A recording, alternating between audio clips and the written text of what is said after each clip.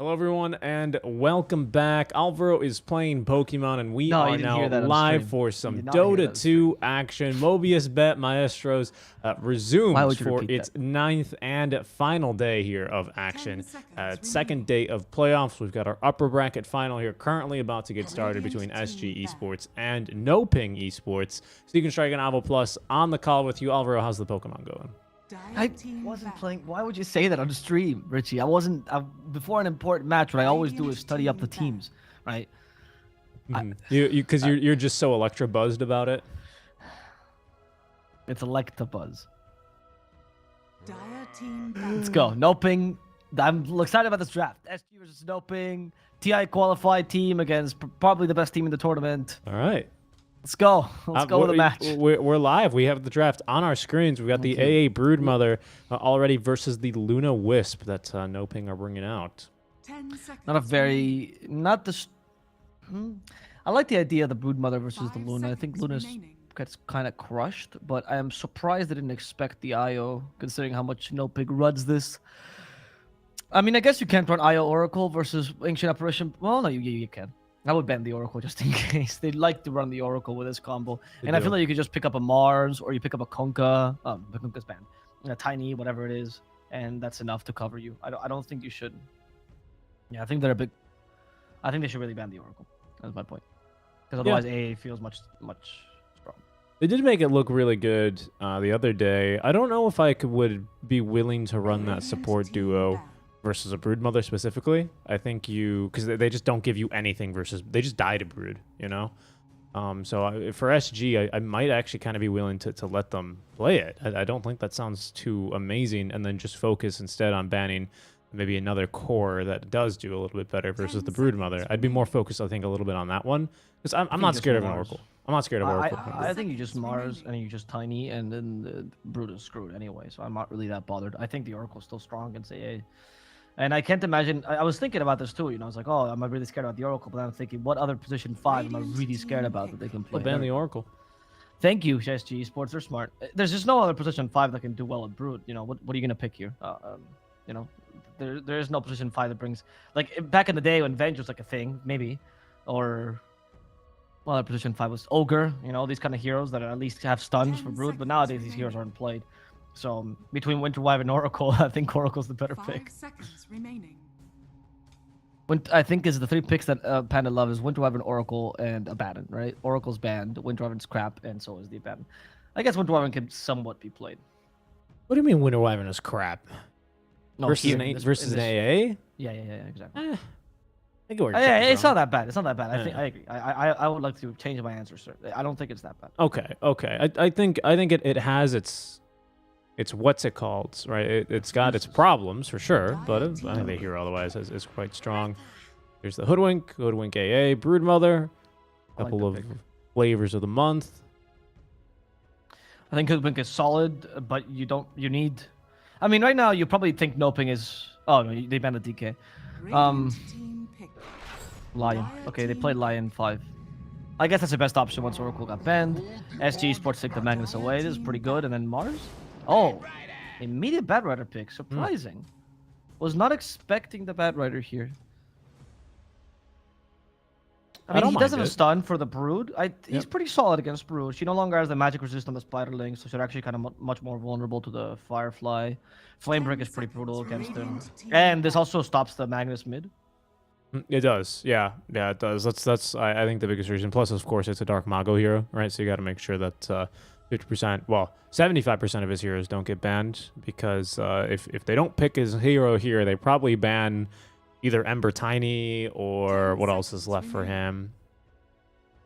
Well, the Bat, or they ban this Bat and the Tiny, and then he's got to play the Ember. Not like he's particularly bad on the Ember, but you'd rather not get shoehorned into a particular pick if you can avoid it, is what I'm saying.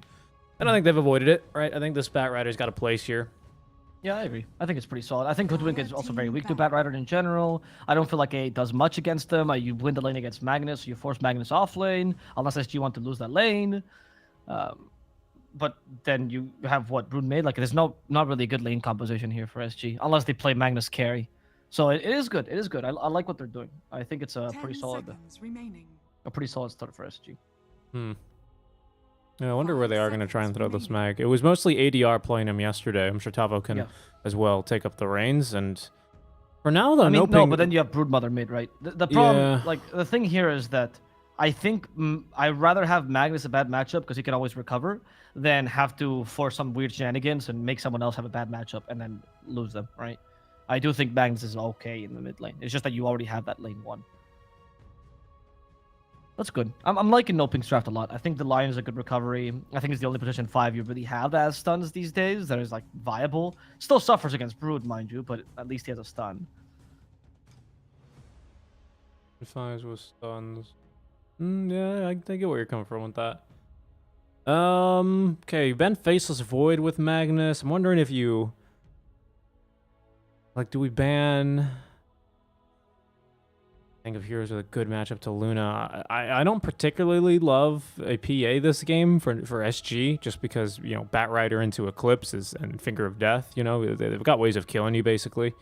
And the relocate is a big problem for her. But I think she can chop through a Luna pretty fast, especially with Empower, and she'll be able to get farmed. So that's the only reason why I think it's maybe a threat here, just because of the mag you're enabled. You know, it's interesting because we were actually discussing this with Bowie in a very similar matchup without the mag, though. And we're saying, like, yeah, you know, PA's pretty good against Luna, but unfortunately PA's crap, or not really viable without a mag. So this is a situation where I do think the PA should be consideration. I can't imagine. I think Kostabile can't play the PA. I don't know. I'll blame the AM instead. Sure. I mean, AM against IO is pretty strong. You're lacking catches not targeted, right? So counterspell is pretty strong here. I could see that. And obviously AM Magnus is really good. A little bit. I still think the PA is a viable pick though. Here. I did too. Yeah, I do too. It depends on the last pick, right? If the last pick, I do really think NoPing should go for a Mars here. If it's Mars, then PA is pretty solid. Yeah, true. We could also maybe... Riki's even squishier. Nah, Riki I think is too far. Riki as well I think is a little bit enabled, but not versus a Bat Lion. I think you just die too many times. Don't be Hokori. I thought Hokori had some great ideas, but Riki Carey was not one of them in that game. Especially against Luna, just falls behind too much. Whereas PA really does not, honestly. She has very similar timings to the Luna. SG though, this is interesting, this ban, because say you ban the Mars, right? Then easy. But if you don't ban the Mars, then okay. No mind games. I was gonna say if you don't ban the Mars, there might be the idea of like, oh, maybe they're thinking PA because PA can get out of the arena, you know, and NoPing has to reconsider. Centaur's fine here. I also think Oscar honestly outshined anyone on the Centaur. He's actually really impressive. I agree. Had a really solid game yesterday on it. Very good with Batrider. I think Underlord's okay, though. He's always okay. Gives you a little bit more AoE catch. I wouldn't mind it. I think Centaur's fine, though. Centaur, yeah, for the AoE stun. Being able to run from a mag, and then Slurk. So this is exactly why I was actually thinking that the Underlord was not so good. Because this actually looks like a really solid Slark game. Slark has a good matchup against Luna. Slark kills the IO. Slark has the help from the Magnus, so he actually is viable here. And so I think NoPing predicted this. That's why the Underlord is also not the pick. Because Underlord is a better pipe builder than Centaur for sure. Underlord might actually look better here against Broodmother because he has more reliable catch. But the Centaur has a 10 times better matchup against Slark. Like, so much better. Underlord gets destroyed. Centaur actually holds his own in that lane. And more importantly, in the mid game, you actually have a lot of utility against Slark. So I like this prediction by NoPing. I think they predicted this Slark pick. Even if it's still a good pick, right? But I think they predicted it. It's a really good pick. I think we've done well as well to stop this Broodmother. I think Centaur is definitely one of those heroes that can TP bottom and try and stop the Broodmother push. The issues that we tend to see, though, from the offlaners especially, is not so much that they're unwilling to make the rotation. It's more that the safe laner is not ready to go into the jungle yet. I think with Wisp Luna, though, that's not really a problem because you can go into the jungle super early on these two and start clearing some stacks that Matthew or Panda are probably going to have brewing already. And then you can naturally rotate the Centaur down bottom. You're not really scared of a Slark and an AA pushing your tier 1 tower, right? Like, I think this is actually a pretty good answer. I think NoPing can respond very nicely to the Broodmother here. Pretty early on, even if Oscar is not like level 8 or whatever by the time he TP's bottom. I think so long as he has good points in Retaliate or Return, whatever it's called, he'll be fine. Okay, I think we're going to have a pretty close game. Yeah, I agree. I think these both drafts are pretty solid. Obviously, they accomplish very different things. I think if this goes long enough, SG does have a considerable advantage though, because even if Broodmother falls off, you have two heroes, the Slark Magnus, which is very solid. They're gonna scale really easily. They have Empower as well, whereas NoPing is kind of all in on the Luna. Like Centaur and Batrider are still useful into the late game, but definitely the utility dwindles, right? So I like both drafts. I actually I'm super happy to see that neither team is getting outdrafted. Yeah, no, I'd agree. And both proposing very interesting ideas, right? Like you have the IO Luna on one hand, the Magnus Slark, which is not something we see every day, but I think actually pretty viable. Yeah, and while we're paused for our quick little essay pause, and before we get going, formally with the day or with the cast, I do want to give you guys a quick reminder that today is not only the last day of the tournament, so thank you guys for joining us for day 9 of the Mobius.bet Maestros, but it is also the last day of our giveaway that we currently have running. Ooh. You guys can type !giveaway in the chat, and the bot, with the friendly little bot, will go ahead and link you guys to the Gleam.io giveaway page, where you can complete a couple different tasks, such as creating accounts or following people and places on Twitter, Facebook, whatever. And those are going to give you entries, right? At the end of the tournament here, so I think tomorrow at some time, we are going to draw 5 winners. The grand prize winner, or the first prize winner, is going to get their choice. They can either get the Provocation of Ruin set for the for Juggernaut, which is a $75 skin, or their choice of 4 Arcanas here. No. That means you don't get 4 Arcanas. That means that one person gets Provocation of Ruin, and 4 other people get their choice of Arcana. So definitely look into that, guys, if you want to get a free skin, especially as we continue to be paused. ! Giveaway in the chat for that, as well as being able to click the banner underneath our Twitch stream. Thank you guys again for tuning in. And just as a quick programming note, of course, we are live on twitch.tv in English as well as on YouTube. So if Twitch doesn't work too well for you, go ahead and type ! YouTube in the chat to get links to our YouTube page, where you can see the same exact stream on YouTube. Wow. Fantastic. Thank you for getting those shout outs in. Might as well, since we're, Paused. Yeah, I agree. I'm excited. This is going to be a good series. I hope that SG doesn't get stressed out by the servers. I think they often get a bit too... I have never seen this team so affected by the server choice. And it's not just the ping. They make worse choices when they're in Peruvian server for some reason. But besides that, I think the series is going to be very entertaining. Both these teams are very high caliber teams. I'd agree. I think they both are very high caliber teams. That's an interesting point. I'll try and pay a little bit of attention to that, because I think ADR played a game on Magnus yesterday where he was absolutely popping off, but I think they were on Brazil, and they didn't look amazing, or they were on Peru rather. But we'll yeah, see. because what happens is quite genuinely, like I think, and I was talking to Bowie about this and gave me a really interesting perspective, and he was right. So before, when SA was just not considered a region, and I mean, North Americans still do this, honestly, in a large amount, and the amount of privilege you hear from some other players is kind of insane. And the server choice was always US East, always US East, right? It was out of the question of getting any other server. It was for like, I don't know, 4 or 5 years. I mean, actually, probably till TI7, TI8, honestly. And because all the tournaments were mixed, Brazilians always got the worst server, because US East actually, for Peruvians, is 100 ping, for Brazilians, it's a solid 200 ping, right? Depending on where you are, especially in Brazil. And then when finally South America started being considered a region, because Peru was so dominant at that point, and Brazilians had stopped playing as much Dota, right? All of a sudden, Peru became the main server. So it never felt like that Brazilians got to play in their own servers. They had the advantage, the home ground advantage, per se. So I think that sometimes stresses them out a bit more, because with due respect, they feel like it's a bit unfair, and they've never gotten the chance to be unfair in their favor, right?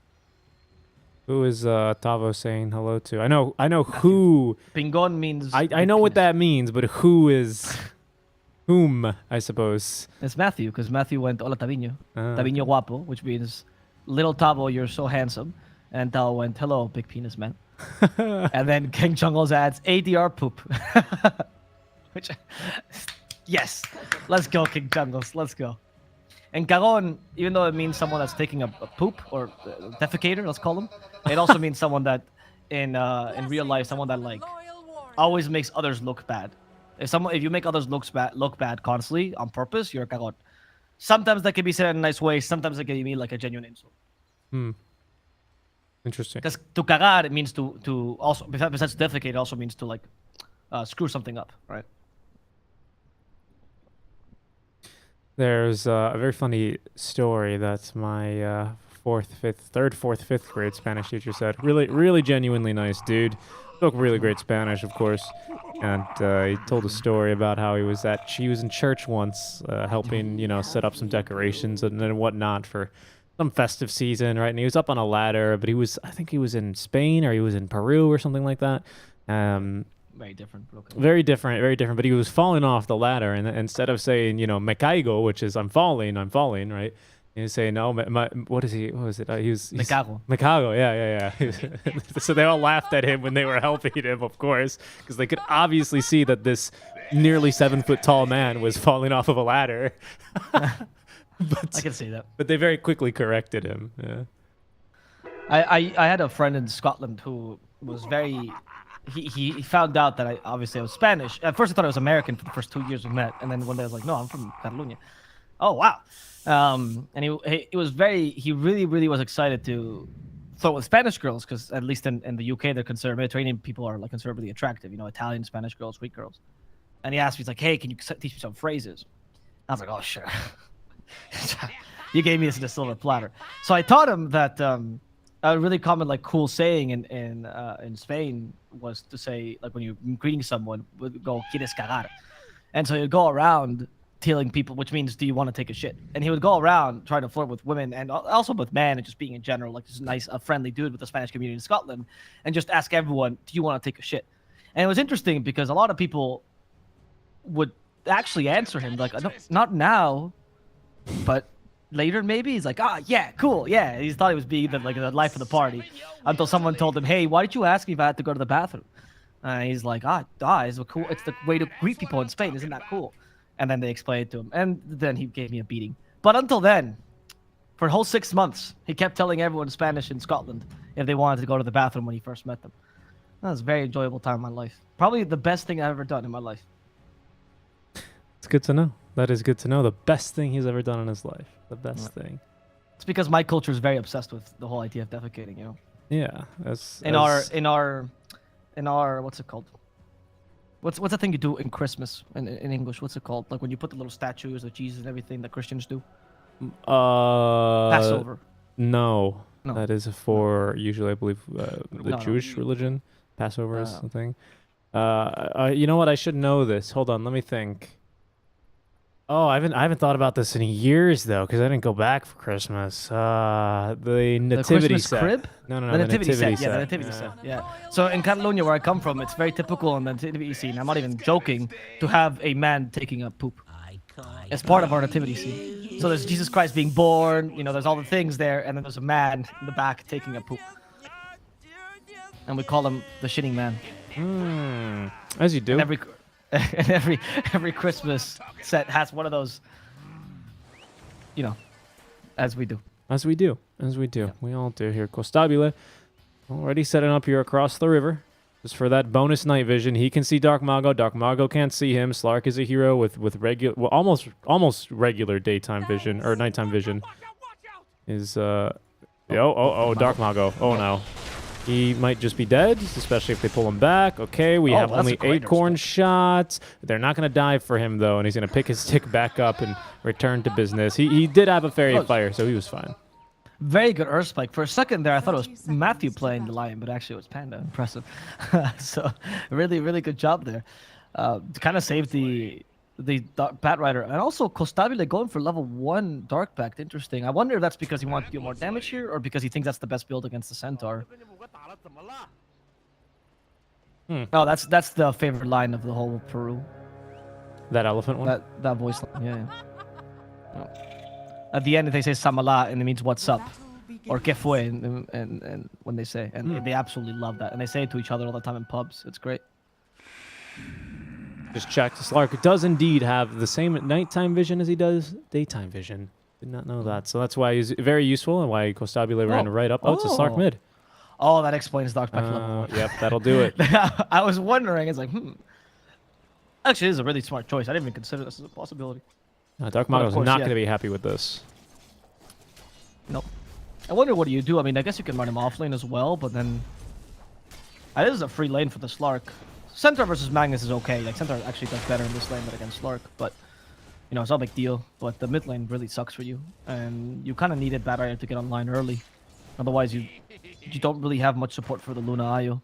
You need a secondary carry for this, and it really is usually Bat Rider. He did just deny Slark once. I mean, this is Dark Mago, you know, 49 base damage, you know, at least getting the deny off, but we'll see here. Yeah, I mean, there's not a whole lot of opportunity to harass, especially with the Tangos online here. Decent base regen for Slark. It's going to be rough for Dark Mago here. Especially with the wand charges. Yeah, Costabile will not struggle in this lane whatsoever. I think he's just going to have to kind of be a champion about it. I don't think there's any really other way about it. 4 denies already, though, is very concerning here for him, certainly. But at least Firefly is going to be proven to be effective versus the fish. You know, take him to a fish fry. Slark's not going to really enjoy that. I'm wondering what you're going to do here. As Bat, do you still... Because Sticky Napalm usually is what the ability to use also for farming. And as off-lane Bat, you can deviate from this build and go Firefly or Flame Break against these kind of Slarks. Well, not Flame Break, obviously Firefly. Because he dispels Flame Break too. Right. But if you're mid-Bat, can you afford to do this? Can you still max Firefly so your lane is a bit better? Do you care as much about the lane because you're going to go take stacks afterwards? I'm not sure. And I know that Mago knows the answer to this. I'm very curious as to what he's going to choose to do this game. For now, he's honestly not even taking the third point in anything. Oh, he is going to take his Sticky Napalm. Okay. So he does decide that Sticky Napalm is too important. Interesting. Tavo trying to get at least the Insatiable Hunger lifesteal through the auto attacks, but Insatiable Hunger level 1, not really that impressive, especially versus a Wisp Luna. They're going to scoff at that and then throw a couple of loosened beams your way and force you to back up and heal. That's what we just saw here. But this lane will get a little bit easier here for Tavo with levels, especially when he gets the third point. Sometimes you see a point in Silk and Bola as well here at 3, just to try and give a little bit more kill threat. I think versus a Wisp lane, I think you want to go for the Insatiable Hunger. No, okay, I guess incorrect. I'm not a Brood player, so I trust Tavo's decision on this one. There it is. Okay, it's secure CS as well. Today I learned. The what? Silk and Bola? Yeah, Silk and Bola is too good. You always take 1 point so you can trade with the enemy carry as soon as possible. I feel like Brood, you really do have that issue of I have too many. Like I want to put points in everything because all my abilities are so good. But the 1 point in this, just because of the basic mischance, is because that doesn't increase right with levels. It's already so useful to trade. So I do think 1 point's always good. I don't think the webs are that necessary unless you feel like you're gonna be harassed a lot in the lane. Look at this harassment against Matthew. They use the Acorn shot, but there's creeps around. Loosen beam to save Matthew. Hopefully they do. Dabo now fighting head-on against Pakaz, but he already used the Silken Ball to attack the IO, so Pakaz is free to hit him. They have another Loosen Beam, 1 more attack, there's no more IO, Pakaz is fast enough! Pakaz is fast enough for the IO! And he will get the first blood against Dabo, and maybe a second blood as well on Tio Licor. Tio Licor went a bit too far and gets killed by Matthew instead. Yep. Really good job there. Matthew just created a bit of space, says, okay, you're not going to kill me, immediately starts turning around. Decent base damage on the Wisp, especially when he's around with this Luna. He's already got +5, +15 now after the level 4 on Luna. So yeah, it's not really fun trading very much versus heroes in this AoE. So really taking advantage of that and doing well to get aggressive in that top lane. Oh, but they're going to run right back at Pakaz, however. Orb of Corrosion finished up. It was on his health bar. And, well, I didn't miss first blood, but I did miss the first blood here for SG Esports as they will strike back here versus the Luna. He'll be back, though, with a bit of a vengeance. Costabile, no bottle for him. Just the... I mean, I guess that makes sense, right? You just need levels. As he's going to get another range creep denied out from him. So Dark Mago, once again, quite impressive, at least, with 6 denies over the Slark. He's leading him. Not something I honestly expected. I think Dark Pact at its current level, level 3, kind of leaves range creep within 1 deny range of even someone... Oh, Oscar is going to die. Yeah. It was really good. Just cold feet damage into that last shockwave, last little auto attack. King Jungle has to take the kill, but they'll be quite happy for that. Out of regen in this lane, though. No one has any regen whatsoever outside of just the stick and wand. So Panda is going to be able to get a little bit more aggressive. Down bottom. Shockwave build in lane so far, 2-1-1 build here for him. But now Costabile has level 6, so he's going to have the Shadow Dance regen. And I'm not really sure how Bat Rider ever looks to get a kill versus the Slark anymore. No, you just don't. You honestly don't. That's why you build sticky napalm, dude. I was even having this whole monologue at the beginning. You're going for farm build. You're accepted the lane is gonna be lost, and you're just gonna go and try to recover in the ancient stacks. And frankly, because they've gotten some stacks without Malo, it's not even that bad of a choice. Like, Kostabile will get farmed, but you know he's not that fast as a mid laner. Neither is Magnus, really. So you actually are very static in the early game. Broodmother will try to push up top, Slark will kind of stay mid and farm, and Magnus will stay bottom and farm and defend the tower. So if NoPing can play this correctly, they can take advantage of their more flexible lanes and punish this strat with the extra farm that Malo will get. We'll see if they're capable of doing this, though, because it's not like SG's forced to be static. It's just the nature of their hero. Haste rune for Kostabile. He's going to see Dark Mago. Might go even diving here a bit. He still has Shadow Dance. Dark Mago up to level 6. Here's Pandaboo with that Hex. And the stun now. There's a big wave underneath the tower, but with Firefly, he will nuke this rather easily. Dark Mago now not enough mana here, even if he had the point in the lasso, as Kostabile is going to pick up the first kill here for himself, looking for that second stack of permanent agility, and now he's got a double kill in the mid lane thanks to a fortuitous haste rune.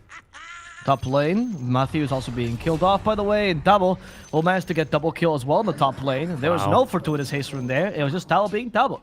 The advantage of a Broodmother. That Luna matchup is just not that good for Luna. You don't clear Spiderlings that easily, and he actually beats you with the insatiable hunger. So we're starting to see the issues here. It's possible they try to rotate Oscar a bit early, but they need at least a Vanguard for it. Maybe now they can consider this.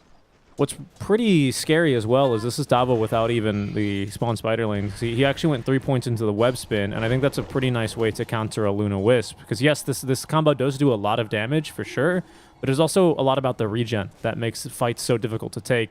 Davo is just chilling right now with 10, 11 regen now underneath the tower casually, especially with infused raindrops. Like, he can afford to actually fight them now. It's down bottom. There's going to be a rotation from Kostabile. He will be able to get a kill onto Oscar. Third stack Oscar now for him. Getting a bit desperate here, diving the lane there necessarily. He's trying to. They know they have to do something, but I don't think they need to do something in their lanes. I think the lanes are stronger for SG. What benefits them might be their rotations. I don't feel like Oscar should be doing that, to be honest. He already has Stampede as well. You need to play a bit chiller, try to get more farm for that Mago for sure. I mean, that's what Panda is doing constantly. And either rotate for a kill or simply change the composition of your lanes. Like, if you force Magnus to leave, that's also fine. I don't think Luna will struggle too much against him, honestly. And I think there will be a moment that Oscar needs to go top anyway to deal with Broodmother. But we'll see what they decide to do. For now, it's been very passive by NoPing as well. And I think SG are really happy with this.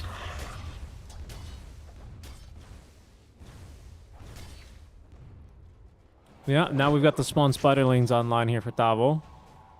Still have one stack of the infused raindrops. Matthew does have to be a little bit careful here. But here's Dark Mago. All right, this will be a kill. All done.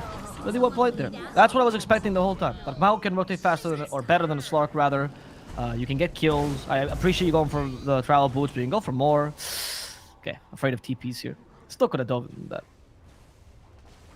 And play aggressive. Try to punish the Broodmother because you know she's not going to move from her lane. Maybe go for the Magnus as well. All are relatively easy kills if you have a Malo there. And get boots of travel in between. Yep, bots online is going to be a big point here for the Bat Rider, as I think now we're into the jungle. These were a couple of stacks, and Pakaz is going to clear a couple more of here, thanks to the efforts of Matthew. So a nice little gold injection for both of our cores, right? Triple stack of Ancients, I think, are still ready. Yeah, that's going to be probably for Luna. I don't think Bat farms those too quickly anymore. And, well, Pakaz is going to already have this Dragon Lance in addition to soon the Yasha, so good stuff out here from him. Yep. He's up with a Wisp. Going for a kill. It's an Ancient Apparition. Oh, it's just Matthew, actually. Doesn't want to take Luna away. Make Kostabile as possible. They have a Hex. He did activate Dark Pact in time. But Kostabile can just pounce up to the high ground. Oh, I like how they initiate that, though. Did you see the Lucent Beam first? So he thinks, oh, they're just trying to bait my Dark Pact, and then immediately the Hex to punish.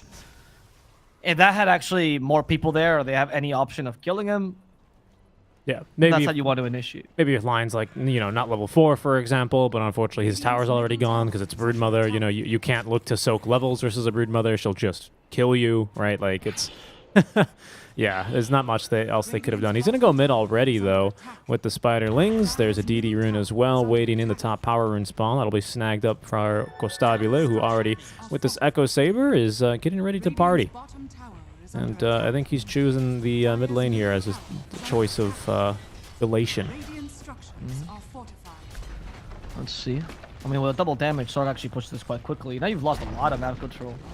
And once again, I really do think Oscar should have rotated from this bottom lane much sooner. You're going to take a tier 1, but you could have at least tried to defend against the Broodmother a bit more. You went Vanguard after all. What does Tavo do against that? And you're only equaling their farm at best. What do we stampede for? I think that Mao was trying to catch up to Tavo. He got bushwhacked instead. Ah, okay. The sharpshooter. Tavo has spawned spiderlings. Darkmago, you're going to die to the spawn spiderlings. There we go. And from ADR, Shockwave, Darkmago's back, Darkmago's dead. Yep, Slark also got a free kill on the Panda. He just kind of stood on the high ground, and Panda walked into him, and then he was immediately killed. So now we have 4 stacks of the permanent agility for our Slark. What? Yeah, I don't know. I think NoPing could be playing this a bit better. SG got all they wanted. They're executing their battle plan now. Slark is actually really farmed for being a mid Slark because he didn't have to do anything. NoPing didn't put any pressure there. And Luna at least is matching him, but you are certainly being forced into a full 4-1 as NoPing way too early. Whereas SG seem much more comfortable to spread farm around their cores. Yep, the RP with the Ice Blast. They stop a skewer, bring him back after the Ice Blast. No need, because the Bushwhack will do the trick. It's gonna be yet another kill going the way of SG. Really nice and important one as well. Yeah, trying to go into the jungle swap, but that's the issue with Broodmother is it's not your traditional jungle swap where the rest of the team needs to come and help you. Tavo can just do this by himself. They can't really catch him all too easily here, not at least without like a Blink Dagger or a little bit of better mobility on Darkmago anyway. And so they're really pressing that issue because there's just kind of nowhere for Luna to farm other than her own triangle right now. There's a lasso from Darkmago. It's going to be here used for the kill onto King Jungles. It'll be good for that. And at least they're going to be having a little bit of triangle control here. Gustavo is going to have the Hooded Defiance completed. His courier on the way. It's going to be more of a challenge for him not to find the farm, but to get his items delivered with his positioning here this game. Okay, unless we just kind of feed the Spiderlings, but he's keeping them alive. Oh, and even getting the D-ward instantly, so Panda unable to try and wrestle control back here from the Broodmother. Oh, the Spiderlings. Spiderlings? Spiderlings? Yep, okay, down they go. Just a bunch of 3s, not much. Not much gain there. But now, like, Luna just has nowhere to farm Avo, and Costabile is popping off. I am aware. That's what I was claiming the whole time. That's why I thought that those guys should have rotated much earlier. I feel like NoPing is just playing SG's game. And Tavo, because he's a Magnus with him, like, you actually farm crazy quick this game. Slark already does as well. There's a technique I was talking about yesterday with the Magnus that you can actually share the jungle because you just empower Slark. He takes the right side and the creeps, and you go and take the left side, right, with your own empower. And you maximize, you just vacuum farm the whole map. Mother takes the top part. You can definitely not contest her anymore. Look at this. King Jungles is just on D-Ward duty. He's on Smoke Break duty. They try and actually get in there. This is a Blink Dagger reveal as well here for Oscar. And Pandabu, his Smoke breaks, and they're unwilling to make the jump without any vision. A good job there, just protecting Slark from potential death. Darkmago is closing in on Blink, though. As well is. At least that might be the start to the aggression that NoPing can put out. We have Blink also for the Centaur. I haven't really utilized it. Panda, Hex. There we go. Hope Stomp.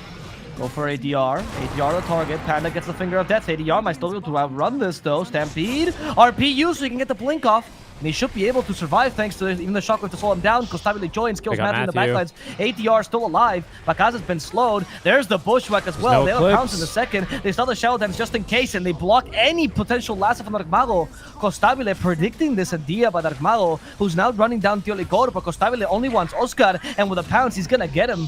Ancient Apparition, okay, he'll melt Darkmago. He knows that Fire type is good against grass types and against ice types, but they're not good enough against the water types or mammoth types. Yeah, Costabile was so scary there. He was like running at Oscar with 18 Essence Shift stacks, and he goes, oh no. Oh, there's a bug type though. Look, he found out. He understands. Darkmago's playing this game like it's Pokemon. But Costabile's coming to stop him. Yeah, he still has 7 stacks. He's terrifying. Yeah, he's gonna kill Matthew. Oh, I mean not. Sorry, I spoke too soon. He might still get Panda though. I don't think Panda has a choice in the matter. It's all about if Darkmago decides his life is precious. Good Ice Blast. Maybe with the help of Matthew. Oh no. Who hit him with the Ice Blast? That's Matthew dead? What a prediction. Costabile has Dark Pact. but he didn't use it in time. One more Dark Pact Shadow to get Dance rid in of the sticky 3. napalm. Nice. Skewer. We have no RP though. ADR just sacrificed himself for Costabile here. It did. He did, and that's essentially the mid laner for the carry, but it keeps Costabile alive. He'll be back to full HP here. We didn't have RP. I mean, what an Ice Blast, though, from King Jungles. It's still kind of a 2-for-1. Little bit too aggressive there, because they also lose Tavo to start that one off. So, you know, I would consider that 2 fights, where Tavo is traded away for 2 supports. Tavo and ADR actually are traded away for the 2 supports, which is maybe not so worth it. But we are killing this Wisp through his relocate ganks, so that is going to shake, I think, the confidence of NoPing for at least the next 10 or so minutes until our Luna's a little bit more self-sufficient, because Matthew is just not living here when he relocates in. They're immediately onto him. Yeah, El Gotito, he's having a hard time here. I mean, the whole of NoPing is having a hard time. Costabile is really styling over them. And this is where the fact that the core-to-core matchup between Costabile and Luna is good for Costabile is so important, right? Because if they both have equal farm and you both play 4 Protect 1, Slark will just win, as long as he's itemized correctly, right? So it becomes tough for NoPing. That's why they needed the Batrider to be a bit more impactful here. However, at least Dark Mago has good farm, so he's not falling behind. ADR has, on the other hand, so they're not too sad about this. ADR is actually going for a pipe. Oh, sorry, no. The Broodmother, sorry. My bad. Who's this? I can't talk. ADR's going for the Mago instead. That's a freebie. Yep. Got him there. I think that was the blink reveal for the mag, which was why he was so surprised by that. No, it couldn't have been. Is it? It is. What, the blink reveal for the Batrider? No, for the mag, I want to say. No, it wasn't. Mag? It wasn't. No, he it just bought Oblivion stuff. Yeah, a- okay. Top lane, Tavo could be in for a rough time, though. Tavo? He's dead. Okay, at least they killed Tavo. I mean, this is what you should have done earlier. You know he's going to stay in the top lane. He has nothing else to do, so you might as well go and punish that. The problem is that now it's a bit too late. That was not that relevant if he dies. I mean, I guess you don't get pipe in time, but it's whatever. You've already pushed what you had to push. Dire's middle tower is under attack. And Costabile can still hunt you down. He finds Panda. Goes for Panda now. Dark Pact makes it impossible for Panda to stun him. Oh, that Earthspike. He tried to time it as best as possible. No, But there's just no running. 7 agility. Not bad, huh, for Costabile. Not bad at all. Especially, I mean, 17 minutes in, 9 kills, 9-0-3 right now. He might find Oscar, who does not have a Stampede, but does have a Blink. He's able to get away. I mean, Tavo, Spiderlings, hello. Just kidding. Radiant's middle tower is under Just leaving a couple of the Lings just chilling out, scouting. By the way, I mean, there's just no wards up right now for NoPing, and that's not Panda's fault. I do want to say. I mean, just how do you get any vision up versus a Slark? Of course, as you can see. Yep, there we go.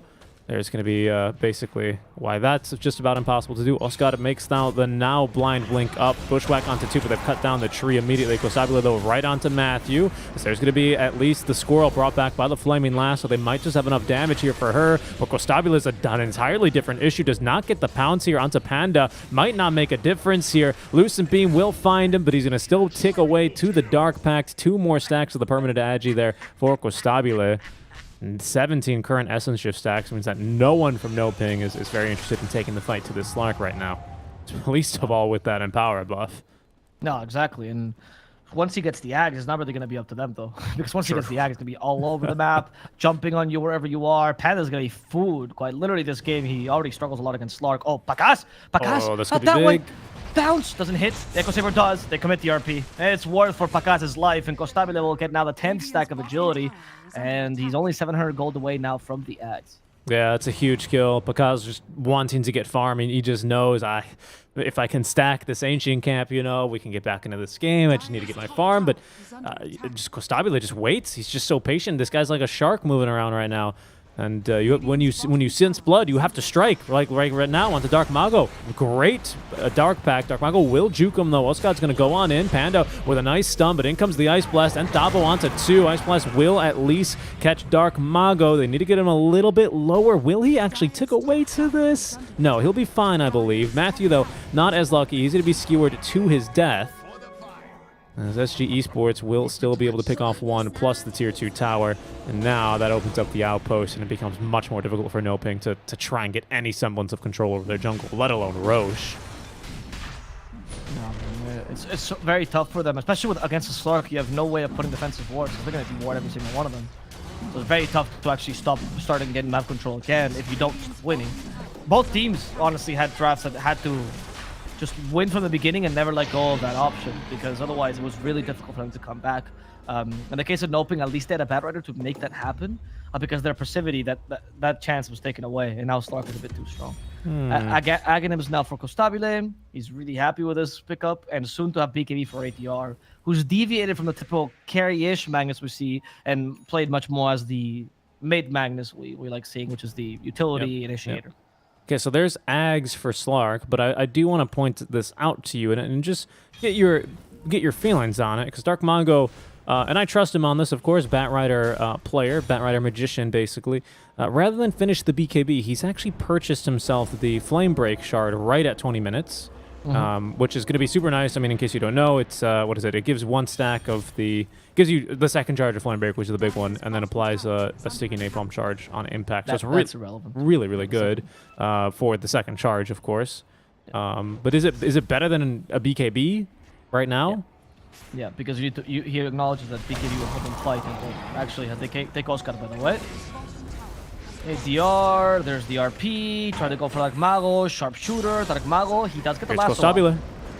You got 2 pounces. They even have Panda to help out. ADR, he skewers Panda, but Panda's gonna get the kill. However, Costabile, as you said, joined in. Double pounds just in case. Dark Mago is pounced on 2 places. That's gonna be a dead Dark Mago. And Costabile once more. He's gonna find it at this rate. Dark Pack pounds, and Panda is free agility at this point. Yep, they know that Luna is staking stacks right now, though, in their triangle. This is so dangerous right now. Costabile, he's the first to TP on over. Matthew, he has relocate. Oh, but they know. They want him first. He's going to be able to tether back, though. No. He's going to tether back. He broke it on purpose. Very good job, Matthew. Okay. That was a good idea. I thought for a second that he has Costabile almost got away with it, but he had the tether off cooldown. Oh, but he's going to come back, so he's going to be free agility, though. He's dead, yeah, for sure. And it's good. Costabile, usually this would be just a free relocate save, and IOs, who cares? But because you're actually giving a stack of agility, it starts to be kind of considerable. Yeah, I mean, anyway, and now we're so huge right now. Like, if we have 15 kills straight, for Costabile, like, you don't care anymore. It's not like, oh, I don't want to take the kill because then I'll be on a godlike streak, and then if I die, like, nah, you're already at max. You might, and another DD rune, by the way, for Costabile. I mean, it's just the Dream Slark game right now. Here he goes. Hello, Oscar. Look at this. No chance. Yeah, I mean, the DD plus they haven't even given him power. He's going for Panda. Has a Dark Pack. Panda or Spike. Activate the Shadow Dance for this. Okay, Costabile. Are you going a bit too far? He's got Aegis. You're not going a bit too far. What the Horn Toss. They caught Luna. That relocate save for nothing. Bakas is dead. This is looking very close to ending. Anyway, the point about Batrider, by the way, still wanted to make earlier. It's just Shard helps you cut lanes like he's doing right now. BKB helps you fight. Can you fight? No, so you cut lanes. It's just that simple. Yeah. That's why the Shard is definitely the right choice. Dark Mago at least able to TP away. Yeah, but this one's... Which is what you're supposed to be doing. Yep, this one is starting to get a bit ugly here, especially as Costabile has already got now the ultimate orb for one of the... one of 2 ultimate orbs, right, for this Eye of Scotty's, what I meant to say. He's not going to buy 2 Eye of Scotty's. That would be a little bit silly. Oh my goodness, this Empower, though, is huge for him. 205 base damage already just because of the stats. This King Jungles is going to drag him over a creep wave, and he will eat that for breakfast, lunch, and dinner. A little bit of supper for him. Dark Malgo is being hunted by ADR. Gonna miss him in the trees, though. Horn Toss was used preemptively. Theolicor now at the ready. He's going to connect here on the Sharpshooter. Dark Malgo is going to whip himself into shape, though. Just outside of the Radiant Agent. He's probably trying to get a couple more TPs back, and ADR will oblige him. No Blink Dagger at the ready. No RP either, and the Bushwhack's not going to be in time. It's a good effort. It's good space creation, I want to say, from NoPing, but Pakaz just can't leave the base for fear of this Slark. A Slark who, by the way, just pushes your tier 2 tower in the same amount of time, but we do at least buy about a minute or 2 from having creeps on the bottom, on your last bottom tier 2 tower now. So a good effort here by Dark Malgo to just extend the game, but Luna just cannot leave the space right now. It's so scary. Yeah. That's true. I mean, you're not. I don't know. I don't know what you can do to recover this game. Smoke and lasso kills is so difficult with the lack of map control. I feel like Dabo has decided that Jawa's Brewmother is done, and then with Pipe, it also makes it much more difficult to fight this. Even got Shard, which makes the team fight so strong for SG. Smoke from NoPing immediately revealed. ADR to catch him. Okay. And the Batrider actually surprised him. Costabile has the Shadow Dance still, though. Oh, no! He didn't activate it. He's going to lose Aegis at this rate. Shadow Dance. Wait. Aegis is about to be reclaimed. Why? He just should have taken death. Okay, maybe they think he wasn't gonna. They weren't gonna kill him. Sure. Okay, that's fine. Yeah, if they had waited a second more. ADR's dead though, so you don't really want to fight this. Kostabile lost his Chow Dance. I don't think it's the moment. And even has Scotty, King Jungles will fall as well. Good fight from NoPing. Also a lot of mistakes by SG, to be honest, going in there. Yeah, they just weren't expecting that. NoPing being restrained, fighting around that ward. We're not done yet though. Oh, okay, he's gonna pounce back. I don't know if that pounce was on purpose. We meant to hit that Mago, but they killed Tabo here. There we go. Luna Shard? Yeah, we got Luna Shard. Luna Shard and Daedalus. So she has damage. She has damage. No defensive items, but she has a defensive hero, right? Wisp is here basically for her. Serves at her pleasure. And for now, that's going to include, you know, relocating her out of bad fights and making sure she's got all the attack speed that she wants and needs. We are about to have this Eye of Scotty finished up, though. So Kostabile, ooh, that's quite the item to get versus a Luna as well. And a Bat Rider, actually, now that I think about it. Also technically a ranged hero, even though attacks from him at this stage of the game are few and far between. Yeah, that's going to be a bit scary here. There's Eye of Scotty done. ADR is alive. They did kill him, but he didn't use RP. So we still are actually very, very strong right now from SG Esports, and especially if they get a free Dark Mago and a free Oscar here leashed up. BKB activated by Dark Mago, trying his best to escape. They got through ADR again, though, because Pakaz has so much damage, and now Kostabile in some trouble. Gets off the Shadow Dance this time, thanks to the Force Staff as well from King Jungles, who himself will be eaten alive. Oscar is staying alive, as Matthew's going to have to at least tether him back up to safety.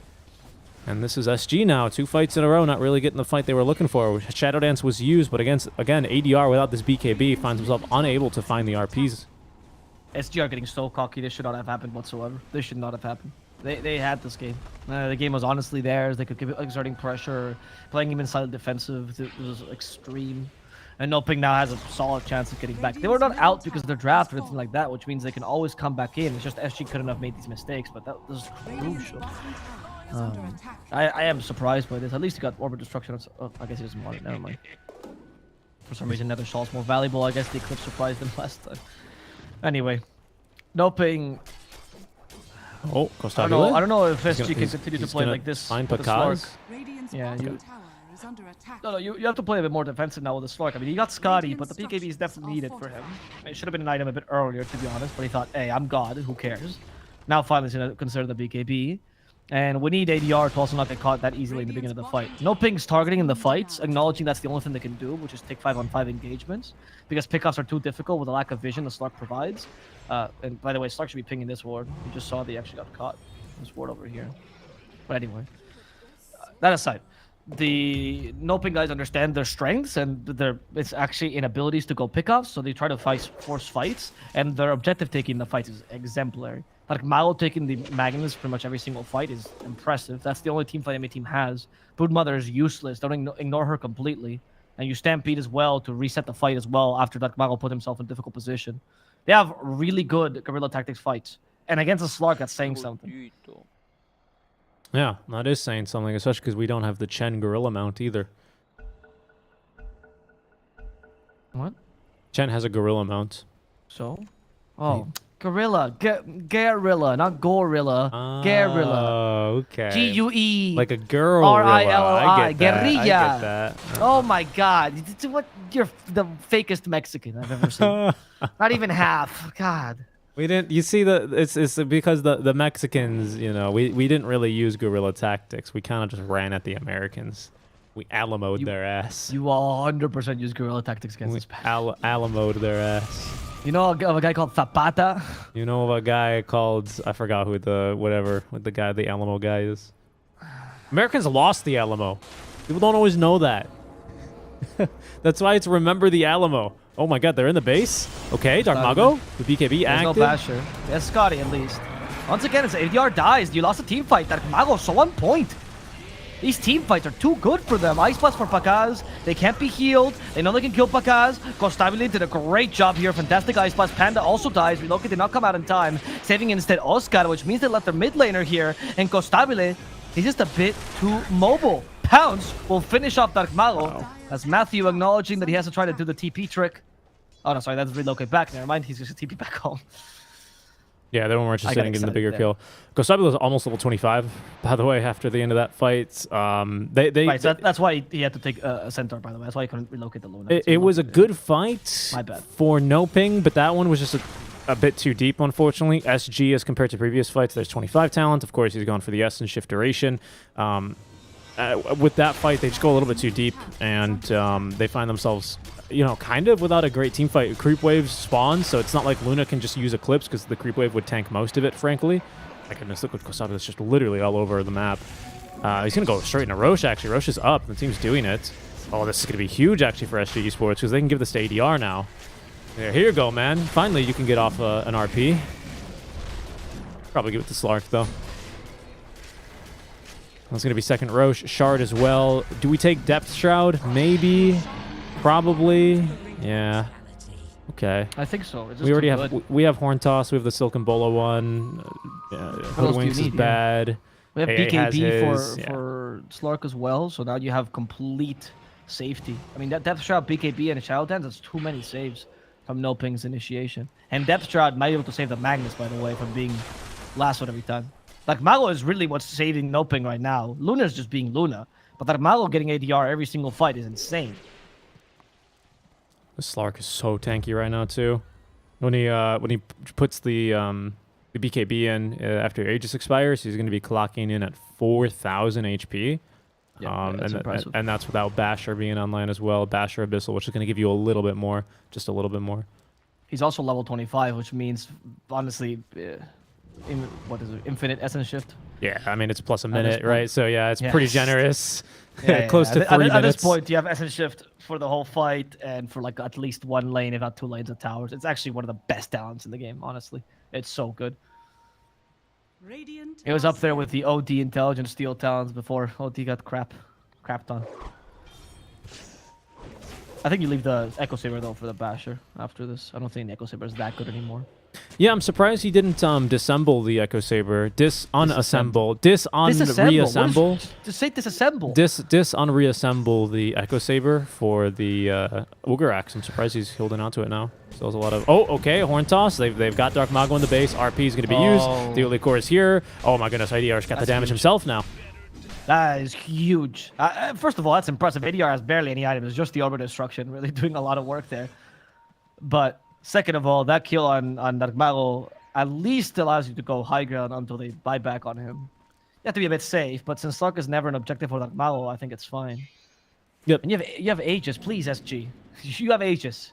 It's yeah, I mean, this should at least be a tier 2 down bottom. I'm surprised that we're not making a concerted effort for that, because you know, that's the Bat Rider, right? He's the one that's what pushes your lanes. We still have a Centaur. Oscar is popping out of the side shop every now and then. He's like a side quest over here, you know? You have to maybe take him down, solve his riddle, and then he's going to drop, you know, maybe his heart or something like that. They're going to get top tower for free here, by the way. It just dies to the creeps, no big deal. SG are continuing to farm. But I'd like to see them push bottom, because, yeah, that would be big. We have a tier 2 up, then you can look to threaten Megas, and that's, you know, not going to finish the game here, because Luna can defend Megas, but it will keep them locked in the base for a while. It's, and even then, I feel like they're already locked in the base, to be honest. So the Mega just, you know, cements that completely. Yeah. It's the last nail in the coffin. go. And then they won't be able to get resources. I mean, I also thought that before this was the situation they were in, S just decided to kind of throw for a bit, to be honest. Like, they just went happy-go-lucky, and they got surprised that NoPing is not a team of weaklings. But now I think they acknowledge their strength, and they're playing this much more safely. Yeah, a bit too safely for my taste, but I'd rather SG does this than what we saw a second or 10 minutes earlier. True. Dark Mago's alive. He still has Lasso. BKB down to 6 seconds, as in they go. Lotus. It's a very good Lotus. It makes it so difficult for now them to do anything. Oh, Horn Toss. Horn Toss? What? Okay. That was a weird one. He turned around real fast. I don't think he was expecting that. There's Scotty projectiles now from the Luna. She's just as strong now, and of course with Enchanted Quiver, that does proc on Lucent Beam. Please use this combo if you are playing Luna. It's kind of free MMR for a Quiver into Shard, not gonna lie. Very, very strong, especially because for some reason no one knows about that this combo works. I don't know how, because Luna, like, if you watch any professional Dota, you're gonna see this, but like, this is so good. It's so good. You just stand back, especially if you're defending high ground or sieging high ground. It's amazing. Every 5 seconds, you get plus 300 damage on top of 400 damage. What's not to love about that? Great. It's great. I agree. I wanted to tell you. Yeah, it's awesome. this combo that I think the draft by SG is just a very solid draft. I haven't really seen them do this until now. I wonder if they had the Slark in mind from the get-go, or if this was like an idea they had as a Luna Io. Like I wonder if this is a pocket strat like Kokori with the Alchemist Gyrocopter, or if it's genuinely an idea because they keep seeing the Luna Io and then let them pass on purpose.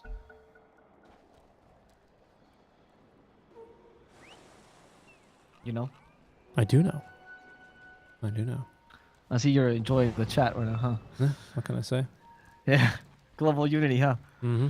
NASA, Asians, Russians, we're all here watching some great SA Dota. Thank you guys for joining us. What is Asians? I love that it's Asians and Russians because Russia, of course, is in Africa, right? Well, my favorite continent. it's a pretty big one. Russia's a pretty big one, isn't it? I feel like if you look at it, probably most of them are on what is considered to be the European part. We shall see. Actually. I mean, maybe by population. Actually, not sure about population, to be honest. But most of Russia is an Asian. Well, I mean, geographically, yes, but you know. In terms of demographics, I'm not really sure, to be honest. I believe it is mostly in Europe, but I could be wrong. Insane density in the western part. Yeah, Oh, all right. There's the horn toss. They found 2 here into the RP. Oh, wow. Did you see what Costabile did there? That's a great save by Matthew, though. Way. It's a great save from Matthew. Costabile, okay, now he's going to go even more further down the wrong way. Aegis is going to expire perfectly. They've timed it flawlessly for NoPing Esports. He went the wrong way, got dragged the wrong way up a one-way street and finds himself killed off. Down he will go. Matthew with a save onto Pakaz, baits Costabile back onto the high ground, and that's going to be 3 dead for SG Esports. Wow. What do you say to that? That was an incredible timing. I don't know if they actually... I'm assuming they did. They did. Tito must have timed that. There's no other way that I think Dark Mago lassos there, because otherwise you just kill him and he respawns and then you have nothing to control him. I think that was very flawless. Yeah. Well done, NoPing. That was incredible. Once again, the SG, like... If ADR is going to go in and make that horn toss place, which was impressive, tell your carry, because Luna was dead if Costabile didn't go and pounce the other way and then pounce back. Like, oh, guys, oh, shit. Pounce the... that was a crucial mistake here. Horn toss. Oscar? ADR. Oscar might die. Shockwave. Ice Blast. The towers with the cliff. Almost killing Oscar, but Matthew comes in to save him. This is great. Ice Blast. Trying to snipe Beautiful. him. Yes, they got him. Good job, King Jungles. But now he's facing Dark Mago. However, Dark Mago got hit by the sharpshooter. And thanks to the cult with Shockwave, he dies. The supports are starting to gain a team a bit here. Tio Licor, they get annoyed though. I spoke too soon. I jinxed Tio Licor. Tio Licor will die. He almost got Panda. Panda almost dies there. ADR wants him as well. He's thinking about it. Panda. He is thinking about it, but they have to respect this Luna. She is way too strong right now. They can't just very easily go in and try and snipe that kill without facing some sort of, response. She's gonna try and get this. I mean, Costabilo's gonna be fine though. He's got buyback as well here, actually, for the second life, as they actually fortify aggressively. As a horn toss a bit early from ADR. Costabilo's already on the way in. There's gonna be the BKB, but it's not gonna save you from the lasso. Neither is the Lotus Orb here. Costabilo though holding on to the Dark Pact as well as that Depth Shroud, as he's not gonna try and focus down through Dark Mago. There's gonna be now the Shadow Dance, trying to at least hold down somebody here, but Pakaz just too tanky. The RP only finds Oscar somehow, and there's gonna be Panda with the stun onto Costabile. The Lotus is good though, reflecting lots of stuns. Hexed up. It's going to be 1, as that's gonna be a death now onto Costabile. He's gonna buy back though, as that's a dieback already for Davo. Pakaz still alive as the throne is exposed. There's going to be at least some good control on the Dark Mago. They got the 4 staffs. There's Panda now dead. Costabile with a 2nd kill now in this engagement, but he had to buy back, so he doesn't have any stacks of the essence from his previous fight. And now Pakaz using the Eclipse, just trying to end the game, but he's actually falling quite low. ADR has Skewer. Into the fountain they go. Matthew can't save him from that, and that's 2 kills. Luna does not have the buyback. SG Esports, the throne is exposed. It's taken a bit of a licking, but for now, they hold on in this game. But everything forced out from them. Like Mago? No, he has a blink time. Okay, Inspired Legs. The best thing about that fight, to be honest, was like Mago tried to push the throne when he realized Luna was screwed. He's like, please, Fat Rider. If only I were any other hero. 114 damage a hit. Yeah, 114 base damage at level 24. Unfortunate. So Bad Rider unfortunately cannot do anything. Enough. Yeah, anything really. But he's cutting the creep wave. I mean, this is the best thing you can actually do right now. This is where the shard comes in really handy. There we go. I think the Creep Boy should be dead. And with this, at least he prevents SG from winning the game. Very impressive fights from NoPing, though, gotta say. But SG is also giving them a bit, right? A couple of mistakes by SG that shouldn't be happening against these top teams. Regardless, now SG holding back the control of the game with a lot of push because of the Slark Solar Crest and power and the 16 stacks of agility he stole, which means extra 48 agility. Should be 2 lanes of Raxes, not 3. Let's see what the 4 can do. They're missing their Protect 1. Yeah. They got the 4 heroes. Oh my goodness, Mag as well. He's no chump either here.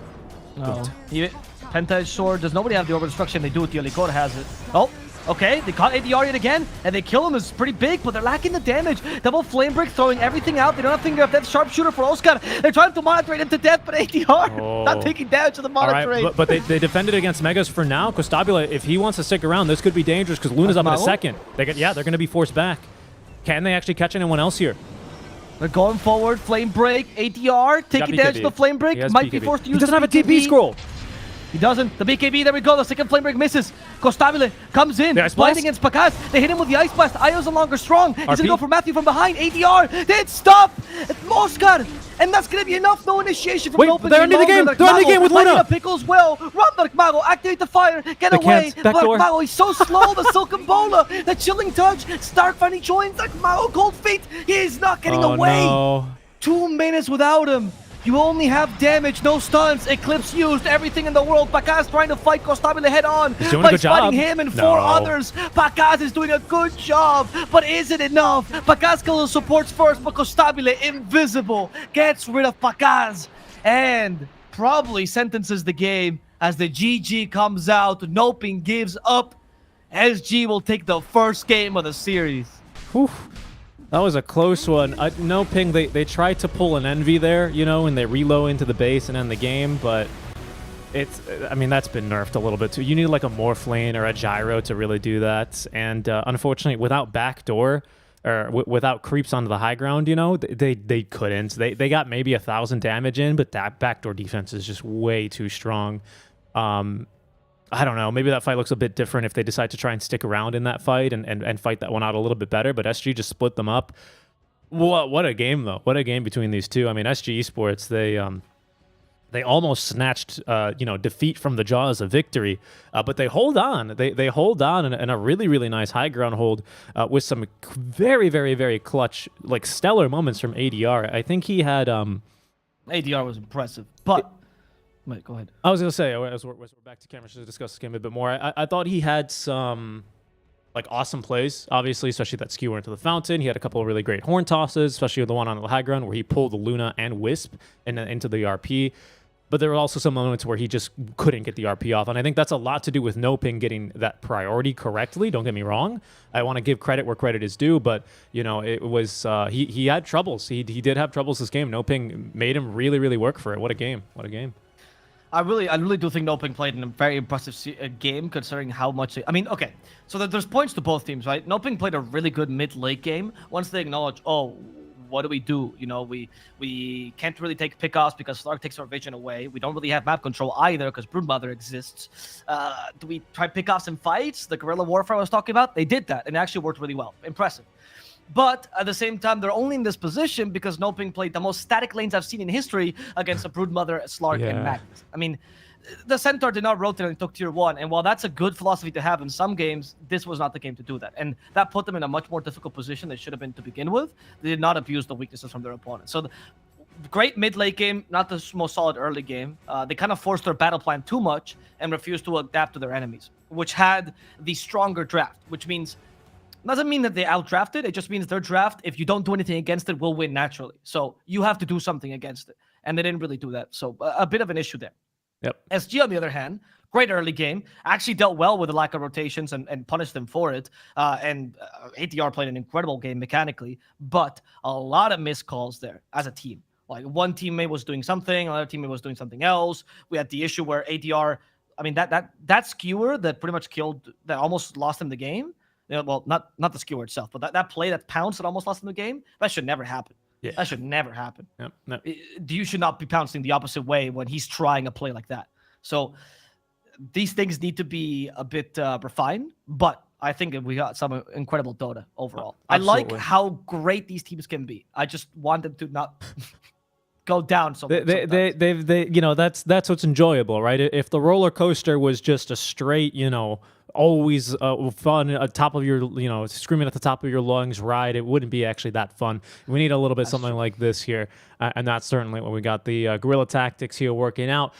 You know, SG Esports, even though they're not Mexican whatsoever, channeling their Pancho Villa, are going to be able to take game number 1, and where that takes us to our first break. Then, guys, thank you so much for tuning into the Mobius.bet Maestros. As a reminder, we do have that giveaway going on, exclamation point giveaway in the chat. Click on the link if you want to win some Arcanas or the Provocation of Ruin Juggernaut set. So you can try Novel Plus on the call here, guys. We're back to after a short break for game number 2 of the upper bracket finals. We'll see you then.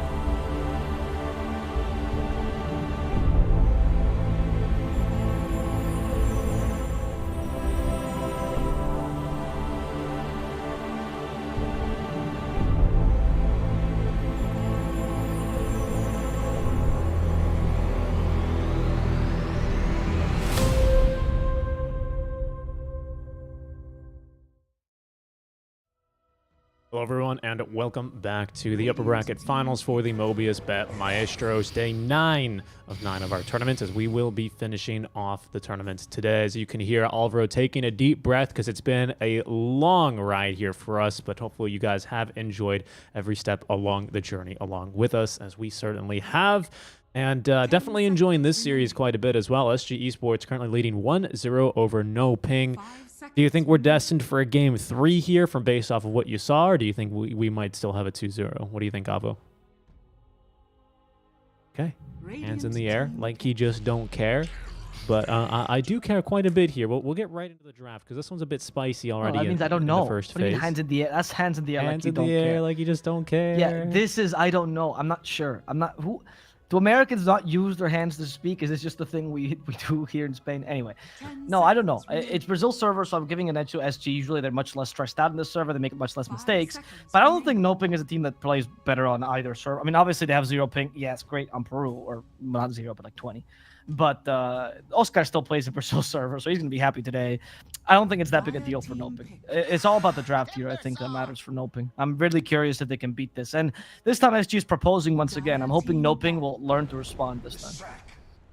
All right. Well, here we go already. This lots of, well, 3 cores, I would assume, here already out from both sides in this first phase. Draft now live on your screen, of course. Costabula TB with this Timber Saw immediately counterpicked. Timber especially very immediately counterpicked by the Lash. And NoPing as well, picking up Pandaboo's Abba in the first phase. Okay. I like the Lash pick here. Usually, I think a Lash versus TP is not always the greatest. I think Bowie made a good point about this, where just TP kills a Lash relatively easily, so he's not the safest option. But you can also counter the Timber; it becomes much better. So Dark Malo hero. Dark Malo is actually ridiculously good on the Lash. He really dominates this lane, gives you some pushing power, which really reduces TP's area of operations. Timbersaw has to make up for that, but Timbersaw cannot beat Leshrac alone, so that's why Leshrac is actually really good against Timbersaw in this patch or in general. And you have a Baron to protect him a bit more, so he's not immediately killed by TB. In this matchup, you can actually go for a Lesh that goes for like Shibas or stuff like that to get more armor, and he can deal with TB a bit more. I like this a lot. I think it's a good start by NoPing. I think SG are revealing a lot in these 2 picks. I'm not sure if I love it. I don't think the Timbersaw is that high value, but we'll see. Remaining. Dire team ban. Timbersaw first phase, though, is usually... It can be a little bit rough for him, for sure, but you got to make sure you don't get, like, Timbersaw, tunnel vision syndrome, right? Because then there are other aspects of your draft that you will still have to worry about. You don't deal with Timbersaw anymore. You already have Lesh and Abaddon. You're good. Abaddon deals well with him in the lane. Leshrac deals well with him in the mid game. You ignore him now. Now your big concern is TB. And the reason why they pick TB Timbersaw together is because Luna, typical counter Timbersaw in lane, is not good against TB. So now all of a sudden you have the, what carry do we pick that beats the lane Timbersaw and beats TB? Nothing. There's nothing here. That's the magical pick. So you have to find another way out. Actually, Void's pretty good here. Void's good against both these heroes. Void does not get that annoyed by Timbersaw, you just leave the lane eventually. I mean, you don't beat him, but you also don't lose. And Void beats Terrorblade as well. Okay, I gotta see that one. I see that one. Yep. But I haven't seen Bakas play Void in a long time. Drow's okay here. Drow's actually not that bothered by Timbersaw. Obviously, reactive armor is annoying, and you do die to him in lane if you don't leave immediately. But that's similar to Void. That's honestly any hero that's not Luna Gyrocopter. Yeah. I think we might see the Drow. I think usually with the Abba, especially to set up for it, you're pretty well protected. We won't see it here, though. We'll see it 8th pick or whatever you want to call it here for NoPing's 4th pick of their entire draft. We'll see it last pick of this phase here for them. If they want to pick up the Drow, they're going to pick probably, I don't know, a Lion. Is the Lion still? Yeah, they'll probably just take a Lion or something here. I don't know. Do they actually play Lion 4? 5 seconds. Yeah. Okay. I figure. But yeah, Lion I don't just... think they're going to pick... I think Hoodwink is... Oh, Nyx. Oh, right. Of course, Nyx is in the pool. I can't believe it. I forgot. I can't... Yeah, I also can't believe they left the Nyx in versus when they have the Lesh. Yeah, that's... I mean, again, Nyx is really not that hard to counter to Lesh. It's very much overstated. Lesh is much more countered by things like Spectre that can build up blade mail. Actually, Spectre is the hardest counter to Lesh, to be honest. Nyx is really... Like, he's good, don't get me wrong, but he's definitely not the hardest counter. AM and Spectre are stronger. Because you stun yourself once on the first tick with Spike Carpus, but then you kill him afterwards, and you don't even need to move. So Well, yeah. I mean, it usually lets you. It makes you out of position for like 3-4 seconds in the fight, though, which for Lesh can be a lot of time. He's not damaging people that it needs to be damaging. I think that's Sure, where sure. where it comes from here, right?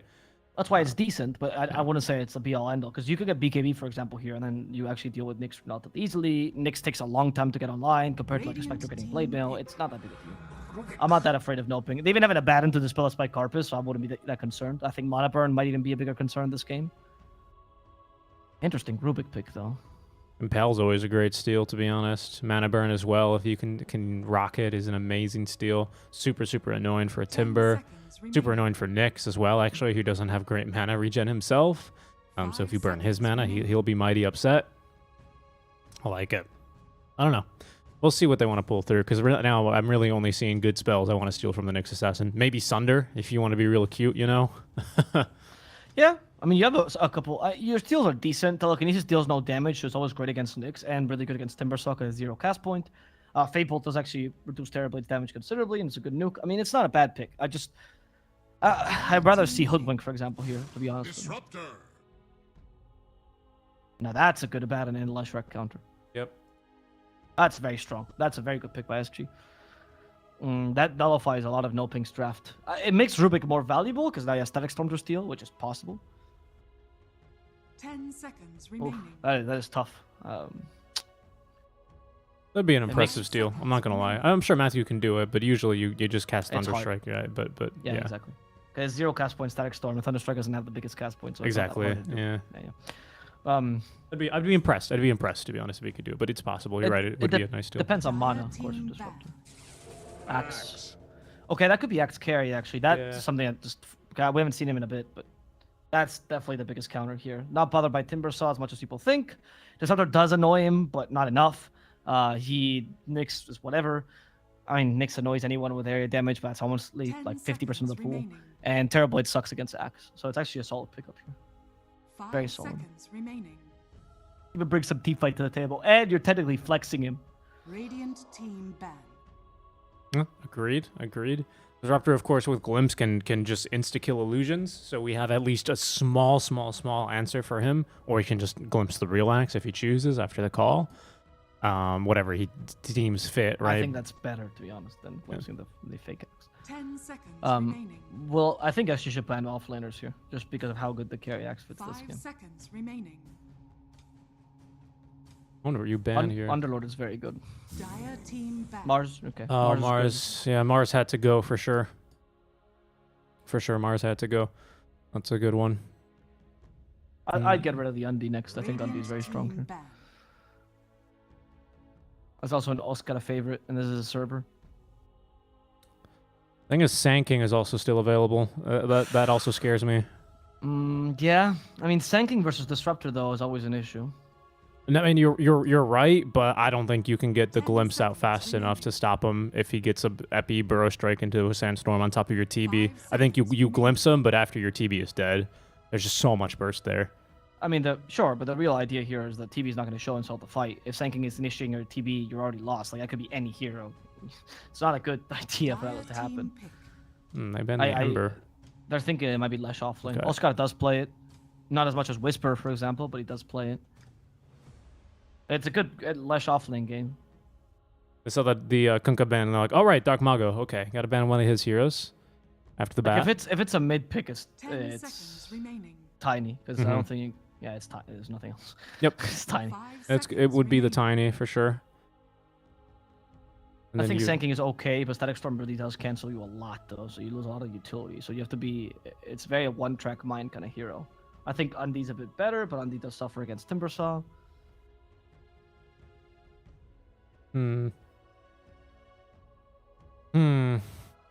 I wouldn't mind the tiny. I really wouldn't mind the tiny. Run the axe carry, run the lash off lane. You can't really flex it from there. I mean, I don't think you. I don't know. Is there anyone that you can still flex here? Is there a pick for NoPing that could run probably between mid and off along with the Bango. slash? But Yeah. Dark Mao, you can't flex anything because Dark Mao's pool is limited. Yeah, Dark true. Mao doesn't play the Pang. Yeah, no, if NoPing is not the team that flexes mid and offlane. Oh, all right. I think It's a good Pango game, though. That said, if Oscar wants to play it, it's a really good Pango game, but I don't think Oscar plays Radiant Pango. team pick. Legion Commander. Okay, this is the I hate disruptor pick. Yeah, actually, I didn't suggest it because I haven't seen Oscar on Legion for a long time, but it is very good this game. Better than everything we suggested, certainly. I think Legion and Pango were the top picks here because Legion destroys Disruptor in lane. You have a way to deal with the Static Storm, which is amazing. You need that for Lash. Protection for Lash in general with the Shard. You're good against TP for the most part. Your duel's a bit weak, but it's fine. SG, they see this. They need a mid laner here against Lash. I don't think Duel is actually that weak. I think Fade Bolt with Lash and you got to kill pretty easily. I mean, that it does require a rotation from your mid, which isn't ideal.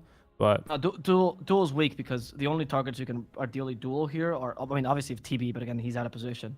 Or Disruptor Nyx, right? Nyx has Spike Carpus, so you usually won't get to duel him and kill him immediately. And anything else you duel, Bar Disruptor doesn't die. And more importantly, they can burst you really easily. So Duel is too high a commitment to spell this game because Terrorblade just kills you. That's why Duel is not the strongest. You want Duel in a game where the enemy team has a lot of sustained damage and not burst like a Terrorblade can provide, or Timbersaw taking away your attributes, for example. I don't know. Still seems like a pretty good Duel game to me. I think we'll see quite a few victories here for Tavo, or sorry, for Oscar. I mean, okay, I explained to you my points for sure.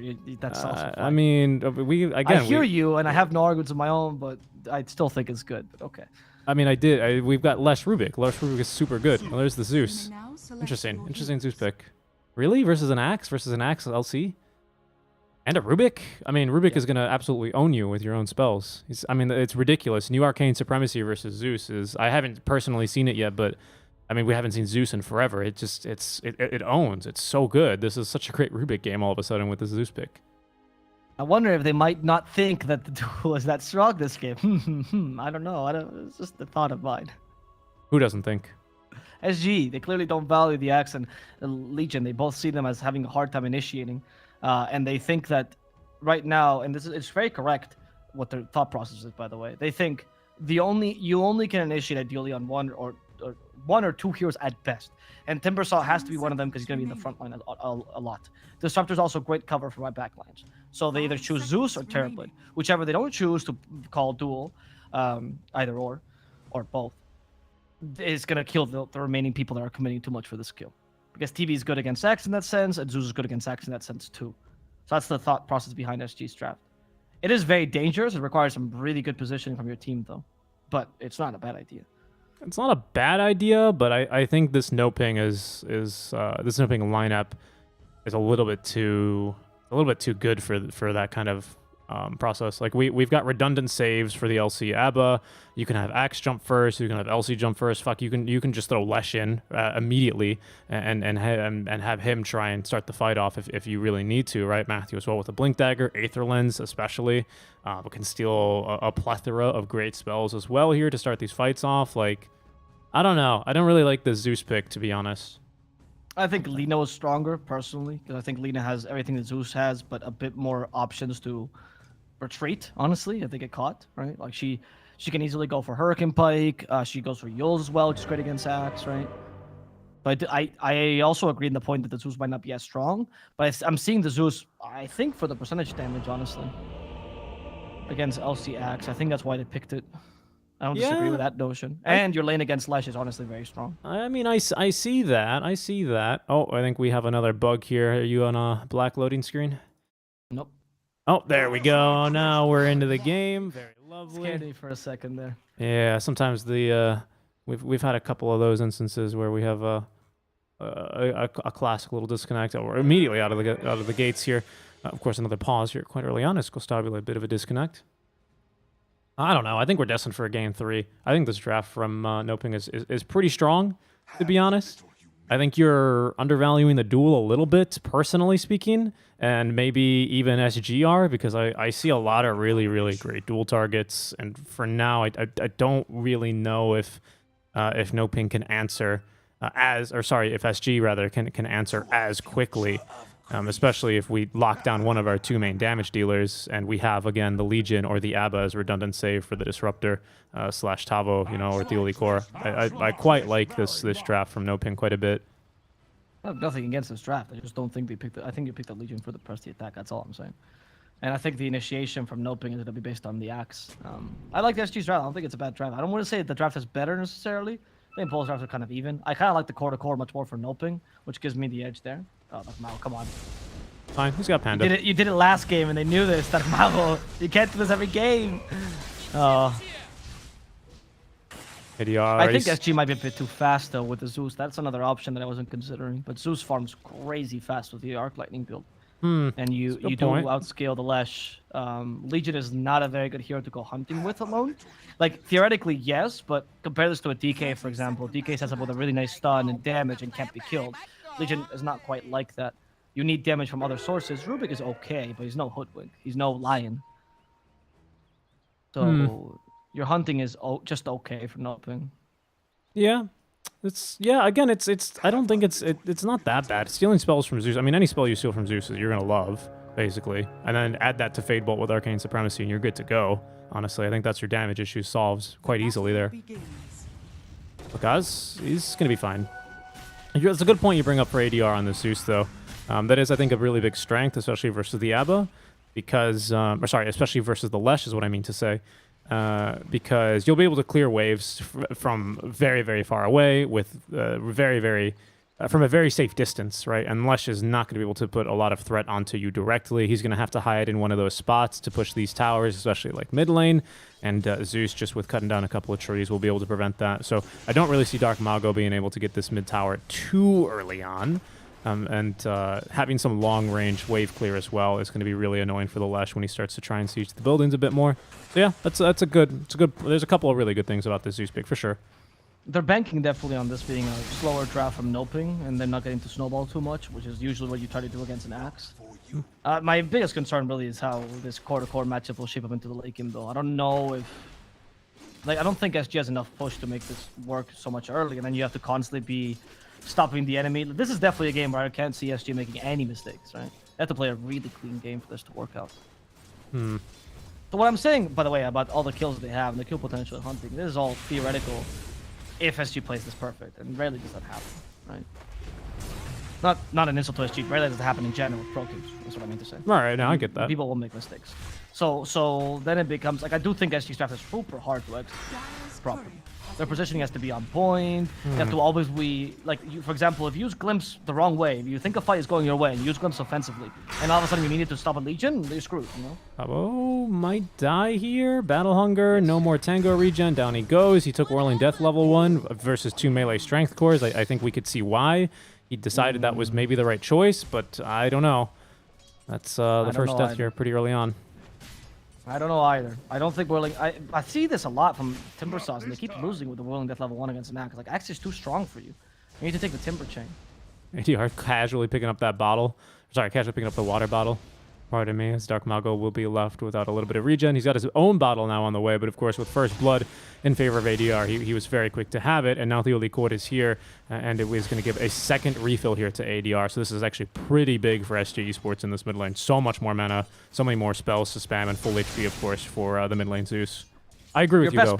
Your best bet is to make the Zeus strong, right, this early game. If Zeus does get a spiral out of control, there's little you can do to get him except for jumping him, right? And that is very much dependent on NoPing skill or SG making a mistake, something like that, right? So it's not a surefire way. This Zeus has a decent range. Usually go for the Ether Limbs. If you get an early Nimbus, all of a sudden you have so much kill potential this game.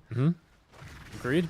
Nimbus is, and not to mention your regular ultimate Thunder God's Wrath are great as well for stopping these blink initiators, right? If you feel a fight's coming, and teams can generally kind of sense this, especially when we fight around Roshan and one team's holding in their high ground and they're both smoked and they scan each other. It's like the flirting that these teams do. They kind of know where things are going, but no one wants to make the jump first. They're both a little bit nervous. Zeus doesn't care. He pops the ultimate and he's like, there they are. Let's go get them, boys.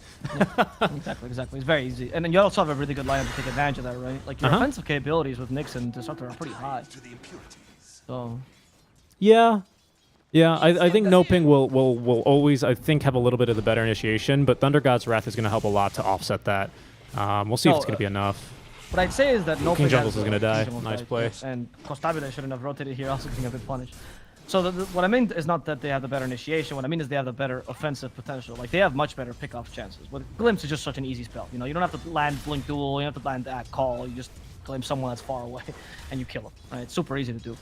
And for single target pickoffs, it's super effective. In a team fight, though, that's where NoPing really shines. That's why I think that it's the early game that SG should be winning, lanes aside, of course. And then the mid-late game, especially when Axe gets online, is really tough. Oh, Maybe Axe not, right now. though.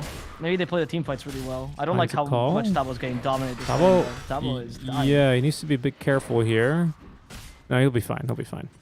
I think that Whirling Death at this point is just helping the Axe with his ring health, honestly. It's really doing nothing for him.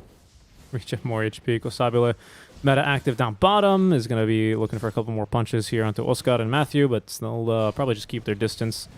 Okay, or they'll just kill King Jungles for free because he got a little bit too close. Yeah, okay, it's the second death for King Jungles. A little bit unnecessary on the second one. The first one was kind of just good plays out from NoPing, I would say, kiting him around a little bit. But that second one, I mean, he's a disruptor, right? Rubik LC, they've got lots of damage here, especially with overwhelming odds now level 2. It's plenty of damage.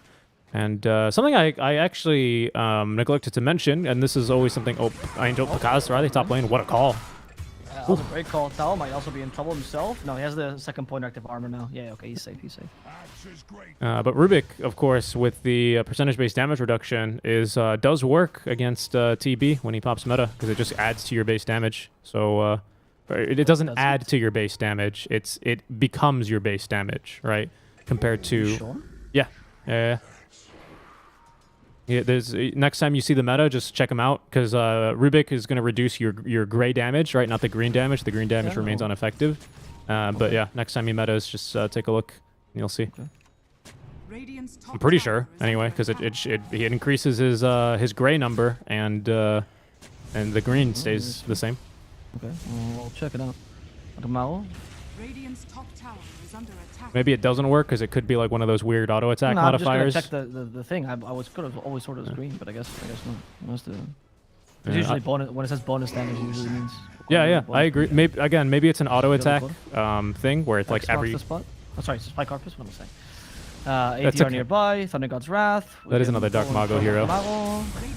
Dark Mao. No, it's actually Panda who dies. Dark Mao at least dewards, but that's definitely not what you wanted out of that. Zeus is having a really easy time. I mean, to be expected. You haven't really stopped Lesh from farming though, because he also has a farm or the jungle farm. So at least NoPing, I think NoPing is doing a really good job this early game. They're destroying top, which shouldn't really happen as much. I think Tavo again is misjudging this matchup.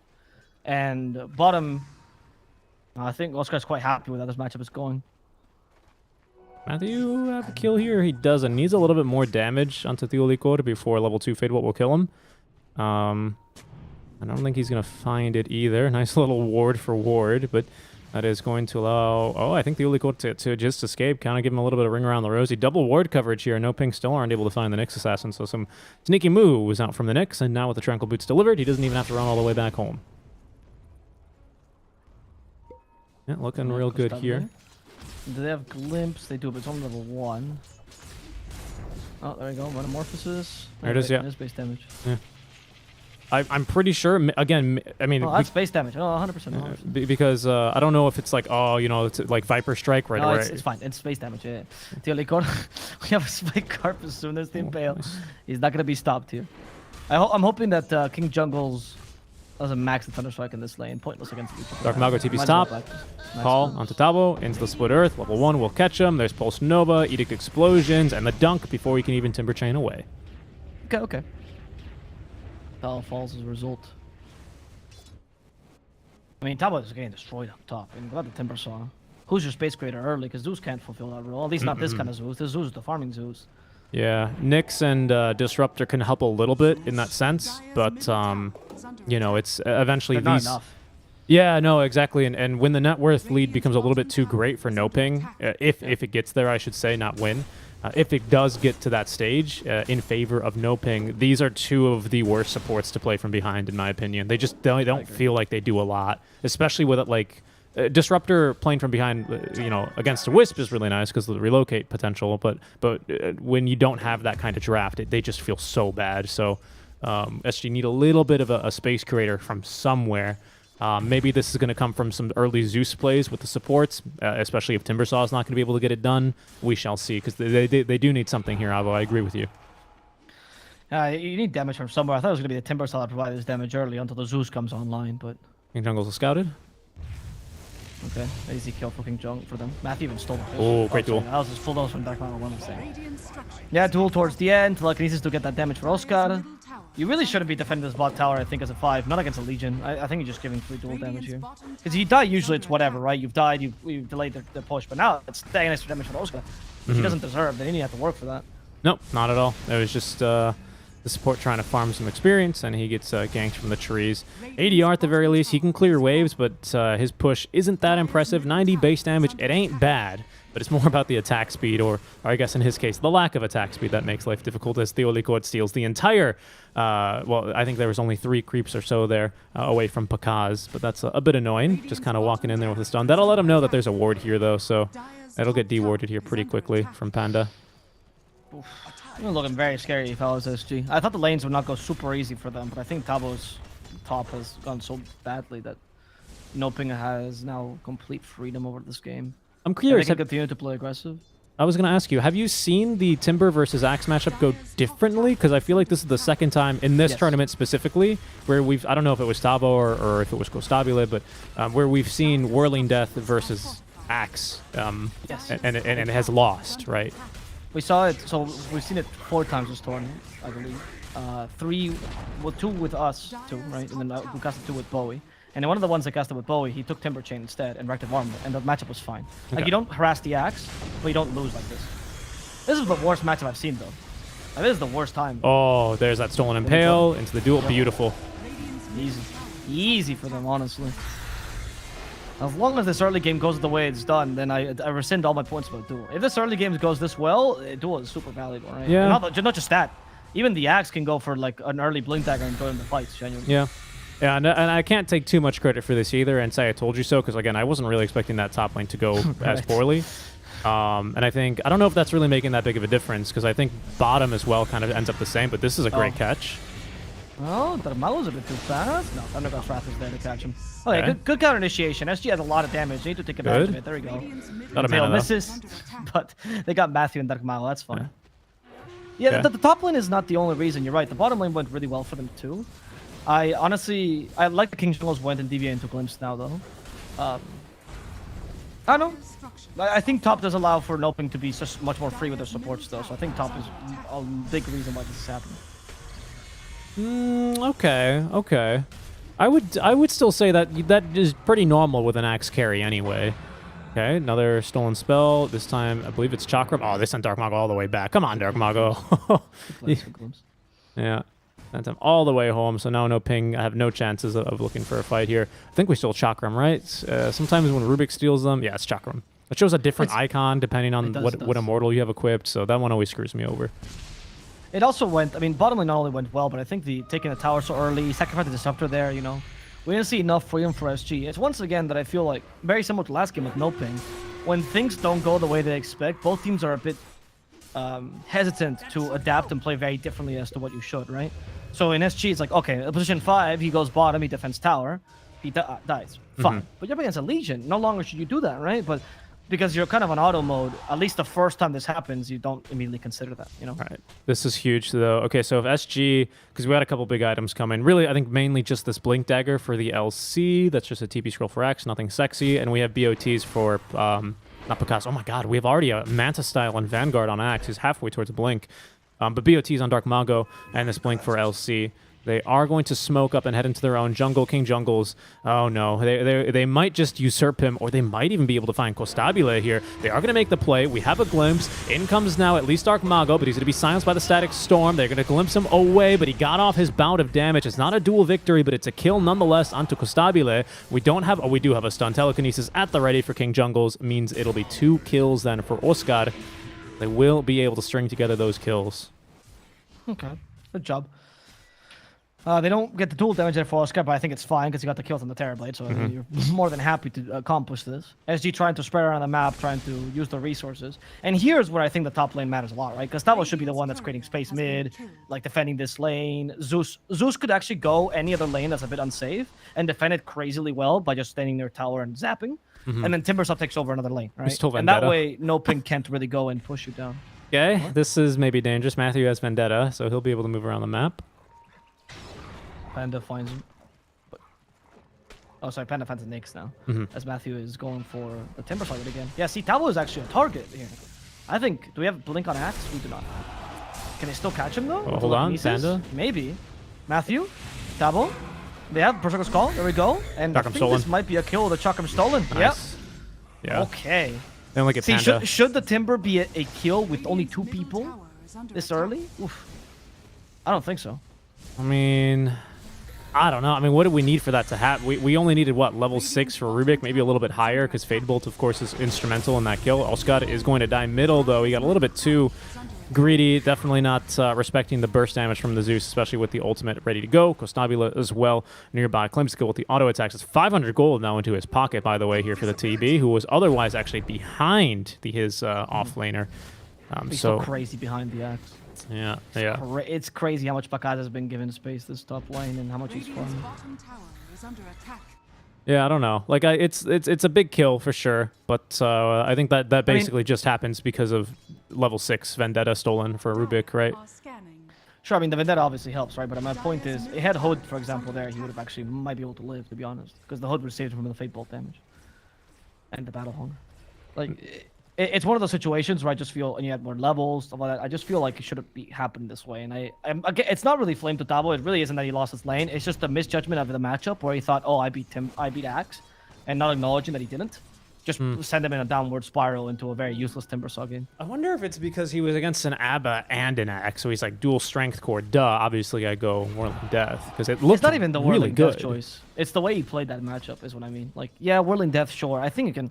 I mean, mind you, the lane might not be the best with Whirling Death, sure. But if you play much more defensively, you don't trade with the Axes constantly, you don't die, right? The problem is that he thought he could beat the Axe. That's, I think, where the issue lies. Sure. Well, we'll see. We'll see here how he looks to recover. Lesh going probably Eternal Shroud? No, actually, I don't think so. He's just going to build a BKB here. Versus Zeus, I think that's actually a pretty darn good choice, as we might have a duel now onto King Jungles. Chakram, of course, stolen from Matthew. Very easy duel. There's all the damage that they needed in the world, basically. That's going to be now, I think, the 3rd duel. Yeah, 30 damage here. So 3 level 1 duels won. And, of course, the kill top lane on Costabula, which ended just after the duel. Oh, goodness, this Zeus, though. So he's got so much mana. They need to make the jump onto him, or they've got to back away. And for now, they're going to choose make the right decision and back away. I would assume. No, Makaz is in. Manta style, Fade Bolt. Wow. So easy. Wow. The Axe is already online before having the shard. That's crazy. You rarely see that. That's how much gold he has over the enemy team. Oh, he's level 17, by the way, on this Axe. Oh my goodness. Static Storm. I mean, they just walk out of it. It's just easy. Klims back Oscar. He's fine. He could have even pressed the attack himself. Chose not to. Now Pakaz is still running down Tabo. We have Costabile. Costabile being run down also by Dark Mago. Costabile is going to die here. Duel as well for that. Tabo. Wow. Another Cooling Blade kill. Yeah. Is this another one of the just call it? Because Not yet. I think they genuinely have a chance. SG, they gotta take a deep breath here, because I think they really do have a chance with this Zeus. Zeus is still omega strong right now. I'm not gonna lie. Like, he is very, very strong.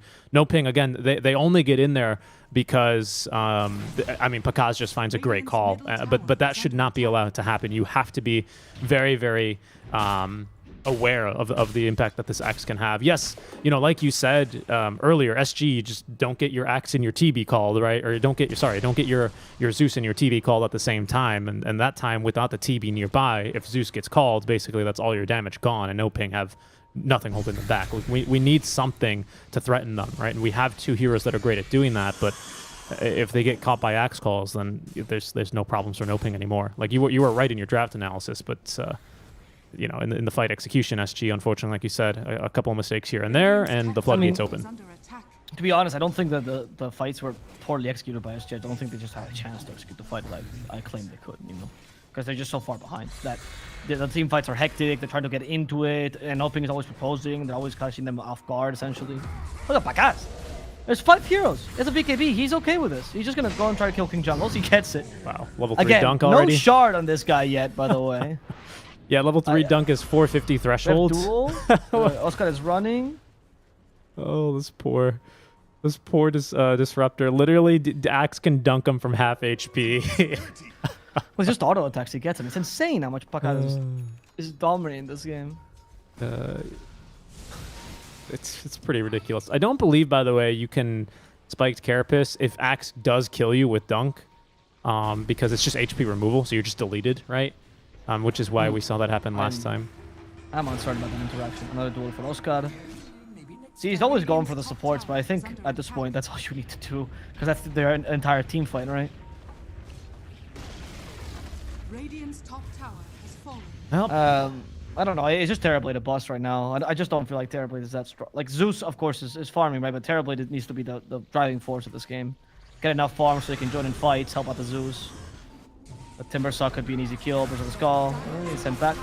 They press the attack just in case. You want the extra strength. Matthew kills him with Timber Chain. Yeah, the damage they're going bottom. And they kill ADR just for free here. Next TP'd. They want Dark Mago. Oh, they're not going to get it. Not with the Aphotic Shield. Metamorphosis is even committed to this. They cleanse back Dark Mago, and Dark Mago's like, sure, I'm just going to blink off. As they finish off the early core. Another duel. 90 damage. Up to 90 Now already. Legion might become a legitimate carry as well. Yeah, now it's getting pretty bad. Yeah, Nyx, I just looked it up. Spike Carapace does fully ignore damage tagged as HP removal. So things like you can't reflect a shatter, for example, if you're going to die to Ice Blast. You can't reflect a dunk. But again, that's what I mean. Pacaz still can stun himself on it if he just uses the regular damage, right? So if he just doesn't kill him and the 300 magic damage, then he will stun himself and take it. But if he's going to die to the dunk, then nothing is reflected. That makes sense. HP removal, one of the weirder things in Dota 2. Thing as well, I believe, with no, actually, I don't think so. I don't want to claim that, and it's irrelevant right now. So what is relevant is a big old call yet again onto ADR. The dunk instantly. Pacaz is BKB'd. He has the shard. Doesn't even have a call for Tavo, but still runs him down as Matthew is getting it so aggressive. He uses Spike Carapace in the middle of the fight to stun 2, 4 dead, and the GG is dropped. SG Esports, this one went south rather quickly for them as they will lose in 21 minutes, 6-26. We go even at 1 apiece. That was insane. I mean, I think it was all the top lane, to be honest. Sorry.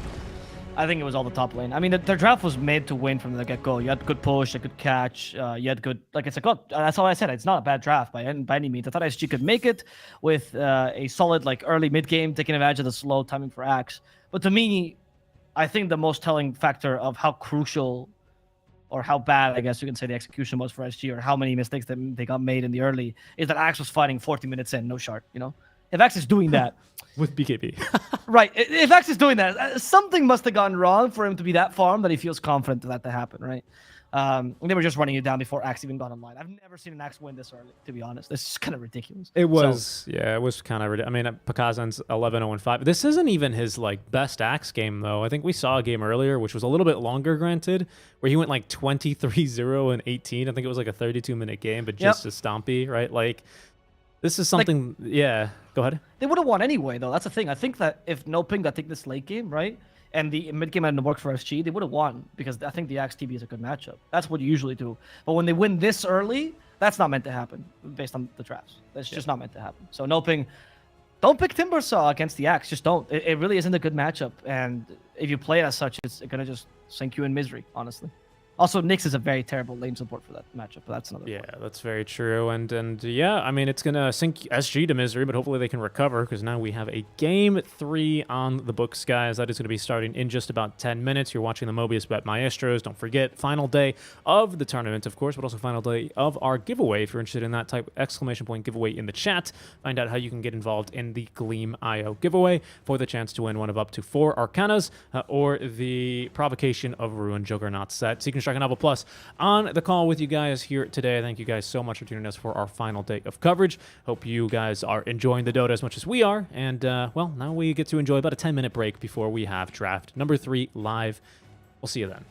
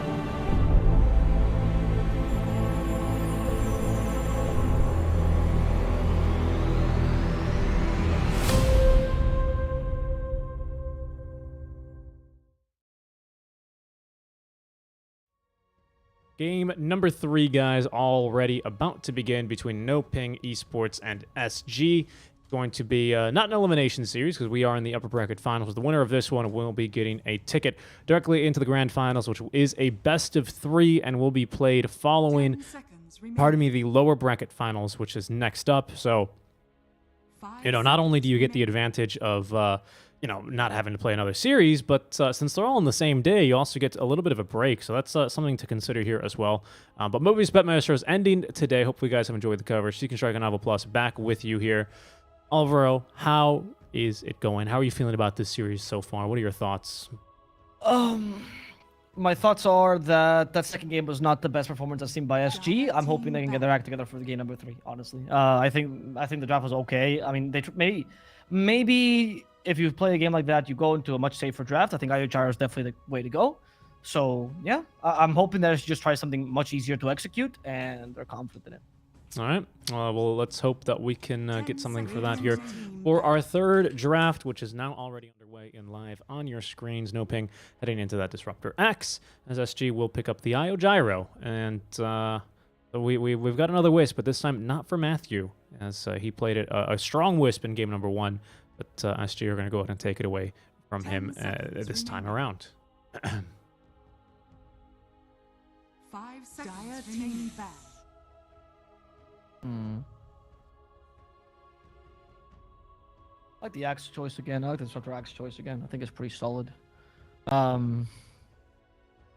like the Disruptor a lot, actually. I thought that was very good last game, and I'm glad that they snatched it this time. I think Panda plays a great Disruptor, and great against the IO Gyrocopter combo. I think Gyrocopter is pretty strong, but I do imagine XK being quite powerful against Gyro because he fulfills all the commitments. But SG went through with it anyways. They must have a plan with this. Not sure what it is. Maybe they just play it much quicker. Maybe they do think the Gyrocopter wins the matchup. I'm not sure. Relocate's not the fastest. Relocate is not the fastest save either that you could draft, especially like when that is a concern, right? Versus Axe, especially if he has Blink, Manta Shard, and he's on top of you like that. That might be just way too much damage for the Wisp's out heal. But maybe they think it's good enough here. We shall see. Disruptor as well is a very strong pick versus the Wisp. I think Matthew can probably tell you a lot about that, which is why he immediately picks it up for Panda. And like you said, he's a great Disruptor player, but it's also a great Disruptor game with the IO Gyro. I said last game how, Nyx and Disruptor are not heroes that you want to be playing from behind, especially if they're both on your team and your support duo. And I brought up one exception, and I said, it's not relevant, but now it is, right? Because even in a world where NoPing are playing from maybe 1 or 2 items behind on the Gyrocopter, he still can have quite the impact by simply just glimpsing away the Wisp or glimpsing away the Gyrocopter if they try and relocate in, which is a huge, huge asset here in favor of NoPing. That's a little bit nice here, another nice part with the Wisp. These SG bans, though, are interesting ones. I'm surprised to see the Ursa here. Must be thinking about something in particular for Tavo. I think Tavo's like, please give me a bit of an easier lane. I don't let them play Ursa versus me. Assuming that this is not, of course, going to be another carry Axe game from NoPing, still continuing to flex that. I wonder if it's even a real flex. I mean, I guess SG is really convinced about it. Maybe, this to me tells me though that SG just thinks, oh, the Axe carry is bad against Gyro, right? Like, that's what they're thinking, clearly. Because otherwise they wouldn't ban the Ursa. And NoPing is like, what are you on about? As they pick up the Mars. I don't know, I'm surprised by this. I would usually say Axe is good against Gyro. Gyro is a really good, has a high armor, honestly. And good agility game. So he's the kind of hero that Axe loves fighting against. That's my biggest question. This different philosophy between NoPing and SG Esports. I bet both teams are laughing to themselves right now because of this idea. Maybe with Satanic, this changes. I don't know. The Mars pick could also be for Dark Bao, by the way, so the flex keeps up there. So I'm either trying to bait it out, mind you. Mars plus Disruptor is great. You could run a Hoodwink, but NoPing has not picked Hoodwink in a while, so maybe Lion's what they're thinking about. That might not be bad. I think SG taking away that Mirana is really nice, because I think that was going to be the most obvious pick, right, for NoPing. Arrow into Glimpse is possible. Arrow into Call is very easy. Arrow with Mars is just great. So I'll go with the Abba instead. This is then going to be like a 4 Disruptor, or is because I don't think I see ABBA in any other position other than 5 these days. But I could also say the same thing as Disruptor, who is even much more rarely seen than an ABBA. Yeah, I think Disruptor 4 is better, though, to be honest. I think ABBA is definitely a 5 here. I think Disruptor 4 is definitely better. Because Disruptor 4 has the chance to farm the shard and Ags and not, like, lose, you know, in that sense. Your lane against IO Gyro is actually still really strong, and you're still very powerful this game, so I really do like Disruptor 4 here. I think Disruptor 5 is fine, but I think these days, honestly, if you can afford to run him as a 4, because you don't see the Lion as very valuable or whatever, then that's good. The only problem with Disruptor 4 compared to, say, Willow or Lion or Hoodwink is that you are not a good ganking squad. Oh, did Mars just spear someone? Let me Thunderstrike them. Like, oh, wow. Oh, you know, you've got to glimpse them, so you need some damage in your other chords. I guess Mars brings a fair amount of damage with the arena, though, so it's fine. And if Axe is carry, then Axe definitely brings damage. The combo of Axe Disruptor also is ridiculous, by the way, with the shard.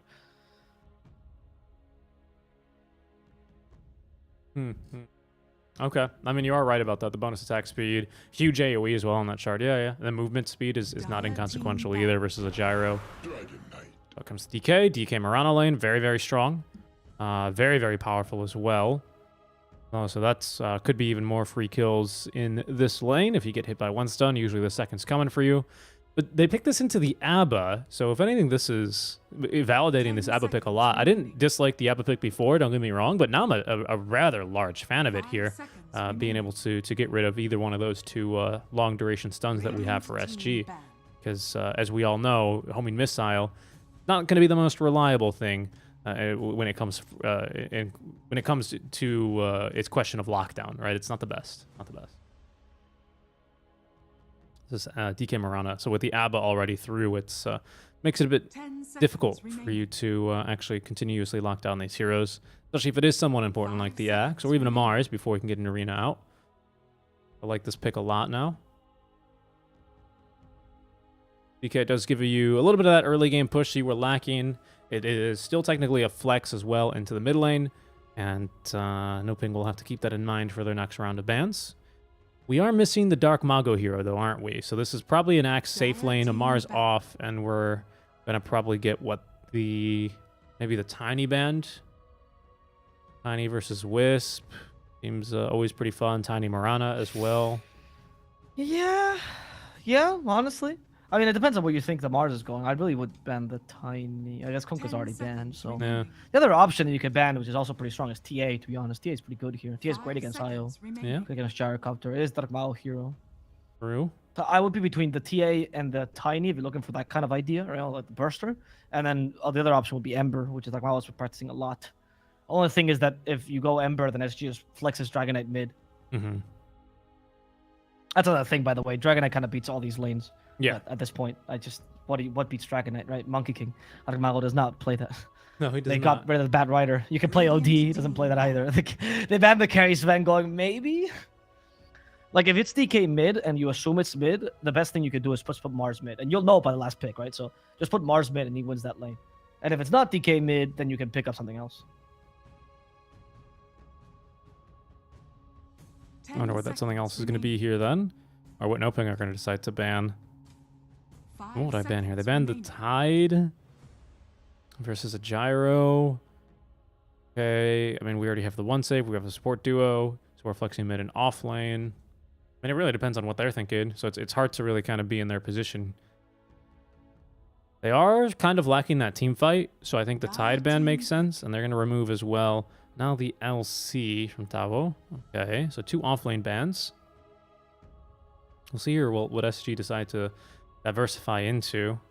Wouldn't mind if this DK went off-lane, but I would still like a little bit more just general AoE, if that makes sense. Because again, we have the ABBA. We have the ABBA here who's going to be really, really great versus all the single target stuns and lockdown that you have specifically. So that's kind of what's making me nervous right now for SG. Why I was a little bit surprised to see the LC ban. I mean, no, the LC is good, though, because the LC would be able to deal with the Abaddon, right? Like, she has a stun that can't be purged. So that's, I think, why they're thinking about that. Whereas because that mitigates the Dragonite's flaw, because I don't think you can Beastmaster here. What even? I can't. I guess this means a flex between the Dragonite Bristleback. And they can both go off lane. They're both actually Bristleback's pretty solid against Axe. This makes a Tiny definitely not a pick NoPing wants to go for. You're sure that there's no way that this is a Gyro 5 with a Bristle carry or something? Well, then who goes mid, I Yeah, guess. it could be. Yeah. Lush? I think I have DK mid, but then who goes off? Okay, lane, so right? yeah. Okay, good point. Yeah, ADR. Okay, you're right. My bad. That was didn't really think that one all the way out because of course with the Wisp here. Okay. That's fine. I think they responded appropriately. Mars goes off lane. Mars versus Gyro Io is okay, especially with the help of his disruptor. That's gonna be good. That Malo adds a bit of the damage you were lacking, I think, until Pakaz gets online. He also offers a bit of push. He has an okay lane against Bristle, I can imagine. I don't think it's going to be too tough for him. But obviously, Lina would be better, but it's Dark Mao, so. Yeah, I mean, I don't think either lineup is too strong. I'm very dubious once again at the core to core, though. SG was convinced Gyro Io is good against Axe, and NoPing was convinced Axe is good against Gyro Io. This makes me doubt every time when I see these kind of things. Like, how could two pro teams be so at odds about a specific thing? I don't know. I mean, I guess that's what we saw last game, right? They were like, we'll pick this Timber into the Axe and it'll be fine, right? And we'll go with this one. So, I don't know how this one goes. I think I slightly prefer NoPing, just slightly, just because Mars versus Gyro is always a really nice thing to have, if only for the team fights, right? I think it makes their team fight a bit easier. We got a lot more AoE as well on NoPing. Just between basically Disruptor Mars and the Lesh alone, and an Axe Call. Like, we're very single target heavy for SG, with the exception of Bristle and Gyrocopter. But I don't know. I just think team fights, again, team fights are a little bit easier for NoPing. They can be a little bit more flexible with them. They don't have like a bespoke combo they need to run. Whereas SG, I think it's like, stun into arrow, and then you get the flak and the call down into it, and the ABBA is a bit of a problem for that. I don't know. It's because I could also see SG just taking these fights as well really fluidly and just kind of sending ADR into battle and everyone chases after him. And I don't know. I have a little bit of an edge for NoPing here though. Just a small one. I like their team fight a little bit more. Disruptor versus Bristle seems pretty strong. Yeah. That's also a very good point actually. Bristleback is kind of heavily countered by the Disruptor. That's something I didn't really consider. I mean, you could just go in, the static storms you. Yeah. Especially if he gets Brazil server though. I mean, especially if he gets the Ags though, I think it completely nullifies because then the BKB no longer. True. Yeah, I was thinking of just Glimpse, but you're totally right. I was thinking of just Glimpse, even just generally speaking versus Bristle. Oh, will Dark Mago run down mid again? We'll see. By the way, he's done it game one, and he lived. No. Oh, he was baited. He fought his instincts. I think he was actually baited. I think he was baited. I think he win, and then he was like, "They're gonna chase me, guys. Just be ready to counter initiate." Oh, he's gonna do it again. He's gonna go. Look at this. Look at this guy. Look how cheeky he's being. He's playing. He's playing around with them. Now Costa feels like, "You want a high five? Yeah." Let's go, that Kamalo. He's enjoying himself here.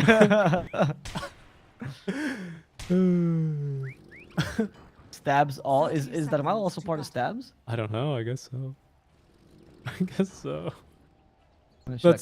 That's pretty funny. I normally, when he's part of his skittis though. He's not part of Stabs. When you normally talk about how do things adjust between the series? Normally, by game 3, it's game 1. He almost gets in trouble but lives. Game 2, he's punished for it. But Dark Malgo learns. And game 3, he turns it around and he finds first blood. America. Game 3, no, they just high five in the mid lane 6 or 7 times because they're having fun with it. You gotta love it. Genuinely. Yep, it does make this so much better. We'll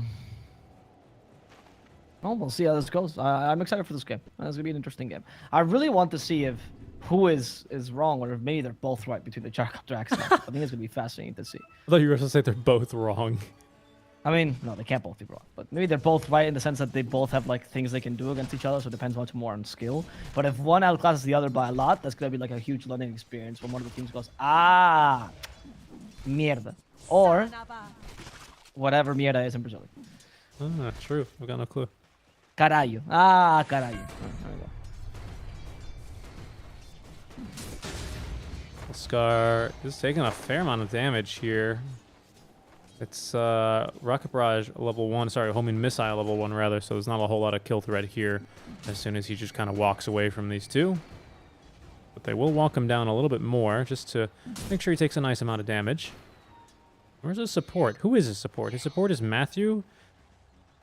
And he's going to at least skip the wave, but they might actually just end up CSing behind the tower here, or I guess in the secret shop. The shopkeeper's like, come on, guys, I set up this shop. I moved from the side shop so I wouldn't have to see all this action. Get these creeps away from me. Yeah, and King John's like, well, if only I could actually do something against this lane decrease, but I am but a measly IO. Oh no, a Thunderstrike. Run, King Jungles, run! Be free, tether to something. There's another wisp above me. Is he my ally? Ow! Ow, Wisp! Ow!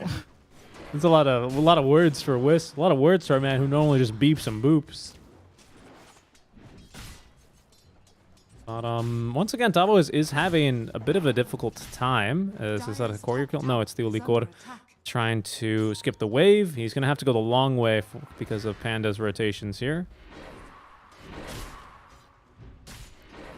I don't know. I mean, I think we've seen DK axe a couple of times, and it's still not bad for the DK because you just stun him and then don't right-click him, and normally he doesn't spin that much. But I think we're seeing actually Pakaz. This guy must play so much axe off lane, or sorry, axe safe lane, sorry, in his games. Because he's just always on top of it. He like even if Dabo stuns him, there's always a creep wave attacking him, and it just prevents Dabo from really getting in there trying to get any denies because the spins are just too deadly. Level 2 spin already here. I've been really impressed with Pakaz's axe carry this tournament. I think it's one of the better ones I've seen, quite honestly.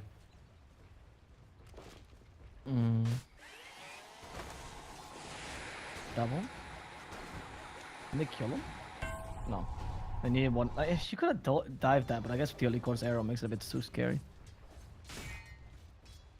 Yep, they're just going to focus on reestablishing the lane equilibrium. It's a crappy small camp, though, so it's maybe going to kill one creep, but at least it'll pull the lane a little bit back more in control for Pakaz. As the Ulikor has got the last leap charge and is going to have to use it to prevent Panda from stealing the bounty rune. A little bit of bonus gold there. Top lane, Oscar. He'll be fine. Is it going to be stats gyro here for Costabile? Holding on to this third skill point. See what he wants to go into next. So far, having a decent time in top lane. 17 and 5 compared to the 9 and 3, so yeah. The laning matchup not too great here for the Mars. I think this has got a little bit to do, though, with the fact that his lane support is a disruptor. There's a bottle refill courtesy of the Ulikor for ADR into the mid lane. Did not give him the free sip, though, unfortunately, so a slight inefficiency there, but it's not going to make too big of a difference. Only like, I don't know, whatever the one sip is in regen. Lost. And he's going to have the water rune anyway to refill it, so he's going to be back to full HP like nothing even ever happened.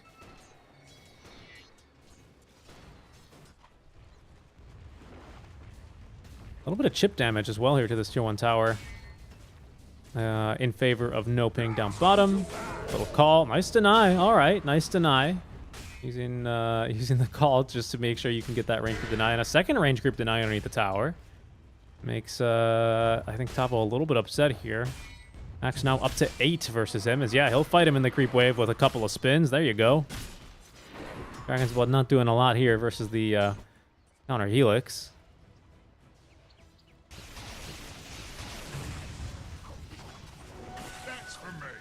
Or at least snags away the bounty rune. Looking to maybe try and find any stacks and just threatening to contest them because, of course, he can clear them also. Not as quickly, but he can definitely clear them at the same or at a similar pace that Dark Mago can.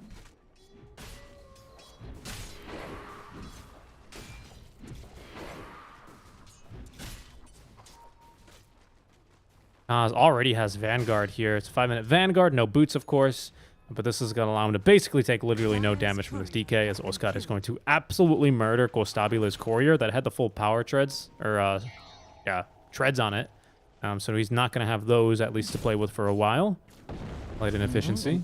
They have Ulikor tried to do the same thing here in the bottom lane, but instead he's going to die to the Thunderstrike. Yep, it's level 1. It's going to be enough. Okay. Even granting a level to Matthew. A lot of early gold. Not bad for a 4 disruptor, honestly. Unfortunately, this mid lane did not. I mean, Bristleback is already starting to become a threat here, but at least Matthew can come here and step experience. Yep. Dark Malgo as well, I think, is, like you said, like there are things Lesh can do. Like Lesh can kill a Bristle, so Bristle can't just run him out from the tower, especially because Bristle, with a little bit of range here, is going to do a lot of damage here. Matthew, oh, okay. Matthew's going to at least glimpse back ADR. Is that going to save him? Potentially, yes, because the arrow from Theoly Court is going to whiff, and Panda as well makes this rotation over to the mid lane, as he is, once again, able to leave Pakaz basically completely alone. He's not scared of this DK. And in fact, he's been constantly shoving lanes underneath this DK's tower. With the wagon as well here, they've already gotten a third of the HP off of this tier 1. So really, really good start once again here for the NoPing hard carry axe. To the impurities. Dire are scanning.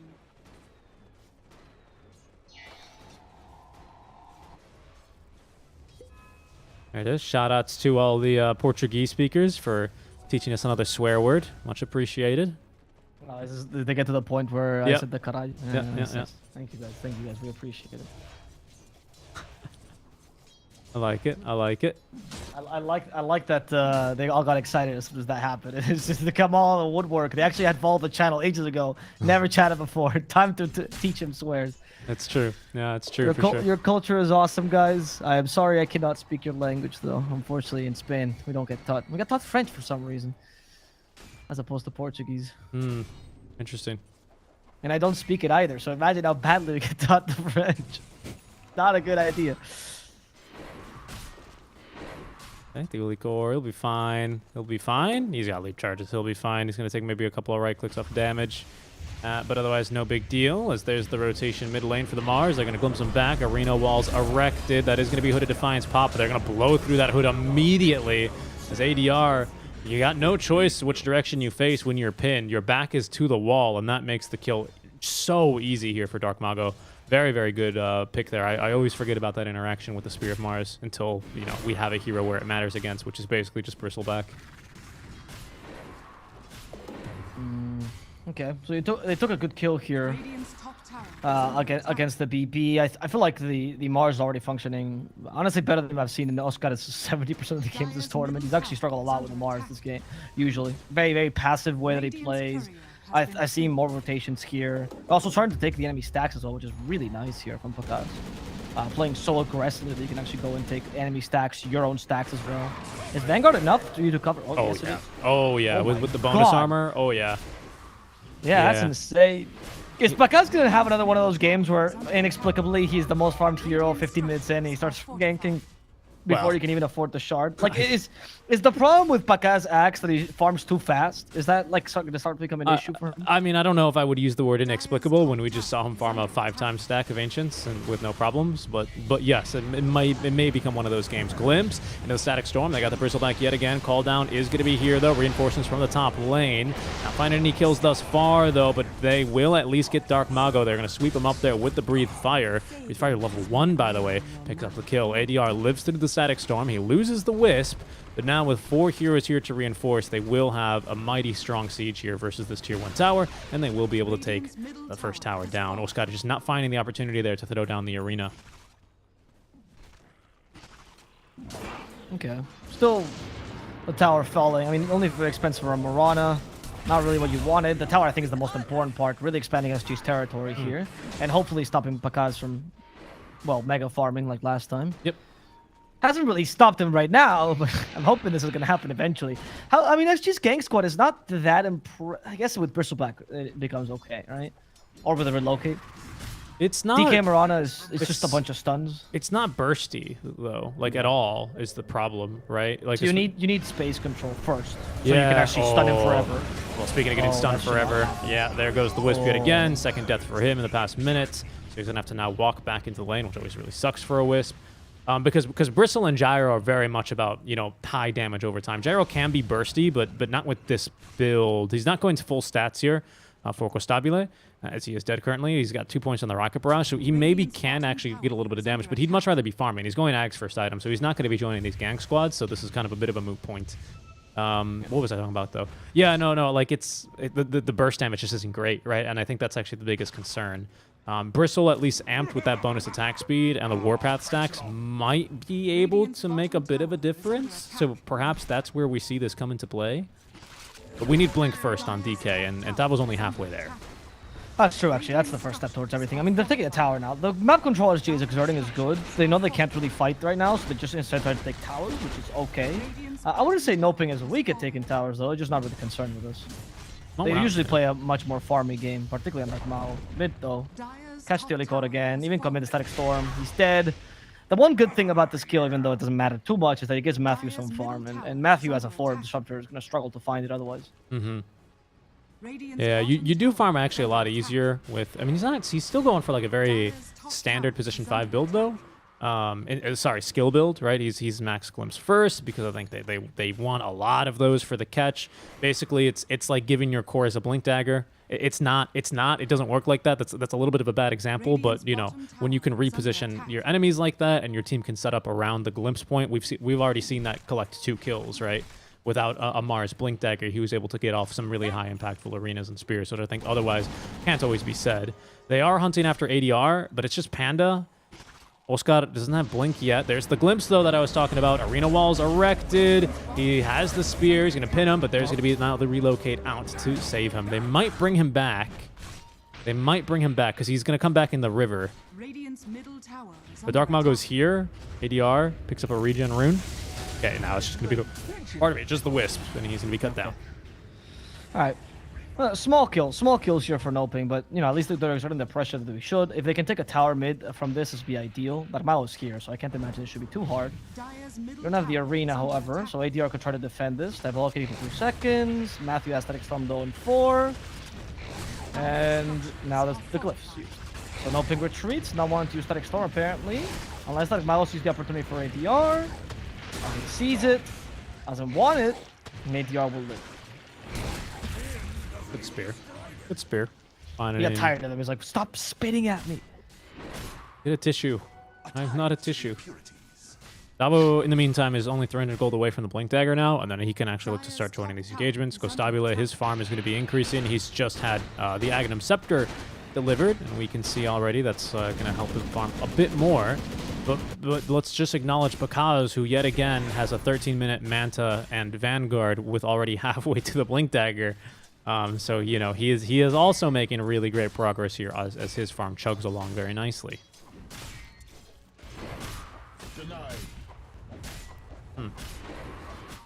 Bakaz is just really good at microing these Axe illusions as well. Like, he's still moving himself around the map, still finding farm, but he's still, you know, actively aggroing creep waves to make sure that, you know, he can do the spin. Because the illusion without the shard on axes don't do that much damage. It's all about triggering counter helix procs, and he's doing a really good job at making sure they're not just right-clicking creep waves. They're right-clicking heroes elsewhere on the map to make sure you can aggro them over, which is not the hardest thing to do, but impressive that he does it constantly, and I think that's why he finds so much gold all the time. Bristle might be in trouble. Oh, they comes over to the high ground to save. I'm just gonna die here. Mago decided to TP in the middle of the river. Why? Okay. Link in the middle of the river. No, just TP, right? No, sorry. He's gonna die here together with Panda. Oh. That together at least. He does get a counter kill, but Mao forced to relocate, which is impressive.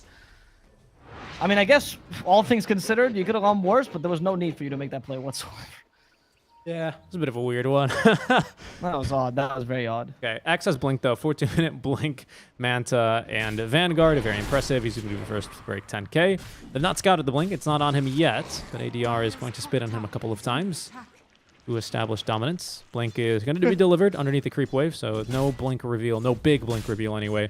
From It's X SG. carry, so you just wait until the shard reveal, which you're expecting at 20 minutes, and that's it. If you can get BKE before shard, which honestly at this rate I think he might be able to, then I think you're good to go. And then we'll get to see who's right. Is Gyrocopter the better than Axe, or is Axe better than Gyrocopter? Arena Blood is ready, but ADR does tank a fair amount. They put him against the wall. They build the spear. Static Storm on top of it. Every damage from behind. Now finally ADR will fall. Difficult for them, but they got it. Oscar trying to tank the damage using his Bulwark, but Oscar gets stunned by the Dragon Tail. Oscar could be in trouble. He has the God's Rebuke, trying to get away. The Spear still for Tavo. Oscar stopped tanking the tower hits. Oscar, the tower's going to kill you. Phonic Shield to save him, and they actually hit the Gyrocopter here with a couple of stuns. They break the tether with the IO by glimpsing him back. They want to go for Costabile, but lost like Mago on the backline. Stabo, a bit too much of a nuisance, as Oscar, by some miracle, still alive, taking down the tower, while NoPing was diving for kills. Yep, that Miracle's name is Pandaboo. He just gets off over a lot of really good aphotic shields, and now he's going to have to pay the price for it as he is left behind and killed off. For a second, I thought I called Panda Miracle. No. You said that's good. alive by some miracle, and of course, I mean, it was Abba, right? Abba keeps him alive in that fight. DK just doesn't have enough damage, doesn't have enough, especially without all the dragon form, right? He just doesn't really have the DPS, and yeah, he just gets everything ticked out. Matthew, no, you farm with that DD rune, 74 base damage. No, of course, it's not a big deal. He just denies the DD rune because he doesn't want anyone else to have it. But yeah, he is struggling to find farm here. Still has more farm than a Marana somehow, which is shocking to me. 1 second, I'll be right back. Okay. I totally just crashed. Okay, no worries. I shall describe to you in perfect English language what is happening on screen. Dark Malgo farming a Hellbear Smasher. Now he knows that there's an enemy nearby, but ADR body blocking him. It's a tier 1 tower up as now actually Dabo's going to TP on over. Sorry, make that Oscar is going to TP top lane. And the stunning visual of that Mars teleport pose is going to back up ADR. NoPing will instead look to sweep towards bottom lane, where currently King Jungles is farming away with Costabile. Costabile, who, by the way, immediately going into the BKB, just needs about another creep waiver here, and he'll have that item online, as he's got nearly enough money in the bank already here for that recipe. Last just 200 gold more needed. And sitting underneath a bunch of wards right now from SG Esports as they prioritize quite a bit into maintaining vision over this dire triangle to make farm as safe as possible for Costabile. He's in a bit of a dangerous spot and will now be backed away. There's lots of enemies here. ADR has Eternal Shroud and the Sanj next into the Ag Scepter. But he's just now getting started on that trek. But Costabile already closing the gap here. He's within 2,000 gold of Pakaz, who himself is sitting on 2,500. So they're essentially even for now, actually. Yes. But that's Io Gyro, mind you. So technically, this is not really a win because Io Gyro is considered to be one of the fastest farming. Like, Io Gyro will outfarm it terribly. They all farm Medusa, you know.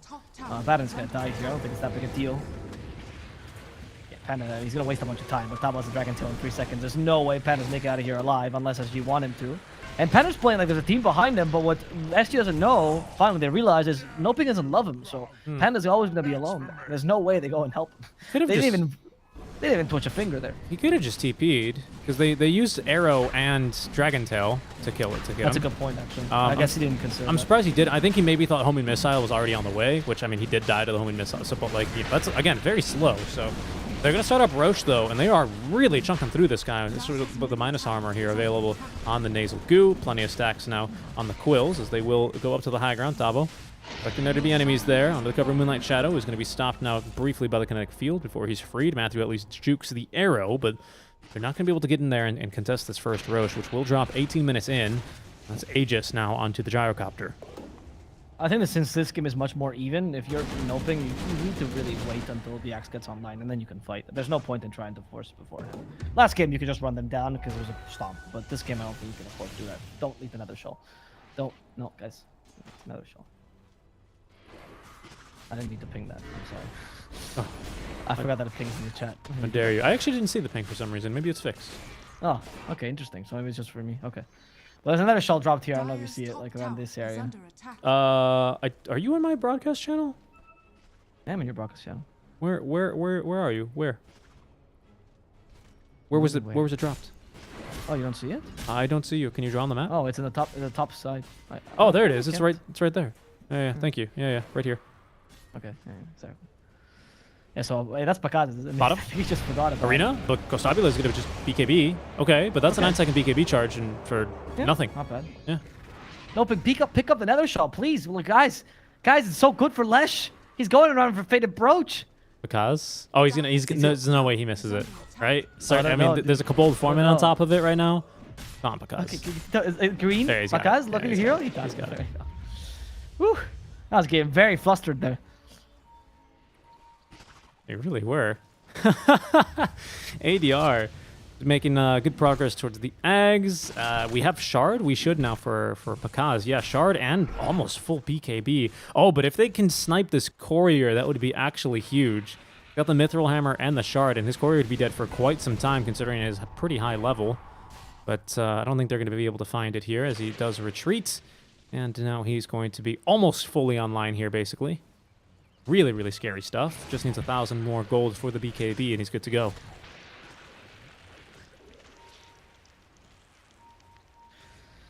And DR still needs a while for him to get the Aghanim Soul, which I think is the next turning point for them. As TD, okay. That might kill him. I mean, shouldn't be enough to kill Pakaz though, actually. Pakaz is white tanky. They still want to come in again. They have Arena. They're seeing the Aegis and they go, there's no point in going here. They're just going to take a quick kill on Teolikot if they can muster it. If not, just retreat. The illusions from Pakaz actually deterred this initiation. They did, yeah. That was a good kill too, actually, on the Pakaz's shard though. He's possible. There we go. On in Arena as well. Static Storm. Actually, ADR was not in the arena. I don't know how, but I guess Parallax there. Yeah, great stun at least, or sorry, great arena anyway, keeps him out. Static Storm on top prevents really any spells from being cast. King Jungles wouldn't have an opportunity to go for any relocate play. Now that I think it would be worth it for the offlaner, especially an offlaner that's DK. Oh, you tank the arena, good job. You give him an attaboy and, and then you continue farming, is basically what happens in this scenario. But we didn't force out the second BKB charge. There was no risk of losing Aegis here. So yeah, they're totally fine. They're happy with that. ADR just gonna continue along his merry way. And is halfway now towards that Ag Scepter.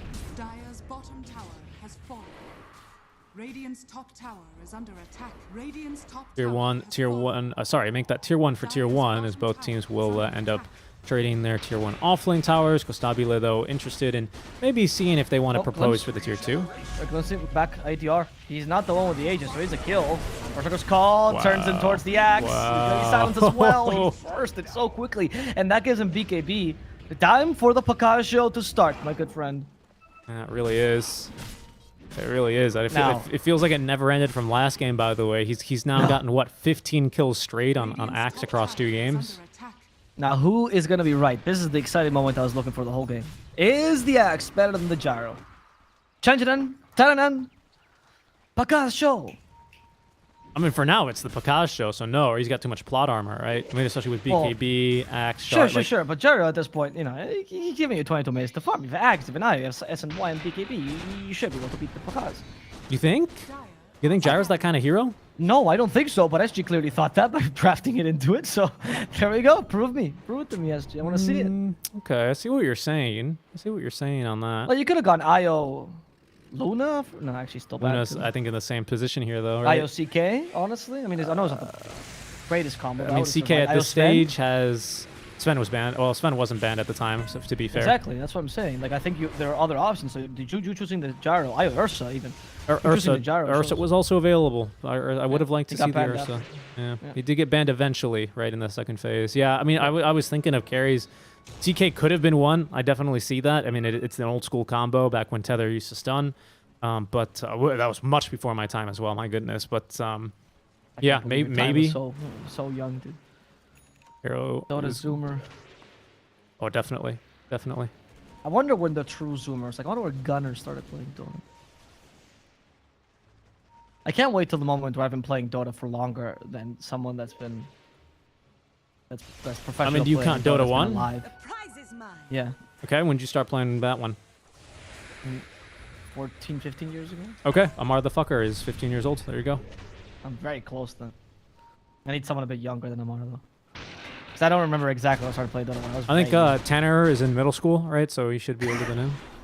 We're very inside baseball joke right there. Tanner's always been. It's Tanner from school. Tanner from school. Yeah, we're just in the completely wrong region for that one. That's my favorite joke though in Dota. Get me going on some of these essay memes while we have a little bit of a lull. Get me going on some of these essay memes. What do you got here on the books here for either NoPing or SG? You got anything? You got anything like that here for these guys that you can? I mean, there's ADR who's a saint, right? Okay. I don't know if you've seen the spray, which is ADR dressed like as a saint. Okay. In Peru, we have Sancuchito, which I always joke about, which is La Beba or whatever, you know. Which is usually who you pray to, and he's a famous Dota streamer. I don't like talking about him because he's not the most. I wouldn't even say PC. I wouldn't just not nice person. Has a lot of controversies, right? Very toxic person. But for ADR, I think it's a very wholesome meme because he's been a staple of the Brazilian scene for so long, and because he's failed to qualify to TI, like finally he got it right, but 3 times in a row I think he's got second. That's why I say failed to qualify because it's really very close. They called him the saint of the Brazilian scene. If ADR can't do it, nobody can. Was the joke they did it for a long time. All right. Well, that's good to know. We'll see how he does here. He might need Middle tower is under well, attack. actually, not much divine intervention because I think he almost has these ags online. 400 gold necessary. Pardon me.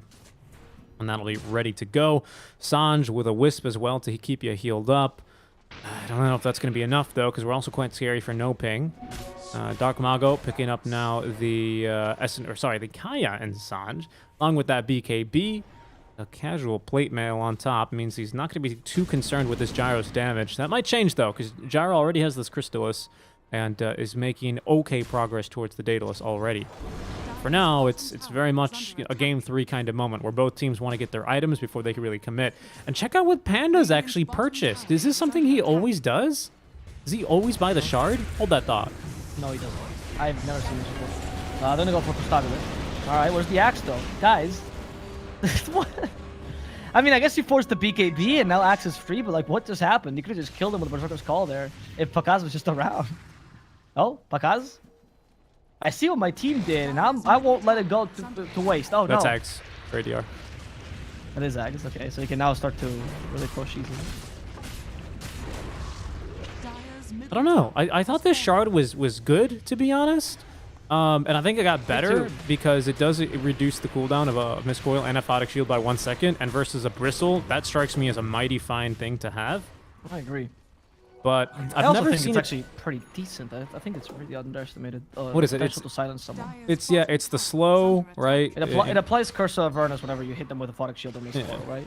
It's actually pretty good against Bristle. You might even be able to silence them by surprise, you know, just by staying out of the fight. I will say, the time I tried it, it did feel very underwhelming. But I'm also not a professional Dota 2 player, so generally all my Dota games are very underwhelming. Yeah, I play with you. Yeah, but I don't know. I'm really curious to see how this is going to work out because this is quite exciting. It's personally the first one I've ever seen on an ABBA, especially like early, right? Like this is his only item basically, right? He's got Tranquils and Shard. That's about it. Oh, okay, Marana. Well, it's okay, Oscar. We're just in the server that you're at. It's no big deal. Oh, Berserker's Call actually got stopped. Makaz. Now Berserker's Call for Constabulate. They use a Static Storm on top of that. Finally carry the carry fight I was looking for the whole time, but he has no Manta. He's gonna kill Tiolicor. Constabulate gets away and the TP immediately from Makaz. I was lying. It's not the carry fight I was looking for. Because they decided at one point that they were not strong enough to fight that because that Mao was not with him. I don't understand what NoPing is doing in these fights. Why are they committing with only 4 heroes every time? I don't know. It seems like NoPing, they have a little bit of separation anxiety where they go, okay, if I'm not next to you, I'm going to farm my next item. That's not what separation anxiety is. But we're really close to 2 pretty major items, right? We're really close to the AC, which is huge against the Gyro especially, and it helps your push a lot more. Not like it's that weak anyway with the Lesh. We're also really close to the Shivas, which again is a great item for kiting out Leshrac, but also a great item because of the active now. Wow, they did Roche so fast. That second Roche shard now. It's going to be given to the Gyro. Dire's courier has been killed. Also, is this real? What is this? Wait, did they give shard to Wisp? No, Gyro just ate it. So King Jungle's also bought his own shard. This is also something I've never seen before. He bought it immediately after the wand and the mech, so that's his second item. Never seen this. I mean, I guess maybe the stuff. Well, actually, I can see this logic behind this, right? So first of all, for the Panda shard, I think the fact that you have a Photic Shield for for the axe, you can trigger immediately, right? Yep. Actually, pretty good because you can have Photic Shield preemptively on the Baron and then force another one in the middle of the fight. All of a sudden, that's 2 charges. You miscoil someone, right? It's actually kind of foreseeable. You can get the silence. And for the IO, I think in a similar vein, you might be able to stop the axe from blinking onto you and Berserker's calling you, right? With a tether. Yeah. Depending on where Pakaz goes, like it's kind of difficult for him to be binding the tether. So. I'm actually kind of curious if it's actually more about the move speed. 10% move speed buff with a ABBA, sorry, not with an ABBA, with a Bristle and a Gyro seems really strong actually. Because you just run at them and you can't get away. And speaking of not being able to get away, there's Morana getting dunked. Get Yules onto the DK here to keep him at bay for a second longer. Constabulate is not currently tethered up, but obviously NoPing aware of that. The arena walls will surround and entrap here Tavo and ADRs. They try and push back with Stabula. Tavo with the blink on in. Panda is going to trigger that ultimate automatically here, or manually, as the Axe Call. I think the blink dagger got canceled by something. That's going to give SG a lot more confidence as Tavo now using this BKB. We have Oscar here tanking a lot of the ranged projectiles, however, as Panda stuck in the river here with his own Glimmer Cape is going to be finished off. Matthew as well is ran down by ADR, who's eventually pinned, and now the fight is collapsing here in the middle here for SG because they've just lost the Wisp. Dark Mago with the BKB here melts through one. There's the buyback out from the DK, as that is now Oscar going down as well. Dark Mago able to TP away, and it seems like Panda will be the last to fall in this engagement, as down he will go. Not too bad a fight for NoPing, but definitely a win for SG. I think the buyback was maybe a bit necessary, but it's fine. That Aegis is winning the fight completely, though. Like, you can see how terrified Pakaz is of going in. And he had a lot of opportunities to just kill them, but he doesn't want to go in because then he's just going to trigger the first life with the gyro, and then you're screwed, right? Yeah, his blink got canceled, I think, halfway through. I think he meant to, because he just called nothing, and I was like, that must have been like a flak cannon projectile or something. Yeah, that definitely was the case, right? But there was multiple times where he had the opportunity, just didn't go, because you don't want the gyro. You want the Dragon Knight, maybe the Bristle, but you definitely don't want the gyro. And I think Bristle's too tough a call for you now. I think with 3k HP, you don't bring him down, at least not in one Berserker's Call, right? So it seems like to me both teams are right to a degree in terms of the carry matchup. Obviously, the Aegis makes the gyro better, but neither can Axe easily burst on the gyro, nor is he destroyed by him, so it's kind of an even match. Pakaz, well, the DKB, there's the arena. I guess they're gonna go in. Static Storm, they go for the Bristleback first. Pakaz really wants to hurt him, but he needs Berserker's Call. There you go, Berserker's Call. Use it, Pakaz, before you die here. Actually missed the calling, but Pakaz is going to fall this rate. Need to heal him back up. No, Pakaz dies. Got the cheese off. The greed. Got the cheese off. Pakaz. And now the fight's collapsing for NoPing. Yeah, look at now. Dark Mago just trapped. He's got the shard as well. He bought this shard. Everyone's buying shard this game. Why is shard so in? Either way, SG have now got a huge into this game. They have just gotten basically a second back-to-back fight win for them. Perfectly lining up basically with Elder Dragonborn. Tavo is still on the hunt, by the way. Wants Matthew. It's just a disruptor. Does not have anything to save him. And there's a reload coming in as well. Hello. There goes Matthew. That is going to be completing then the first team wipe, because the last time I don't believe they got Dark Mago. This time they do. And now SG Esports in a very commanding position here in this game. I think it's pretty... I think that team fight was... Like, Pakaz had Berserker's Call multiple times against the Bristleback, and he chose not to use it. He's trying to get a double one with the Gyrocopter as well. You got Yules there, by the way. By who? Piranha? Oh, by Mars. By Oscar. No, because obviously it's the Gyro, right? Oh, Gyro got Yules. Apologies. Yeah. So he got Yules. I guess he stopped the Berserker's Call, and that was the perfect call. I'm not really sure what happened there, but regardless, the choice there... Yeah, I mean... It's an IO Gyro. They hit hard. I guess SG was right the whole time, sorry. Yeah, not to mention the Warpath as well. We don't have that talent yet, but still, Warpath. You could have killed the Bristle there. You could have killed the Bristle. The lack of call there was crucial. You tried to get him with just a Calling Blade. That is insane. How you tried to afford that. I don't know. I think that was so greedy.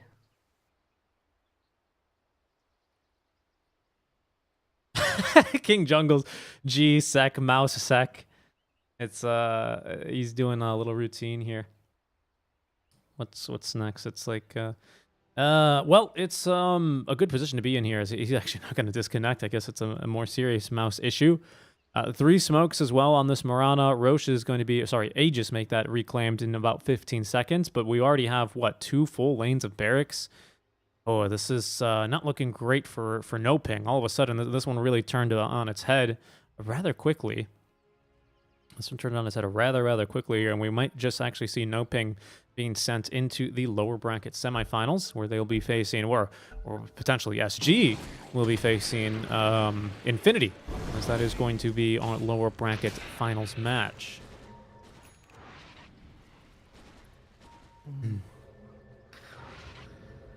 We'll see. It looks like it's going to be NoPing right now, because SG's kind of dominating. We're getting to the point of the game where I feel like Axe falls off compared to Gyrocopter. It's God.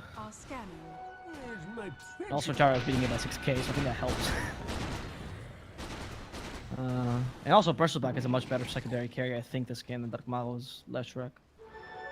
What did he take, by the way? He did take the my goodness, he did take the Quill stack damage. He's got a heart now for the Bristle. He might not even need Wisp to help him out. ADR. just call him. No, but Pacaz, he goes for a Tío Licor. Alright, I hope that's worth it, Pacaz. He has the retreat. A bit of guerrilla warfare here. Fana's left behind. Fana will die. I might even be able to catch up here to Oscar. Good spear, but he doesn't get the pin, unfortunately. Relocate. Oh, What was the reload? Relocate too? Yeah. I'm not sure. I heard it as knows? well. Oscar continuing to cut around ADR, but they're gonna like, hey buddy, let's go push. We'll end up going in. They're gonna smoke up. They see Dark Must have Mago gotten top canceled. lane. He does not have BOTs for 15 seconds. No BKB either. Mago, Oh no, he's in please trouble. get away. He's in trouble. He's fast. He's a fast disco pony. But here's that 10% move speed buff. 500 move speed here compared to what is only, well, now very low, but 425 move speed means they easily catch up to him. And he is dead now for 80 seconds. No buyback.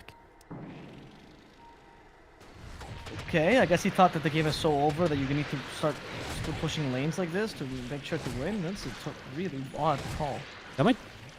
It might go for just the end, Yeah, to be honest. just end it. Honestly, what's stopping you? Besides the kinetic field, but literally now. Right? ADR feels very strong. There's the call we're looking for a while. How much damage they're dealing, but I don't want to commit to ADR. They just keep forcing Panda to use his ultimate like this. It's so annoying. Just gets stunned by the arrow DK and then arrow, and then he can't stand there that long. He needs to be able to make sure he can get up these Aphotic shields. It's such a big threat. There's no Dark Mago though for 40 seconds as they do snap the there you tether. go. There's a great jump onto Costabile now. They might be able to even get through him, and there's the dunk. Dead for 90 seconds. They've lost now their golden god, but ADR is still a bit of a problem here for them as he is able to just run down Matthew. Buyback out from the gyrocopter. So I think the Wisp is going to relocate him back into this fight here rather quickly. There they go, already on the way in.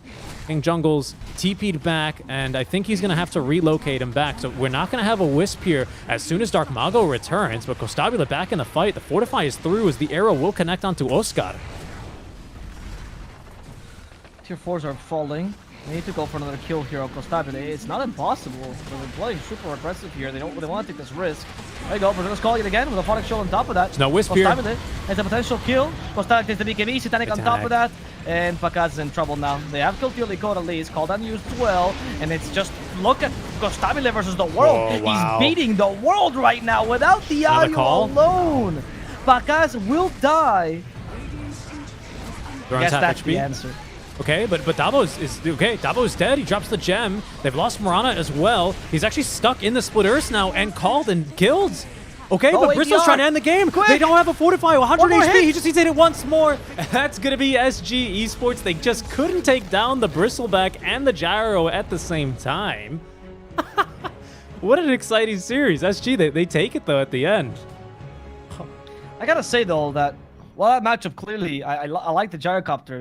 It's strong and the Bristleback helped a lot. I do question in the last fight if NoPing just measured this wrong, because they went from 0, like Gyro went from 100 to 0 and very relatively quickly once Axe committed to the call and Manta style, right? Didn't they have more opportunities? I get the Aegis before, but didn't they have a couple more opportunities to do that? They were really afraid to initiate on Gyro. And multiple times that never happened. I got a question if NoPing just didn't play a bit too passively and got punished for this, because I don't know, that I get it, you know, the fight afterwards, sure, he died. Before that, I can't imagine that it was so difficult to kill a Gyro that you always were running away, because that's all that NoPing did, always going for supports, always running away. I'm not sure about this game, honestly, for NoPing. I think SG played this really well, but I'm not really sure about NoPing's performance.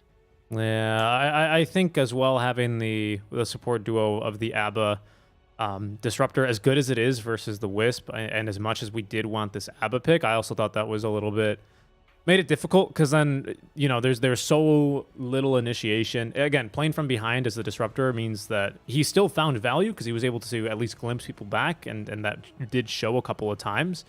But when they weren't winning, they would just glimpse people away, and that would just buy you like 4 or 5 or 6 seconds. But that's not enough time to kill a gyrocopter. That wasn't enough time to kill a bristleback either. Yeah. And that's the problem that the Disruptor has. ABBA as well. He had to try his best. A couple of good saves here and there, but wasn't going to be enough for NoPing. I agree with you, though. It did feel like they were in a pretty commanding position, and SG Esports just waited for their timings and executed on it. And that's going to be them taking the series here. I like that final risk by SG. Not something very characteristic about them, at least not these days. So kudos to them for doing that. And really well played, SG. Honestly, really well played. I think it's a deserved victory, servers aside, of course. But I do feel like NoPing last game looked a bit weird for them. Let's see how they perform against Infinity, because NoPing might be in for the Hokori treatment today, as they have to play maybe 9 games in a day. We'll see. Yeah, we shall see, because we're going to be going to a short break, guys. When we come back, we'll have our lower bracket series for you. It's going to be an elimination match. Winner goes on for the SG Esports Grand Finals match, and loser is going to go home with the third place prize. Very quickly, though, here for the Mobius.bet Maestros, on our last day, this is our last day we're running the giveaway. If you're interested, we have 4 Arcanas and a Provocation of Ruin Juggernaut set, $75 skin. Very, very fancy skin. If you want that, show it off to your friends. All you got to do is type !giveaway in the chat and follow the link there for the gleam.io giveaway. It's just a bunch of social media stuff, creating accounts, stuff like that. Get you points, get you entries, and potentially win you an Arcana. Once again, !giveaway in the chat for that. We'll be back for our lower bracket series in just a bit, guys. Stick around. You're watching the Mobius.bet Maestros. We'll see you in Dragon Novel Plus. Thanks for tuning in, and we'll see you in a bit.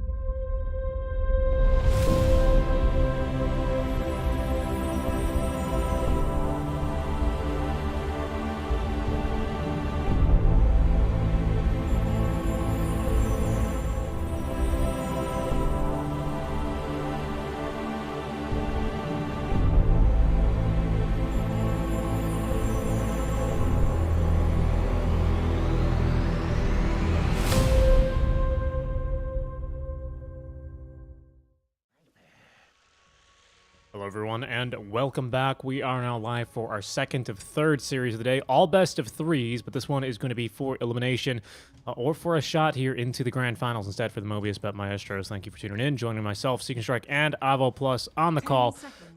Playoffs, baby! We're about to get into the grand finals. What do you think, Infinity or NoPing? Without even looking at these first two picks, because we're just getting started.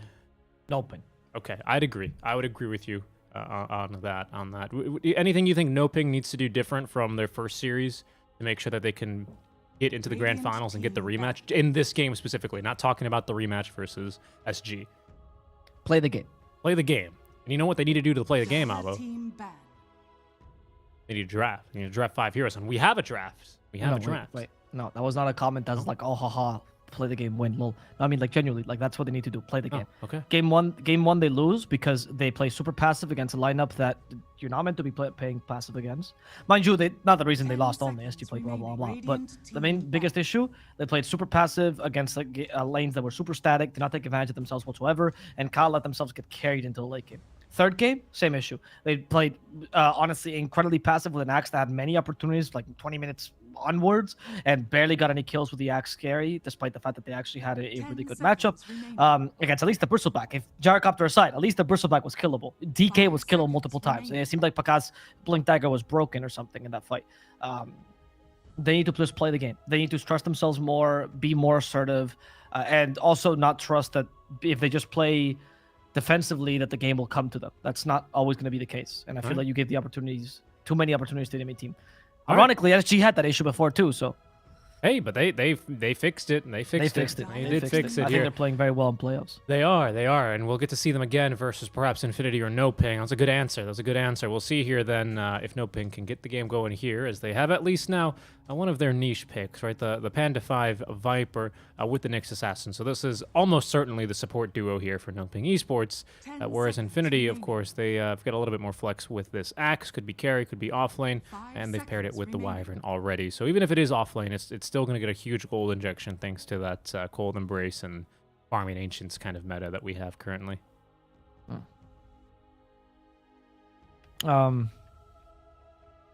I think, let's see, I'll talk for a bit, let you catch your breath, because you did speak and basically wrap up the entire series there off of the one question I had. What do we have here? Okay. No, you're good. I get it. We're banning Mariano here. So lots of LC. Lots of LC all of a sudden. Kind of a breakthrough hero. Papita. Nah, just because Papita. Well, we saw it twice in the last series as well. We did see it twice, but I really do think it's Papita who's just been forcing it so much. People are like, is LC a good hero? Sure. Is Mariano onto something?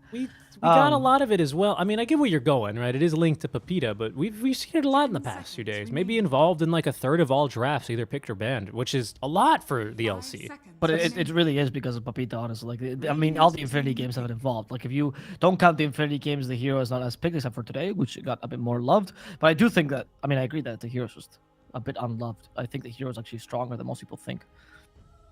And I like the idea for NoPing because usually the best counter to Viper is obviously a Baton, but this is a 5 Viper, so you're not going to have Baton, so Legion. I mean, it's pretty simple, right? I think it's a good idea. If I was Infinity, I would totally pick that.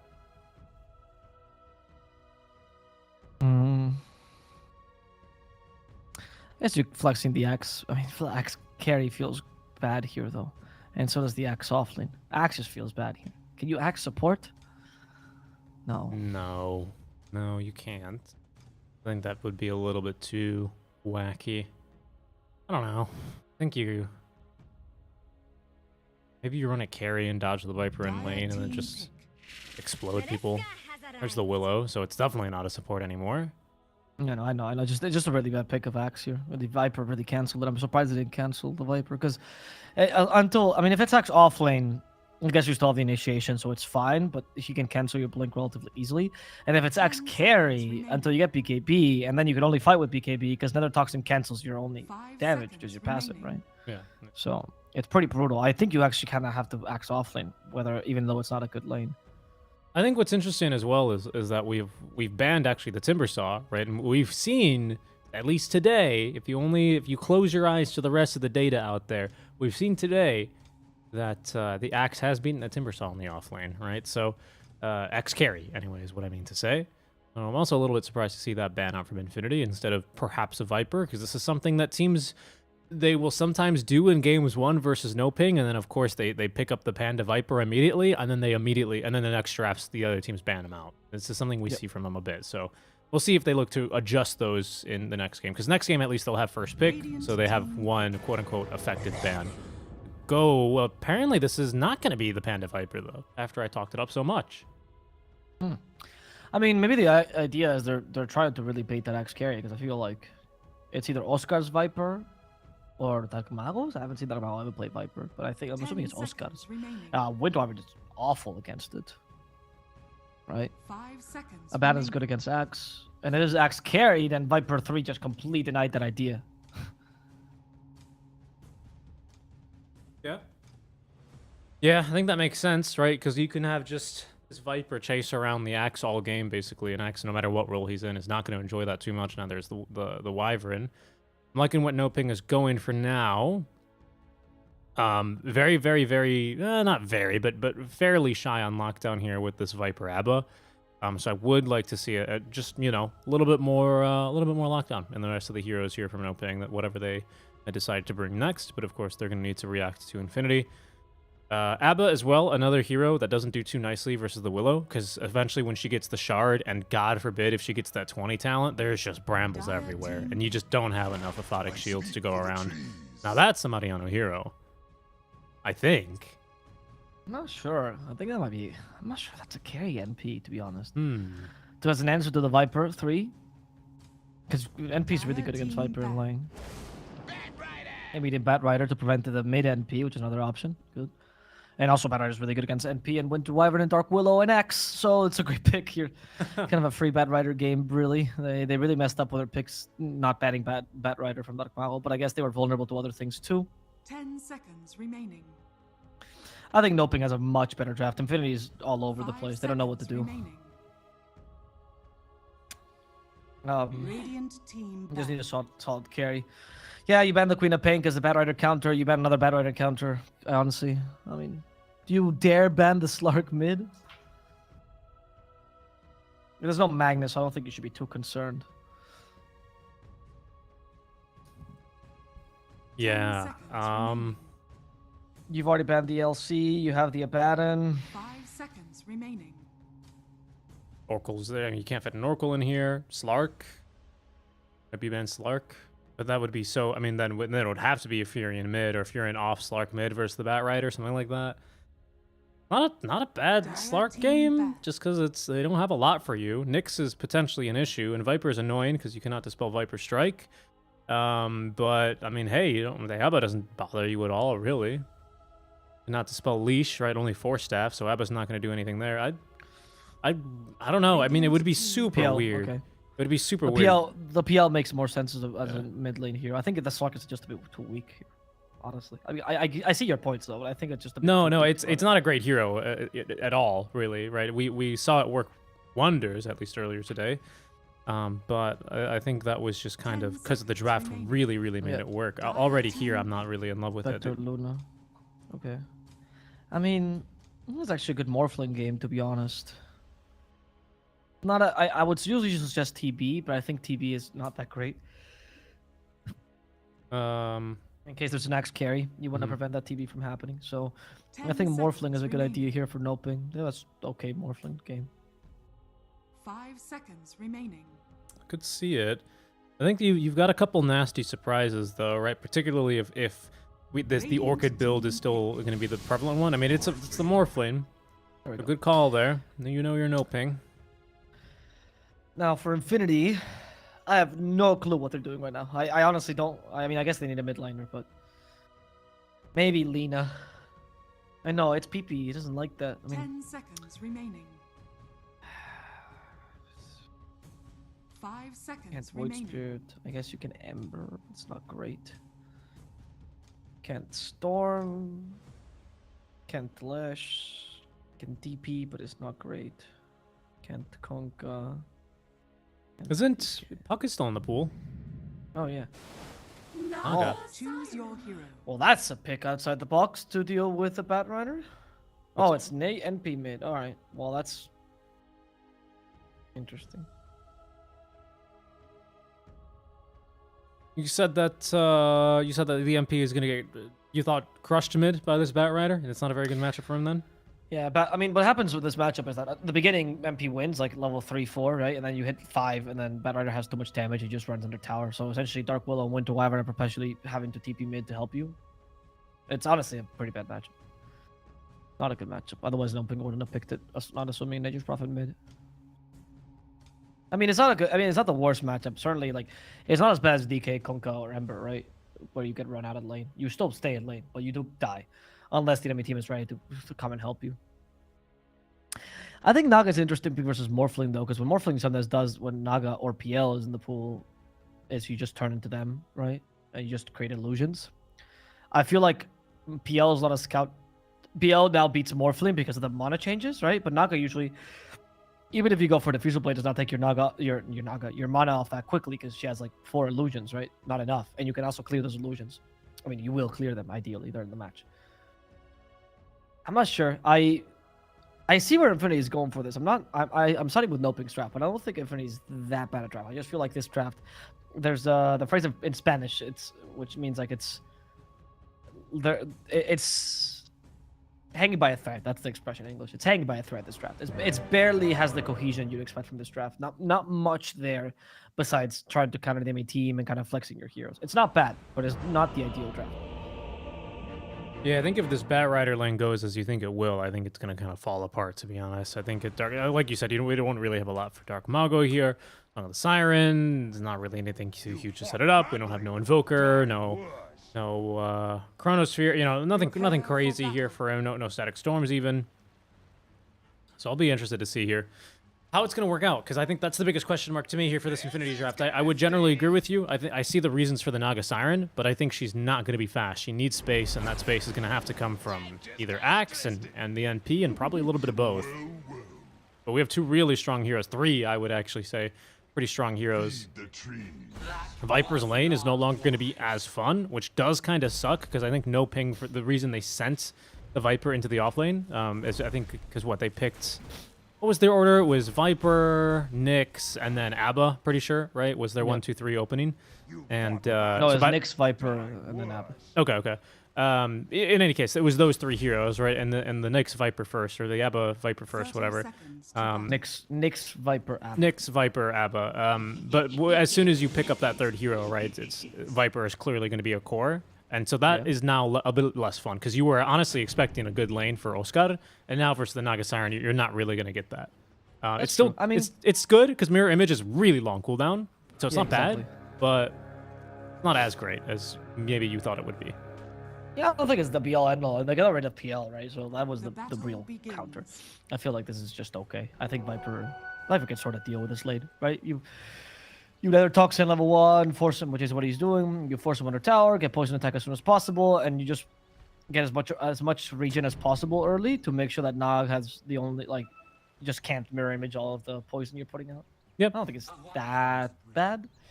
I think the biggest matchup that matters here for NoPing is the Bat Rider versus MP matchup. Because, like I said, the early levels are not bad. Like, you don't kick NP. It's not a 1 matchup by any means. It's more the kill potential.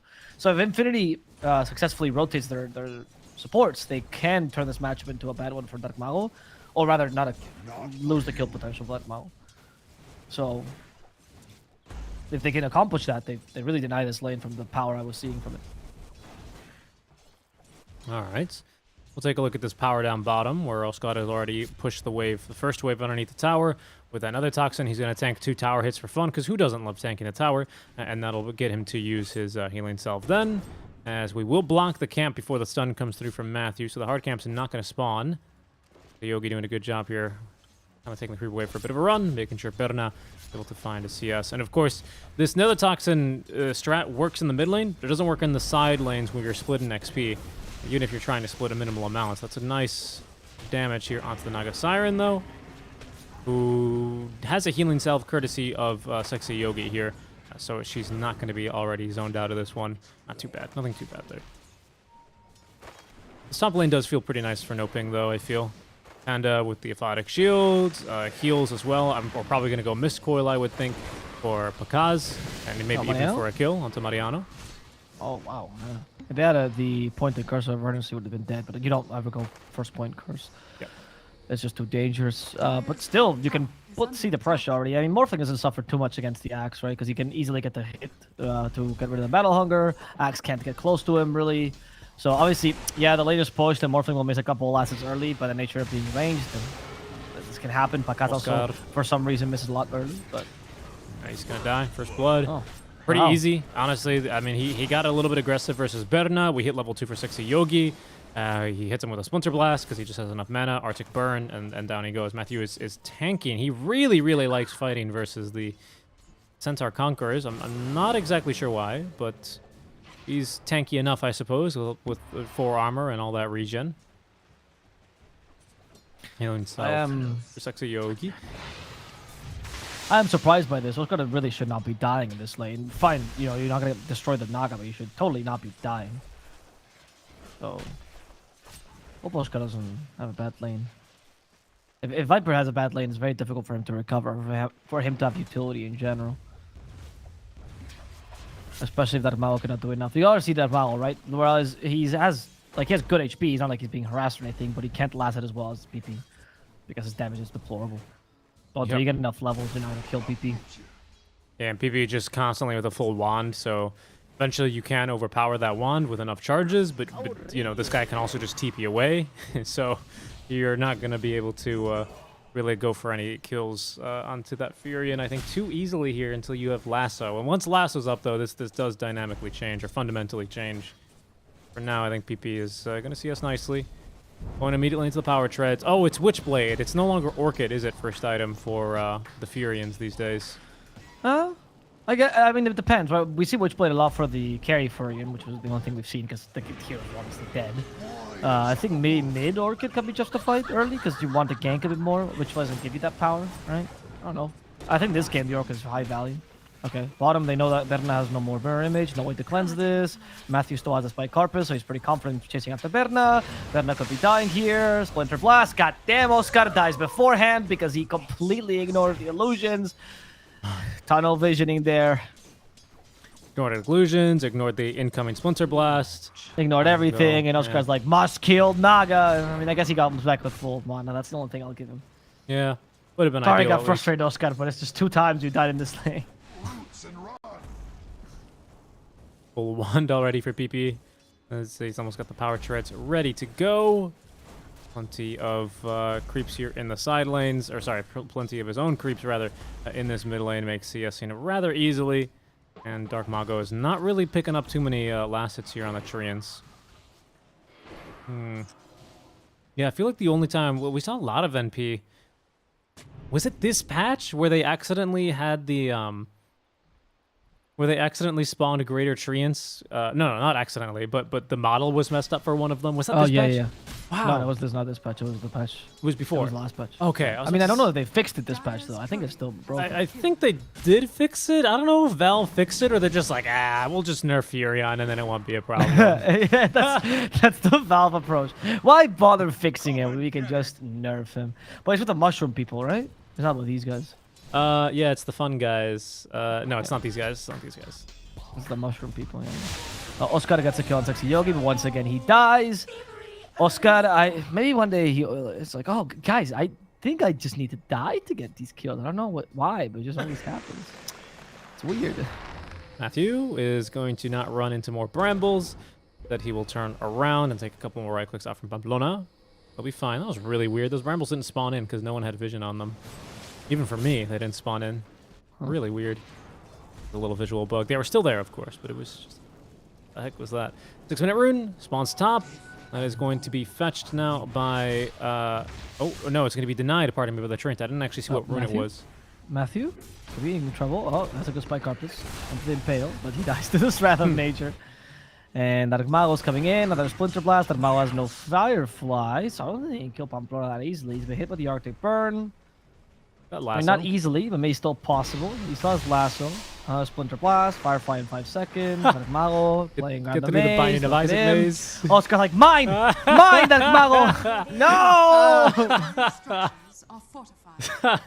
Darkmago working so hard for that one. It'd be He got it, though. He got it. Oscar almost took it away oh my from goodness, he's gonna lose his tower for it though. Oh my him. goodness. Oh no, that feels awful, Darkmago. If Oscar could have done that from the beginning, why did he just rotate from the start as opposed to letting Dark Malo do that? Plus, Oscar's like, that doesn't do anything for me, man. I didn't actually die. I don't care about this kill. Because, be careful, you're against a Furion.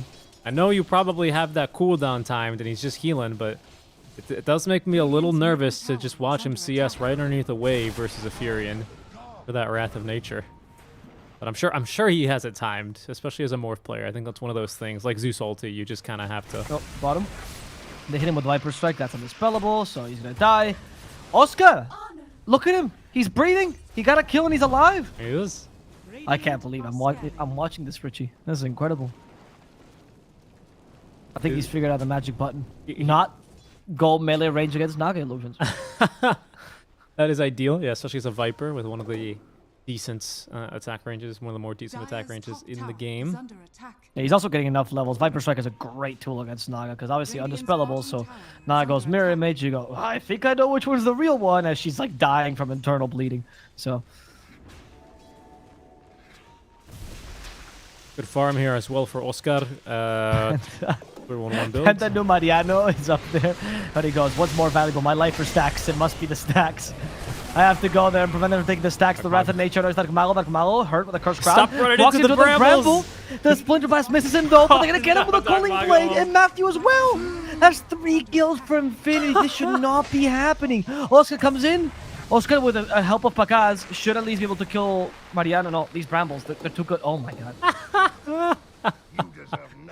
I don't know why they keep walking into brambles. Dark Mago walked into 2 brambles. He started lassoing and he wanted to pull him south and walked into a bramble, didn't go anywhere. Activated Astrid and ran right into another bramble. Oh, that is awful. That is not what should be happening. This Willow is like, that looks more of a reliable stun than it should be, honestly. Unbelievable. She's also dealing a solid 320 damage. Yeah, I mean, Pablona's only level 4 as well, and he's making this. I mean, it's unbelievable. Yeah. Wait till she gets shard. NoPing will DC. There's nothing else they can do. They just really love running into the brambles. They really, really like Dark Willow, you know. And this is bad because everyone is now starting to pull ahead. PP is going for the Orchid first, so it's going to be your classic pub-stomping, no-skill Orchid who TPs into the supports, sprouts them, and then just clicks them to death. Very fun. My favorite. Yep. Very fun. Are we gonna have a quelling for this? Right now, Matthew doesn't have one. Abba doesn't have one either, so... I mean, Abba's fine, obviously, right? Abba is not going to die to this, at least, but the next will, for sure. I don't think he's got enough armor to live through that. Radiant's bottom tower is under It really is the dumbest combo. It's just you TP in, you sprout them, and they just sit there while you right-click them. Yeah. But wait, we have more, because Bramble Base on top of that makes it impossible for them to ever retreat.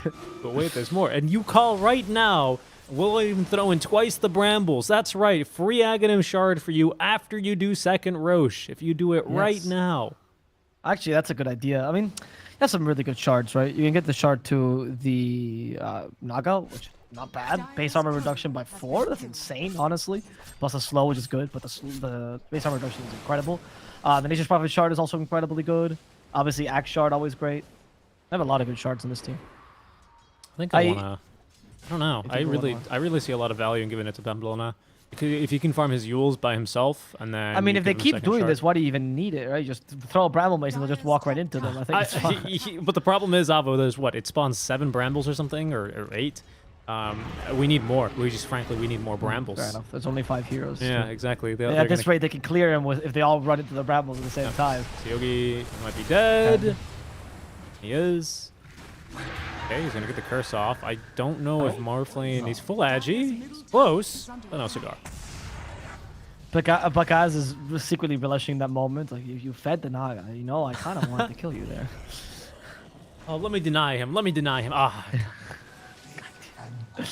Naga's Manta. This is looking bad. Like, Infinity has a really good just keep winning matchup, right? They have a really good team fight as well. Armao is kind of the best team fight they have on NoPing, and they have to really rely on getting better lanes. Oh, Armao. Okay. That was easy. He needs BKB. He needs, rather than Blink, I think BKB is the target here. That time, at least, NoPing do successfully navigate the Bramble Maze. Don't get caught up there that time around. Manta for Berna. Dire's So now there's top going to be tower is plenty of under attack. Bernas all around with Mirror Image and Manta style. But most importantly for, pardon me, the Dispel, Are fortified. like you're saying, it's long cooldown, what, 30 seconds, 28 seconds specifically for the Mirror Image. So having something that's going to be a little bit more regularly available versus a Bat Rider, versus, heck, even the Abba, right? If that ever becomes a concern for you, if Panda decides to go into the Shard again, that is going to be very, very nice for you. Manta style. What do we go next, though, for Naga? I don't think it's like you. Is it Diffusal still? Yeah, you still got Diffusal, because even if you, like, okay, Morphling you don't cancel him like PL, but you still annoy him, for sure, right? You destroy the Viper. Viper actually suffers a lot against Diffusal. The Purge is great. I think Diffusal's still good. I mean, the other option would be going straight into, like, the big items, right? But... like, Butterfly straight after this. Actually, that's not a crazy idea.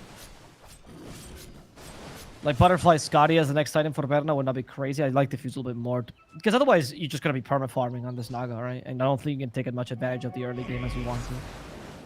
Going on over here.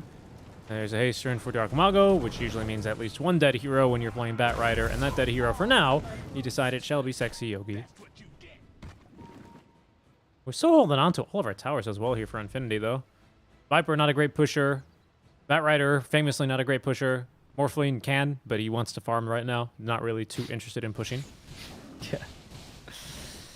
Yeah, you don't really have... I mean, the idea here was that Viper was going to at least do decently in his lane, start creating space for the Bat. But Bat got 0 kills, honestly. Like, Malo got way too hell-bent. I mean, I guess Infinity also has to get some credit for that, because what happened there was that Infinity rotated their support super early to the mid lane, acknowledging the power spike for Darmalo, and Darmalo didn't even get a chance to utilize that power spike. It was impossible for him. So well read by Infinity. Kudos to them for that. Dark Willow particularly also make this game impossible because she has a talent which makes the Brambles homing missiles. Yeah, so. the Brambles taunt now, apparently. I think NoPing was playing a lot of Cultivator. Amazing Cultivator Simulator. They really, they just want to clear the Brambles. Yeah, they've gotten really into gardening during this COVID period, you know, as we all have to find something to do at home, and they decided gardening Better was that than fun. making bread, honestly. Oh, no. Oh, okay, he's gonna... No, he does not want to fight through this, though, but he's at least gonna get some What are you support. doing, that Malo? Oh, no. Okay, it's I mean, fine. Malo He, almost died. he didn't run into the last Bramble. bramble. Dire's top tower That was very is close. That was under close. attack. That was not the best Bramble blaze, though. But, Has been killed. you know, whenever... Oh, wait, Song? They have Ensnare as well. They even get with BP. It's like, I'm here, guys. I'm here. Orchid for the Abaddon. Good call. That way you can't say that, Mago. So here's a thing that I've noticed from Dark Mago, and in general, I think it's true for most players. Whenever you think of, can I do this? Can I get away with it? The answer is no. You're a pro player. You know you can't get away with it. So it's just you trying to convince your heart that you can. And that was definitely one of those situations that Mago thought, can I get away with this kill? Nope. Don't do it. Well, he's got heart. He's got heart. A lot of us doing a lot of heart convincing these days. This guy, he's full of it. Too much heart. Never a bad thing. Unless you're a mid laner that is very tempo based and you're not really popping off. That might be a little bit of a bad thing. 2-2-0. But BKB next for him. The Sexy Yogi once again is going to just receive the entire wrath of NoPing. And he will go. Golden Brace, of course. Not going to do a single thing for him there. Mago once again just right back, just comedically entering the frame a little bit too late with Firefly, and the move speed is not going to be offer much to his team other than just clearing the Alpha Wolf camp. All right. Still lead for Infinity, though, who's utilizing this lead to power farmer Naga, who did go for the Diffusal, but immediately Scotty, and then Ags is a choice. Ags is a choice, sorry. Ags! Ags! I'm trying to imitate Naga's song, but it doesn't work. Yeah, right, I think the Ags is pretty solid here for Infinity, though. Piercing the BKBs makes the Bat Rider never really having a game, honestly. We're gonna not having a game, Sexy Yogi. Okay, Radavetos from Oskad. He's gonna drop the Winter's Curse, but it's not gonna catch anyone here. We're gonna catch. Yeah, Berna trying to run in. Doesn't have Song. Couldn't get Manta off. There's the Terrorize. There's Manta as well, but it's not gonna do anything. Makaz collects the kill. Okay, this time Berna is going to have the one with a little bit too hard. I thought he was like mid-channel in Song, and then I was like, oh no, he was just trying to conjure Image. He unfortunately wasn't able to do much there. And immediately dies to the 5 enemy heroes that have been constantly, by the way, from NoPing, just inside the jungle here of Infinity. That's true. I mean, finally they managed to go and punish them, right? And I think that was a really odd choice from Naga to engage there, though. Maybe they expected PP to come in. PP? Talk about PP, by the way. They caught him, laying brick back. He spike carpers just for good measure. PP stopped channeling there for a second to give him a chance to Mana burn him and die. Oscar, though, Oscar is maybe going to survive this, actually, as like Malos coming in. You got to kill the creep. Reverse call is perfect. I need to kill the creep in the end, but maybe they should have. As like Malo coming in, no Atos, no kill. Maybe Sexy Yogi is easier. Sexy Yogi can't TP in time. Even with the Cold Embrace, he'll die. He's not even going to bother using it. Yeah, blows a couple of O's at least into the face of Dark Mago, but that will not prevent him from still collecting that kill. Mid game is looking a little bit better now. I don't know. Is this really the mid game? Mid-early game? All right, early mid game, I would say.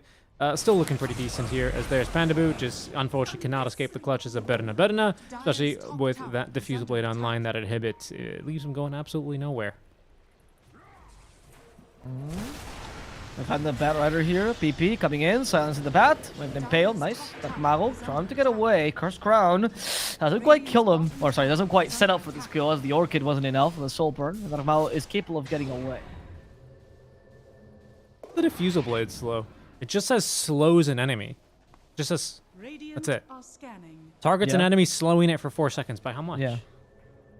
I think it's 80% at max, and then it starts decreasing immediately.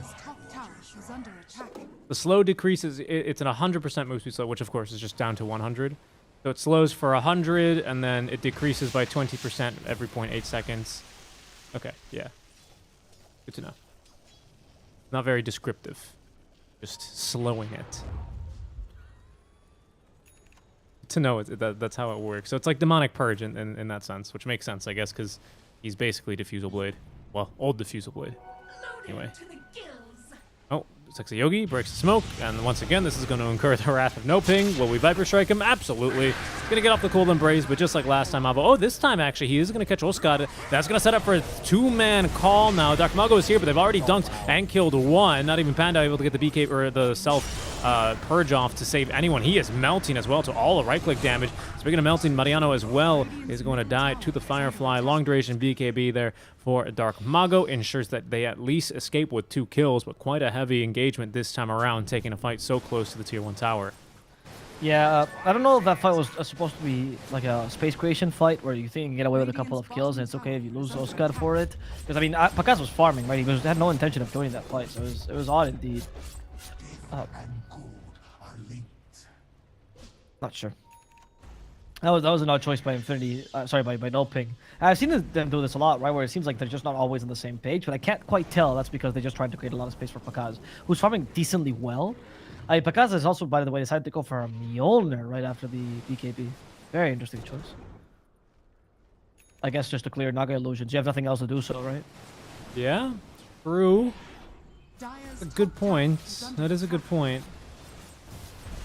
That can do it, but extremely slowly, and well, that's about it. That's kind of about it, isn't it? Viper can sort of Nether talks to them, go, yes, go Nether Toxin, go. Yeah, but Naga doesn't want to. I mean, you know this obviously, but Naga doesn't really want to be fighting Nether Toxin anyway, right? Because no Riptides equals not usually a very fun time. So I mean, it's not like she's gonna want to be fighting in there. Compared to like a PL who wouldn't really mind as much. Okay, dunk onto Matthew. As once again, the Bramble's proven to be extremely effective here. That time it was the call into the Bramble. Dark Mago, BKB. The Yogi has a Winter's Curse. They have no good opening here to throw one down. Surprised by the choice of SMY, by the way, and Pakaz were supposed to want for the Ensnare, right? Like, I see the point of SMY because of the Berserker's Call, but I feel like the Ensnare, the Brambles, there's so many routes. Even beyond the silence on Nature's Prophet, right? Hmm. Yeah. I guess BKB just saves you from all of them, right? I mean, not call, but nothing saves you from call. So sure, but what if they go for the Ags as she's considering later, and then all of a sudden you BKB, they ensnare you after the BKB, right? Like, the Naga Ags is a thing, and it's actually really good, to be honest. Like, it's unheard of that they buy it on the hero. And you're really weak to the ensnare. I don't know. I don't see the benefit that's incredible by SNY besides the Berserker's Call, right? Yeah. We'll see. Maybe they think of getting a Lotus for a secondary dispel on the Viper. Doesn't seem like it right now, but... Hmm.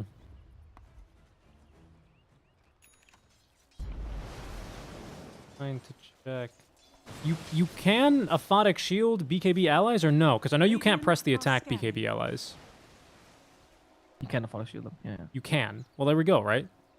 Oh, I guess that's true. That's your spell. Yeah, no, I was just making it because I know there's like totally right. That's lack of Manta. there's a couple of instances where that does make a difference. Now my question is the Ags.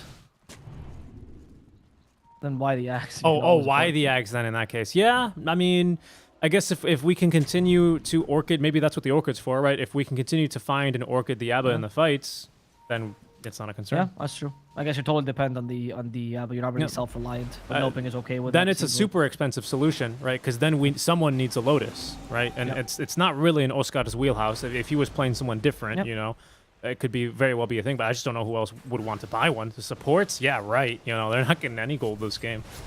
No, I'd much rather Oscar doesn't buy it as well. I'd much rather Oscar goes for the Kai and Sanji build he's planning on. He's going to become too weak otherwise. Same, I agree. Honestly, he needs to go. I think Oscar can consider a Maelstrom rather than the Kai and Sanji. Oh, sorry, after the Kai and Sanji, no, rather, because he needs to tank up. But the Maelstrom is a good idea to help out the Morphling. I don't know if the Mjolnir is going to be enough to save, to deal with illusions once she gets enough tank ability. Like, she has 2.8k, that's only with Scotty. Oh, Matthew, by the way. Orchid, dead Matthew. PP, PP, lasso. Ooh, he tried to get away, but it's impossible, not with a lasso. Now the question is, do they have enough damage to terrorize? Certainly not. Oh, Oscar managed to kill him regardless. How did he avoid the terrorize there? I'm not sure. I'm not sure. They must have been bit. I love that. I love that. NoPing, we're like, we're gonna kill you, and he goes, I'm gonna take the tower before I go, and they fortify and go, no, you're not, and then he spawns treants and still gets the tower anyway. But that's the Maelstrom. That's a first step to deal with Naga. Still 17k gold in favor of Naga. Dire's middle tower is under attack. Oh, you know what's actually pretty good for Bakaza? You could consider this game for them. It's the Shard, to be honest, huh? That's multi-shot for the Adaptive Strike for 2 illusions. Right? Yeah. Is it really that good, though? I mean, because there's so many illusions, though, is the issue for Naga. And potentially even Axe this game. He's not building into it, though, so that's a moot point. Never mind. Yeah.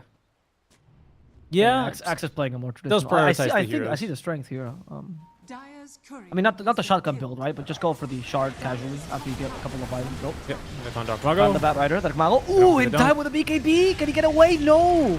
Use the BKB there for nothing. In comes Pakaz with his own BKB, hoping to kill off PP, but the Golden Brace will save him. Songless Siren used with the Winter's Curse on top of that. Pakaz.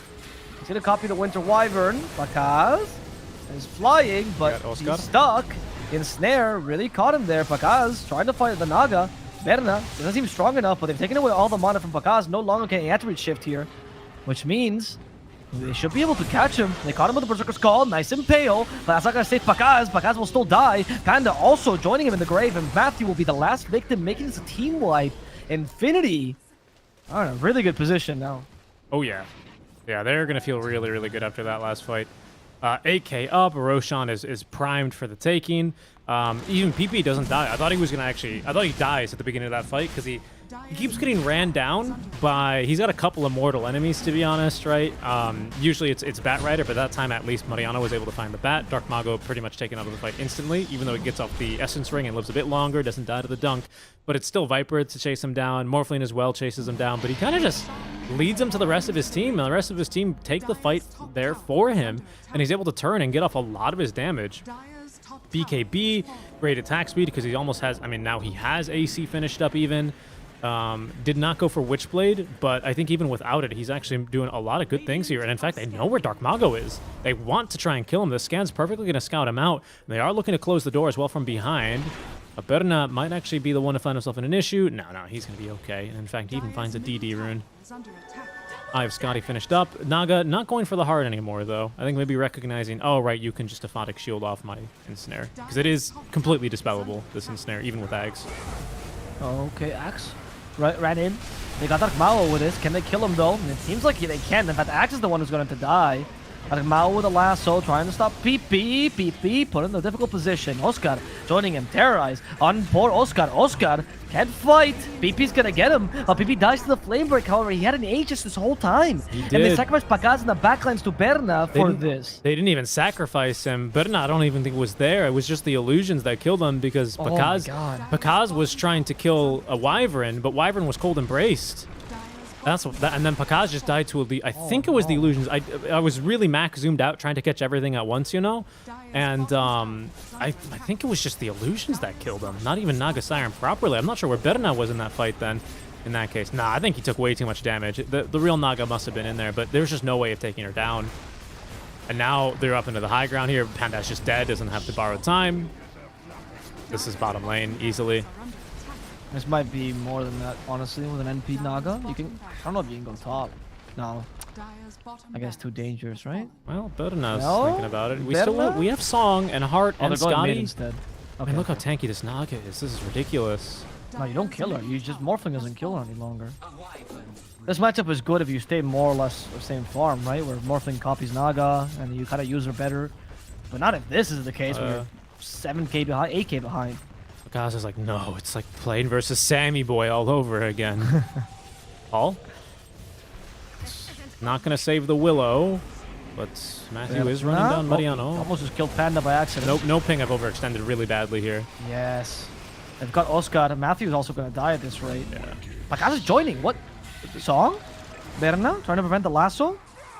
Berserker's call catches the poor Batrider. The That's lasso his was up in BKB. 3 seconds. That's the his BKB BKB. wasted. You're right. Yep. NP also running in the opposite direction. I guess Dagmar will really committed to killing Berna. He gets the lasso thanks to the Ether Lens. How? Ether Lens. No, how are you Winter's gonna Curse, kill though. him? Yeah, resets it. No, you're dead. You lost Darkmago. You've lost Panda. You lost Pagaz. GG. You've lost the game. They call it. I wasn't asking how did they last one. What was the plan? What was the plan? How are you gonna kill him? Oh well, I feel like something broke in NoPing in the last game against SG. Honestly, I don't know if you saw that. I don't think this game was their performance at their peak. Not even close to it, to be honest. I would agree with that. I would agree with that 100%. I think they started decently, to be quite honest with you. I think Oscar had a weird start. Agreed, right? But, you know, that's Viper for you, right? You take these risky trades, Naga a lot of armor, her illusions are a big pain in the butt, whatever, right? And then eventually they started getting a little bit better. Dark Mago with a nice recovery period in between. But it felt like Infinity, they did their thing where... Last time you said no ping, they need to play their game, right? And I think they tried. They did try to play their game a lot more this time, hence why they were in the enemy jungle. Remember, like, there was like a 5-minute period where Dark Mago was just always in the enemy jungle. They picked off Wyvern like 3 or 4 times. They even got Mariano and PP. But they just never really acknowledged the elephant in the room that was Berna. He was just farming the entire game. And they have Naga problems, quite frankly. They had Naga problems. Yeah, I mean, they didn't deal with him. I mean, obviously, when I was looking at the net worth early, usually, which check assets, right? But I was looking at the net worth early after, I think Oscar died for the 2nd time, or 3rd time, maybe. And Berna was 1k above anyone else in the game, as a Naga, who also didn't have that many assets, right? So there was an effect there. And then the lack of proactivity by Dark Mago to, like, get a kill even on NP early. Sure, good rotations by the supports, but I would expect that even when... Like, once the lane is done, fine. When the lane is over, you go and hunt him, or you go and hunt Naga or something, but that didn't happen. He stayed kind of farming, Morphling the same. It wasn't the game I'm used to from NoPing. It reminds me a bit of last game with SG, where I feel like they had a couple power spikes they didn't really utilize, and this felt the same to me from NoPing. I did think there were moments in the game where they could have at least won a fight or gotten pickoffs, and they just didn't do that at all. Okay, counterpoint. I get what you're saying, and I don't disagree with it, so it's not really a counterpoint. Maybe just an explanation. What's our setup, right? Our setup basically is Nyx, right, to give vision, and then everyone else jumps him, right? Hard to do that when you have a tier 1 tower up in the mid lane, right? That's true. Lack of push was hard. Yeah. Right, because then Nyx can't rotate through the map and look to set up vision, and then the team can't rotate in. So I felt like they never had that in. Not necessarily because of a lack of push. Maybe they could have pushed the tier 1 tower, made a better effort for that. Like, there are ways around this, but I think that was actually maybe why it looked so awkward for them. Because NoPing, they just set up in the jungle, and they were never in the triangle, right? And that's where Berna was the entire game, pretty much. Yeah, I guess that's fair too. Yeah. That's fair. Because then Banter was given complete freedom. Yeah, I mean, this series, Infinity looked good. I Yeah, think the draft definitely. was pretty interesting, and honestly, it showed some of the strengths. I like the Naga pick towards the end. It was quite creative. And honestly, NP mid surprised me pleasantly. They trusted the lane and they knew the supports would do enough. Usually hard to play, but well done. Congratulations. We'll see what happens because this is not looking good for NoPing. It is not, but you know what does look really good, Alvaro? That is the Provocation of Ruin Juggernaut set. $75 skin. Well, some Arcana. Some of those Arcanas look pretty good too, don't they? What a segue, because we have a giveaway. If you guys are interested, type !giveaway in chat or click the banner underneath the Twitch stream here to get linked to it. It's a Gleam.io giveaway, so all you got to do is follow up on your social media accounts, great accounts. You get entries. First winner is going to get their choice. If you don't want the Jug set, you can choose any Arcana. Otherwise, you can get the Jug set or 4 Arcanas. All the details are going to be on that link. Once again, !giveaway in the chat. Today is the last day, so we're running out of time. So if you're interested in that and haven't already registered, do recommend you guys do that because we are going to a break. What else are you going to do here? About 5 to 10 minutes before we get started with our next game, guys. Do stick around as Infinity lead over NoPing 1-0 at the break. We'll be right back.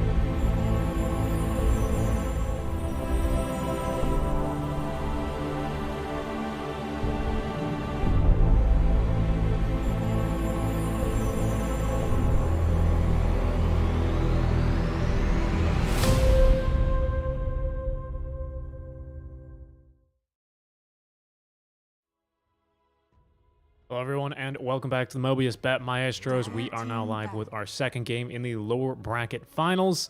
NoPing Esports trailing 0-1 versus Infinity as we Even get if started. the score says something otherwise. Did it? Did I get it wrong? Yep. Apologies about that, guys. It's okay. After doing scores with your setup for a couple of days, I completely 10 understand. For seconds some reason, remaining. Richie has the score from right first and then left, and you go, "Oh, I didn't know Richie was Japanese 5 or Arabic," seconds but apparently remaining. he is. So that's why he gets getting confused. Oh, that's curious, Radiant actually. team banned. That's Yeah. curious. It's most likely why it happens. Hey, let me actually change that. That's really easy to do, actually. I don't think it is, because I think I'm just stupid, really. Unfortunately, I don't think I really have that good of an excuse for it. Anyway, it's updated now. Let me show you. All right, and now we're back. There it is. So it's fixed now. Huh. 10 Yeah, I never seconds really noticed that. I don't. That's curious. I'm not Japanese. I'm actually 5 seconds not that cool. remaining. But You what Arabic. is I know really that cool, That's a good answer. what is really cool though, is NoPing and Infinity, this series here, going into its second game. Yeah, I'd like to see a little bit of a closer game here between NoPing Radiant Esports and team Infinity. We have already a similar start going here. Let's go ahead and just get right into the draft here because we're already into the second banning phase. Dire team pick. My goodness, I've just completely lost my train of thought when you just messed me up when I said I made the mistake, because I actually didn't notice it whatsoever. So apologies about that again. But all right, we are continuing to flex the Viper this time though for NoPing Esports. At least, yeah, no, we definitely are. Wait, kind of, right? Because Dark Malgo doesn't play Mars, does he? Yes, he does. 5 Rob was seconds Mars. remaining. Okay, He does. so we are flexing it.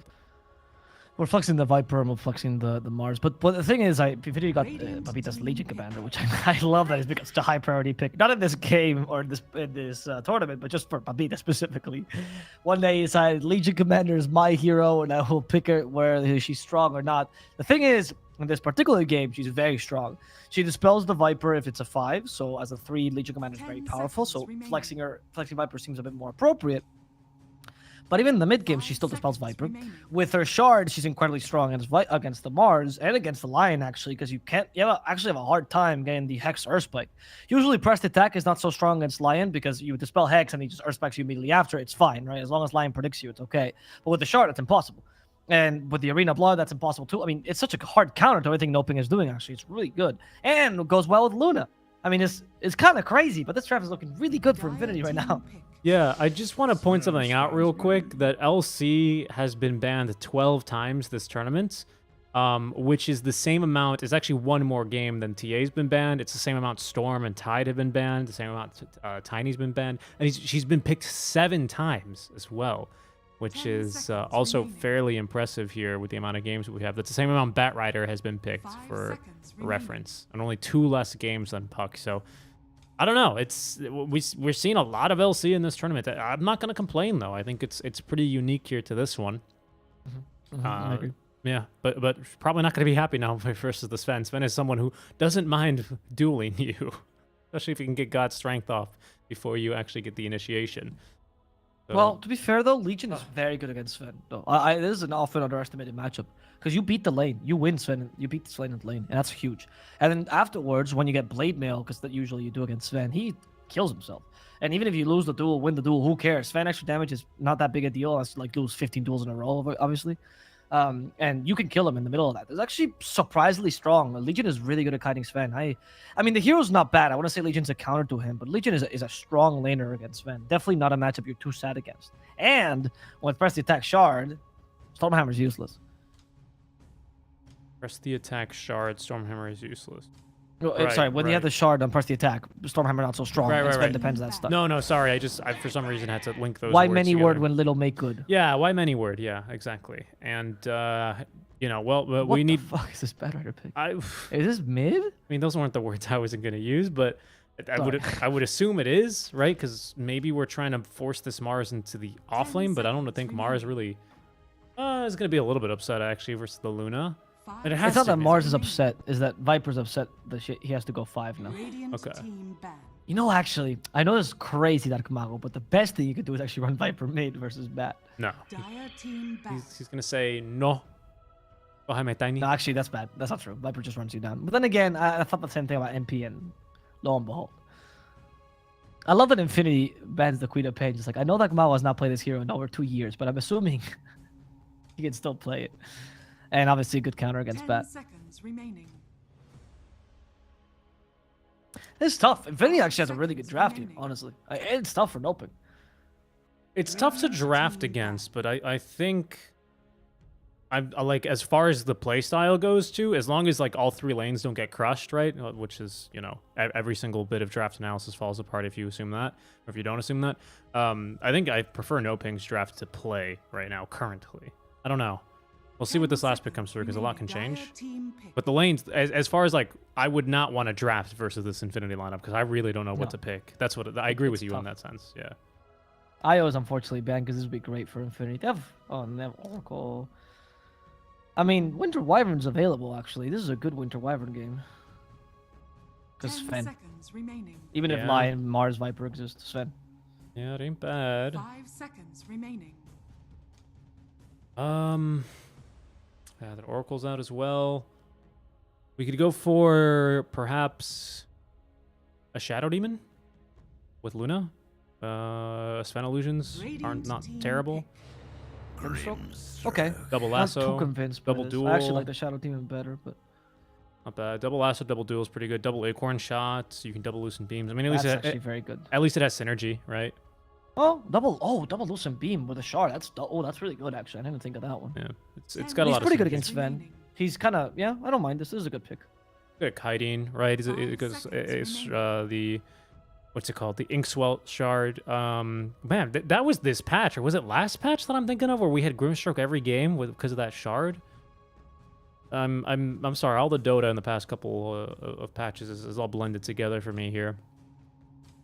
But yeah, I like it. It's good at cutting down Sven, strong laner. He can push lanes out from super far away. And once again, just like last game, NoPing right now, we don't have the best early tower push, especially, I mean, because Sven's fine, but Sven, unless he's joining a fight and, you know, he plays janitor cleanup duty, he's not going to push with the rest of the team early on. Who are you suggesting again? Who am I suggesting for NoPing? Yeah. I haven't suggested any heroes yet. I was just kind of talking. Okay, sorry. I thought you were making them lead to a point. I'm sorry. No, I mean, who am I suggesting for them then? I mean, what do we do here? Luna Grimstroke, I'm not really scared of that combo, like for Stroke of Fate purposes. Sorry, for Inkswell purposes, so I wouldn't mind running Mars down there. Maybe you run Viper 5, Line 4. We need something mid lane that doesn't lose immediately to the Bat Rider. That brings a bit of tower push. And if like Mao can play, I think he's out of heroes. That right, because Kunkka Tiny, not going to cut it. Lesh as well, not going to cut it here. DK, not going to cut it. Mid. I think you run Mars mid, pray that he can deal with Bat by some miracle, and pick up something else. Like, for example, a Centaur. Oh, okay. They're like, well, this happened to me. Yeah, he's going to do it. Time to show him how this feels. I have never seen that Kamalo on this Lark. Okay, you know what? While you create some space, let me look up that stat for you, actually, because now you've piqued my interest. I don't know if he's. I mean, I'm assuming he's played it in his pubs, but I've never seen him play the hero in competitive. Yeah, exactly. That's what I'm going to be checking for. What's ironic is that this draft by Infinity is so similar to the draft NoPing had last time, except it was Io. Legion was a Centaur, and I think the Hoodwink was Lion. Yeah. But it's similar. I mean, the two cores, Luna, Bat Rider, are the same idea. So Slark has a great core-to-core matchup against Luna. Slark is great against Bat Rider as well. The only difference here is Slark does not have a Magnus to boost him, and Slark has a much greedier partner in Sven. So not as free a game as we saw last time, which I thought was much stronger for SG Esports. But still pretty good. It's a good Slark game, honestly. Okay. Let me give you some Dark Mago Slark stats here. Are you ready for them? Yeah. The last time Dark Mago played Slark in an official match, where is this game here? Have I lost it? Was in 2019 in October, on the 27th, on his public profile, and he's one of the few pros I've seen, especially mid laners, that don't hide their stats. So on his public Dota buff profile, at least the one linked to, or the one he's playing on right now, he has 7 games of Slark played, and the last one was a year ago. But with a 42% win rate, and at the highest Immortal level, that's not bad at all. Okay, that's good. That's good to know. I mean, it's a good Slark game. The only thing that beats Slark this game a lot is Legion. Like, Legion is one of the strongest picks you can have here for Slark. So I feel like Infinity, as opposed to when NoPing was playing this draft, if they play this really aggressively, I mean, we'd already criticized what NoPing happened in that game, right? Where they didn't play the early game as aggressive as they should have, and they didn't propose enough. If you have Infinity playing this aggressively with Legion Commander and the Bat Rider, plus Hoodwink and Grimstroke, you have a great ganking squad. It's such a strong ganking squad. And we'll see how NoPing responds to this. We'll see how NoPing responds. I think this game is much more up to Infinity than up to NoPing. If this goes late enough, NoPing will just win. Yeah, I think so, right? Just because you're gonna have multiple cores here versus the Luna, especially two cores that are gonna be not really next to each other, kind of running around, making these fights a little bit awkward for you. I don't know, Bat Rider? Nah, I mean Bat Rider versus Slark. No, I think you're right. I think you're right. Couple of tips here. I'll follow El Gotito. Yeah. El Gotito teams Mariano. They're good friends. They're good friends. I think everyone in the scene knows Papita at this point, though. I just know in the scene. Everyone respects him as well. Something that's really interesting to me about Papita, that whereas a lot of viewers actually make a lot of fun of him, a lot of fun of Papita. Oh, they deny one Mouthy. Most of the players really, really highly respect Papita and his thoughts about Dota. A lot of people talk to him, ask him for advice. Every team you can possibly ask thinks Papita's the best coach they could ever hire. Pretty high praise. Yeah. And the viewers, I think this proves viewers always don't know Jack. I know a couple of Jacks at least. I don't know a single Jack. I know some Tonys. I know the Tony of Dark Mago.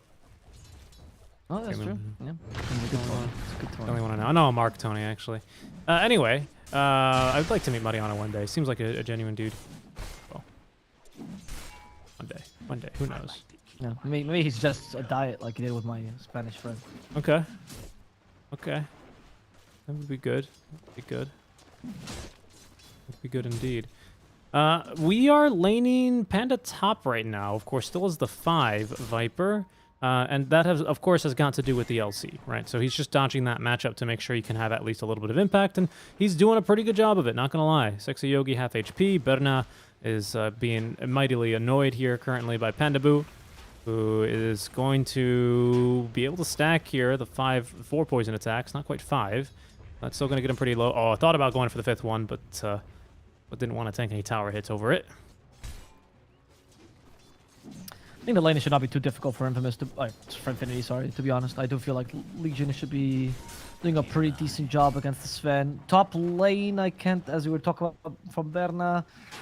I don't know. I mean, I like the swap they did for Panda. I think this makes him much more valuable. I can't imagine the Scroll doing anything against Panda, honestly.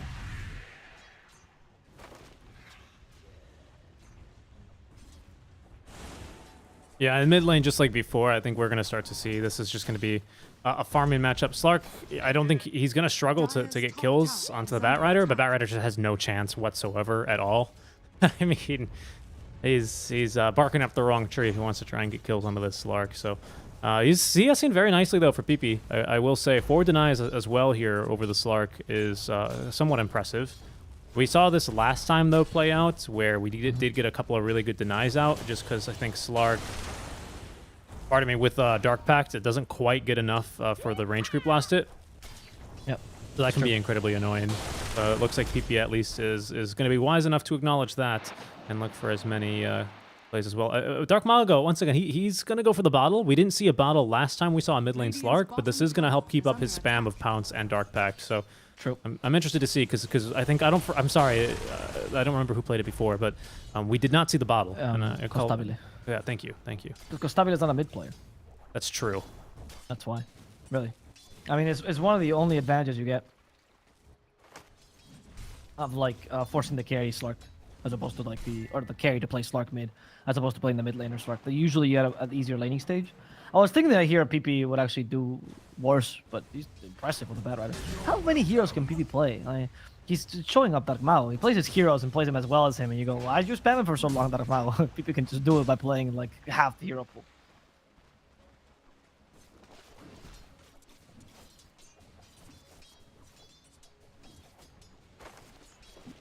I'm joking, obviously. Not actually true. Right. This team is very talented. I'm sorry. I didn't mean to joke about the battle. We took that very seriously and went into thought. Panda in the top lane is going to die to Berna. Yes. Good job. Sexy Yogi. He could get the kill against Oscar too. You have Spear. You have Spear. Spear the squirrel. Oscar really wants the skill. We have Bushwhack though in a second. player. Oscar, he broke the tree, but he found a new one. There's a new tree used by the Ironwood branch. I think that was actually Sexy Yogi's. Sexy Yogi run. Maybe thought about denying himself. Look at this squirrel scamper. Oh, it's not a scamper. It's not a scurry. It's a scamper. Oh, poor thing. This Bottom lane though. Mariano's in trouble. They need some help from Pamplona. Stroke of Mariano. He healed immediately. Another moment of courage. That Inkswell sure enough been on him though. If that Inkswell was on Pamplona, that might have been a kill on Pacaz. The idea that somehow he would get away from that. Yeah. Inkswell does work the same way like Aphotic Shield, where if you get it debuffed from yourself, it's going to pop with however much stun and damage, whatever it's going to do. But if you die, if it's dispelled through death, that's a separate kind of dispel, and it just completely removes the debuff. Doesn't work. Yep, I agree. I'm glad you agree, because it is the way it works. I agree with your statement. Yeah, I certainly I can confirm it's like that. I coded that interaction. Oh, okay, good to know. Is that why there's so much spaghetti code? Yeah. Because you love getting upsetty spaghetti? I don't know. It's because I like pasta. Half Italian. Ah, good to know. That's not true. That's a blatant lie. I'm 8th Italian, but I'm not American, so I don't tell people. Ah, okay. You do like to tell people you're not American, though. It's funny how that works. I do like telling people I'm not American. I'm very proud of that one. I'm prouder of that one than anything else. Huh. First, the attack is being maxed out by Yana to try to win this lane. He's been trading nicely with this Sven, so not too unhappy about this. That death does make him feel a bit bad. Good little pull. As we see PP doing the exact same thing that Mago did last game, where you just leave the lane to the Slark and pray that he doesn't come after. Same build, right? Firefly and Napalm, not bothering, of course, for Flimbrick, not even bothering for Lasso, and I agree with this completely. Dark Mago, again, he clears the waves, but he doesn't really push the tower directly, right? It's this kind of indirect push that he offers. So PP just has to clear the way. Oh, he's going to lose his courier, though. Free courier kill. Pretty expensive courier as well, thanks to the mid laner. Dark Mago, yeah, this might have been an ambitious rotation. Panda as well is rotating through from the bottom lane, but BP just trying to burn him down. He's got max sticky napalm now. But again, no lasso here, so he was going to be unable to get a kill.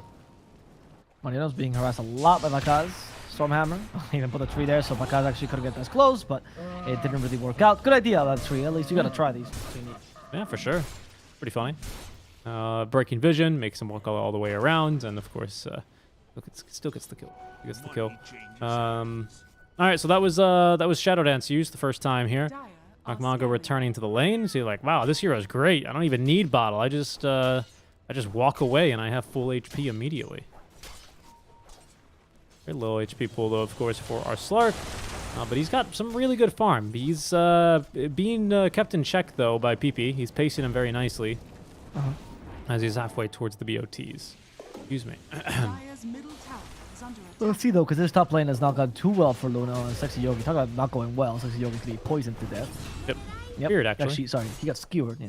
Little. Anyone wants a squirrel? A sheesh squirrel? Squirrel kebab? No, see, kebab, I think it means the meat, so I don't think it makes sense. That's what I learned. Pretty sure. No. Good to know. Well, what if the... Well, I don't know. I mean, it's a squirrel. Who knows? I mean, they're quite tasty. I know in some small parts of, like, Eastern Europe, they eat, like, dormice, and they put them on a skewer. I bet it's tasty. I'd eat Hoodwink for sure. Yeah? Yeah. Good to know. But I think in this game, the tastiest here is definitely the Slark. You've said that before, and I disagree with you. Why? He's a fish. No. Sushi. Do you not like sushi? Slark is like a deep, dirty, nasty deep-sea fish. Yeah. I bet he tastes like an oyster.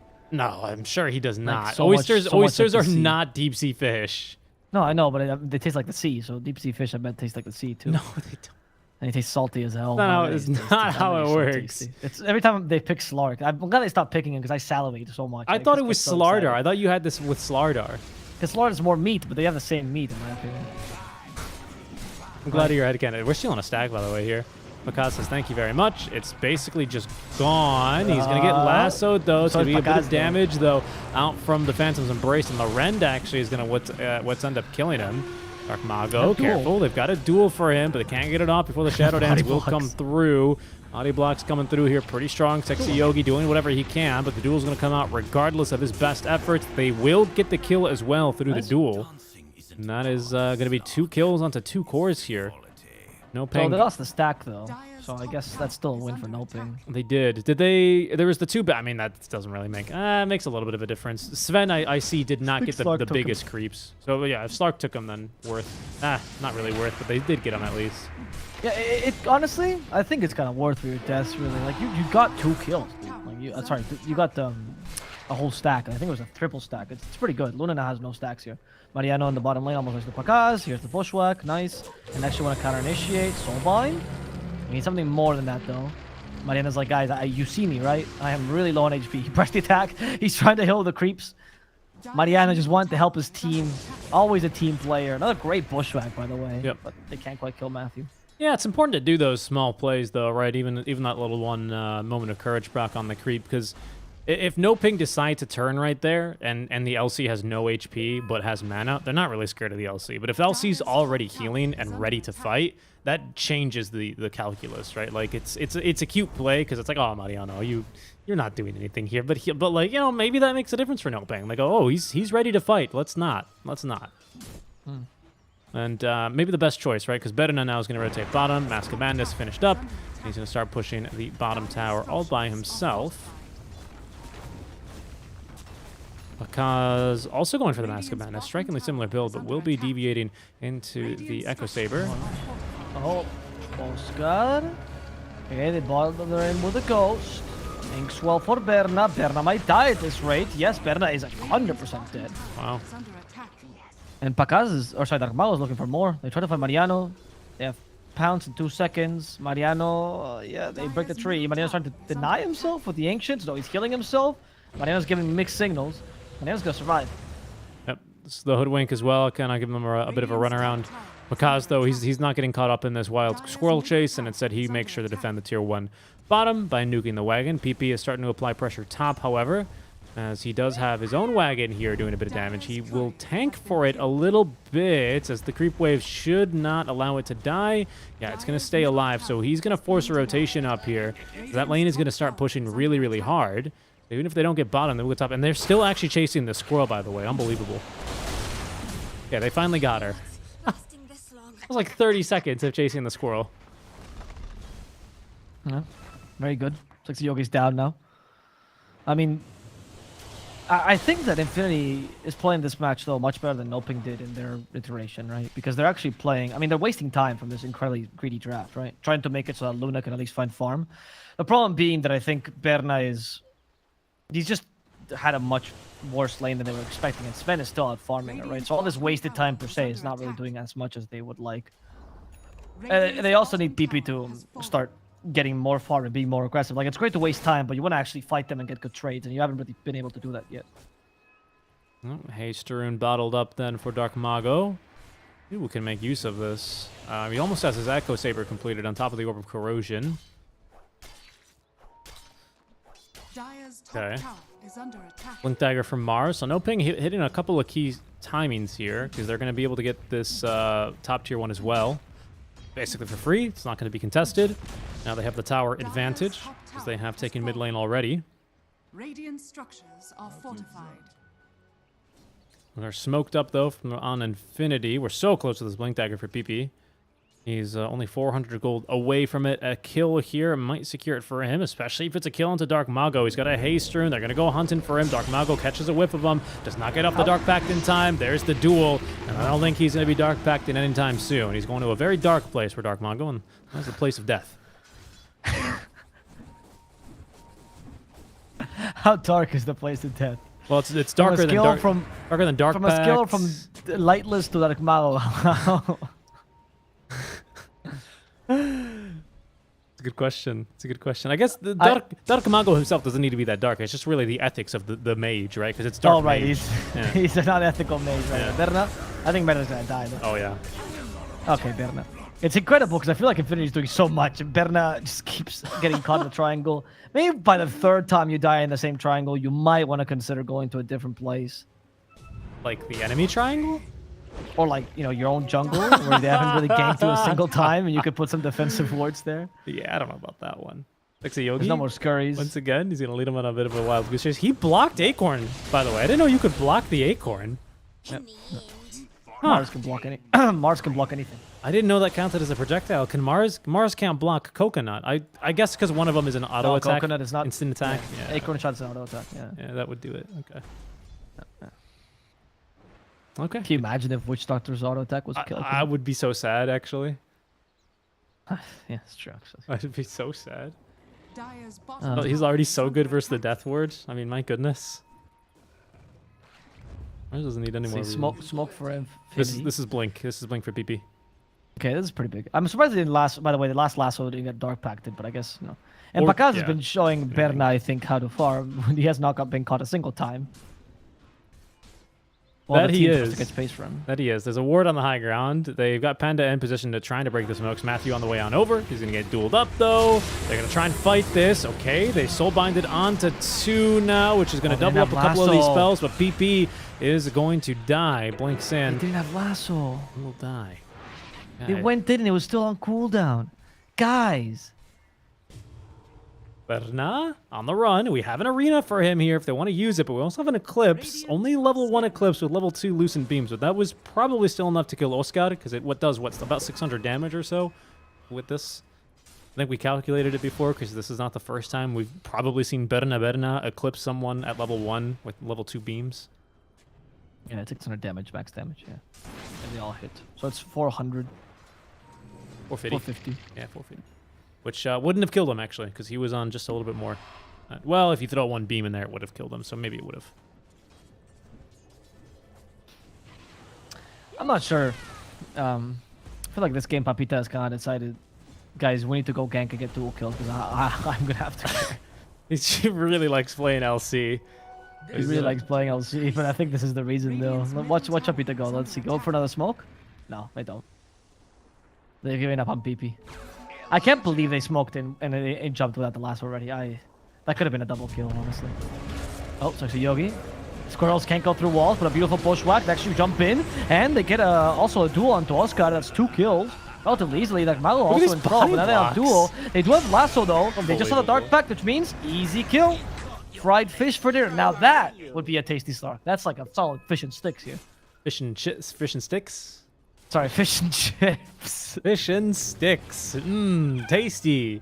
I mean, that was a really tasty play, though, out from PP. He uses the illusion to bait them. That's what they jump in on. That was Mars, not the Blink Dagger reveal, but that was his first Blink Arena of the game. And he finds the pin, and it was onto a Bat Rider illusion, only to end up literally baiting, the Slark and I think who else was there? Yeah, basically. It was bad. It was bad. I mean, that was a perfect play from Infinity. They were trying to bait for the rune, and Infinity were having none of it. So really, really nicely done. A great play there, and that is going to be 30 dual damage. Pamplona's playing a hell of a game on the Grimstroke, honestly. He has had such great impact. I think the 2 supports of Infinity are crazy good, honestly. I'm very, very impressed with them. And they finally created space for the Luna. But now they stand between the Luna and the enemy team. But NoPing wants to punish this. Oh no, not the squirrel again.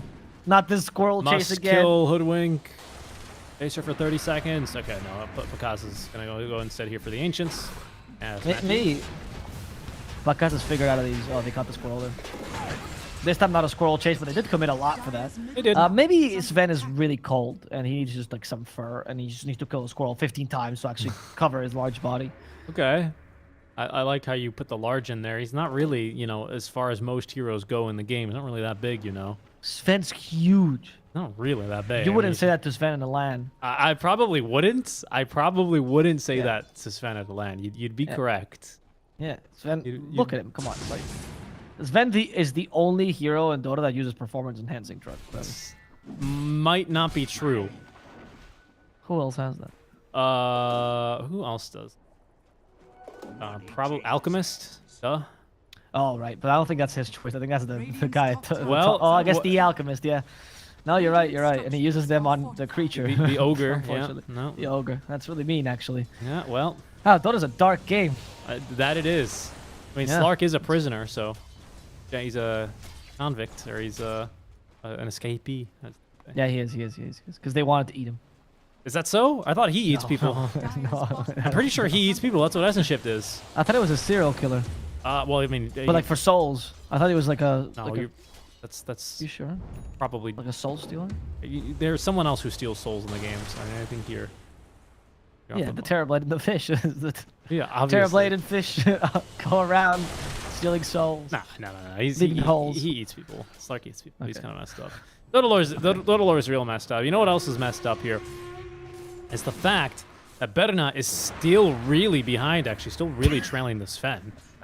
They're giving him so much space. That's what I else mean. does Infinity need to do? No, that's what I mean, though. Is I completely agree. He's 2-2-0. He's just at 200 CS compared to 260 for Pakaz, right? Pakaz, who has gotten involved in more? Yeah, Pakaz has been involved in what, 5 kills compared to the 2 for the Luna.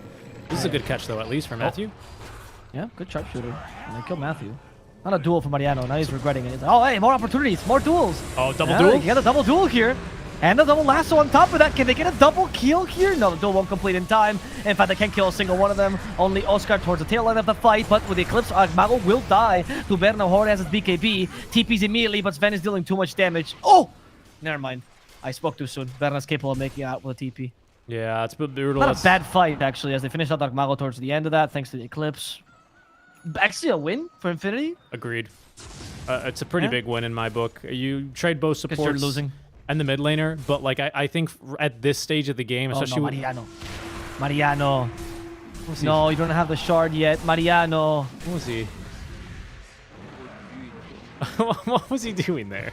I don't know. Bushwhack? Pakaz. Yeah, don't stand Nether Toxin, then you can't glaive the single Sven. Okay.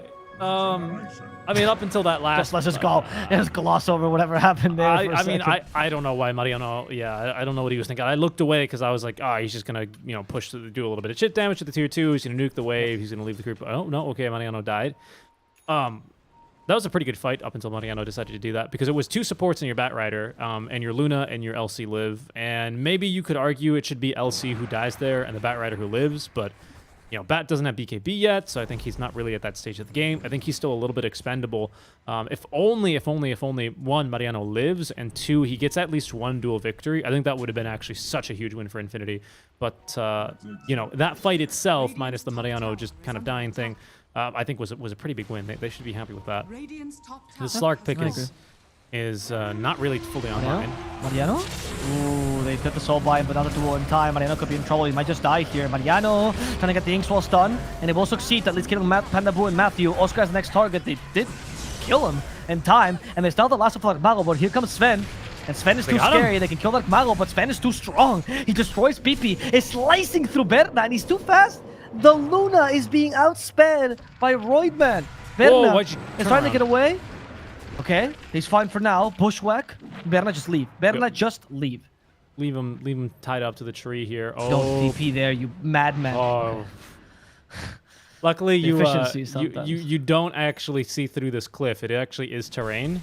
Normally, a lot of these cliffs aren't. They used to be anyway back in the day. You can see over them, but this one is actually solid. You can bounce off of it and everything.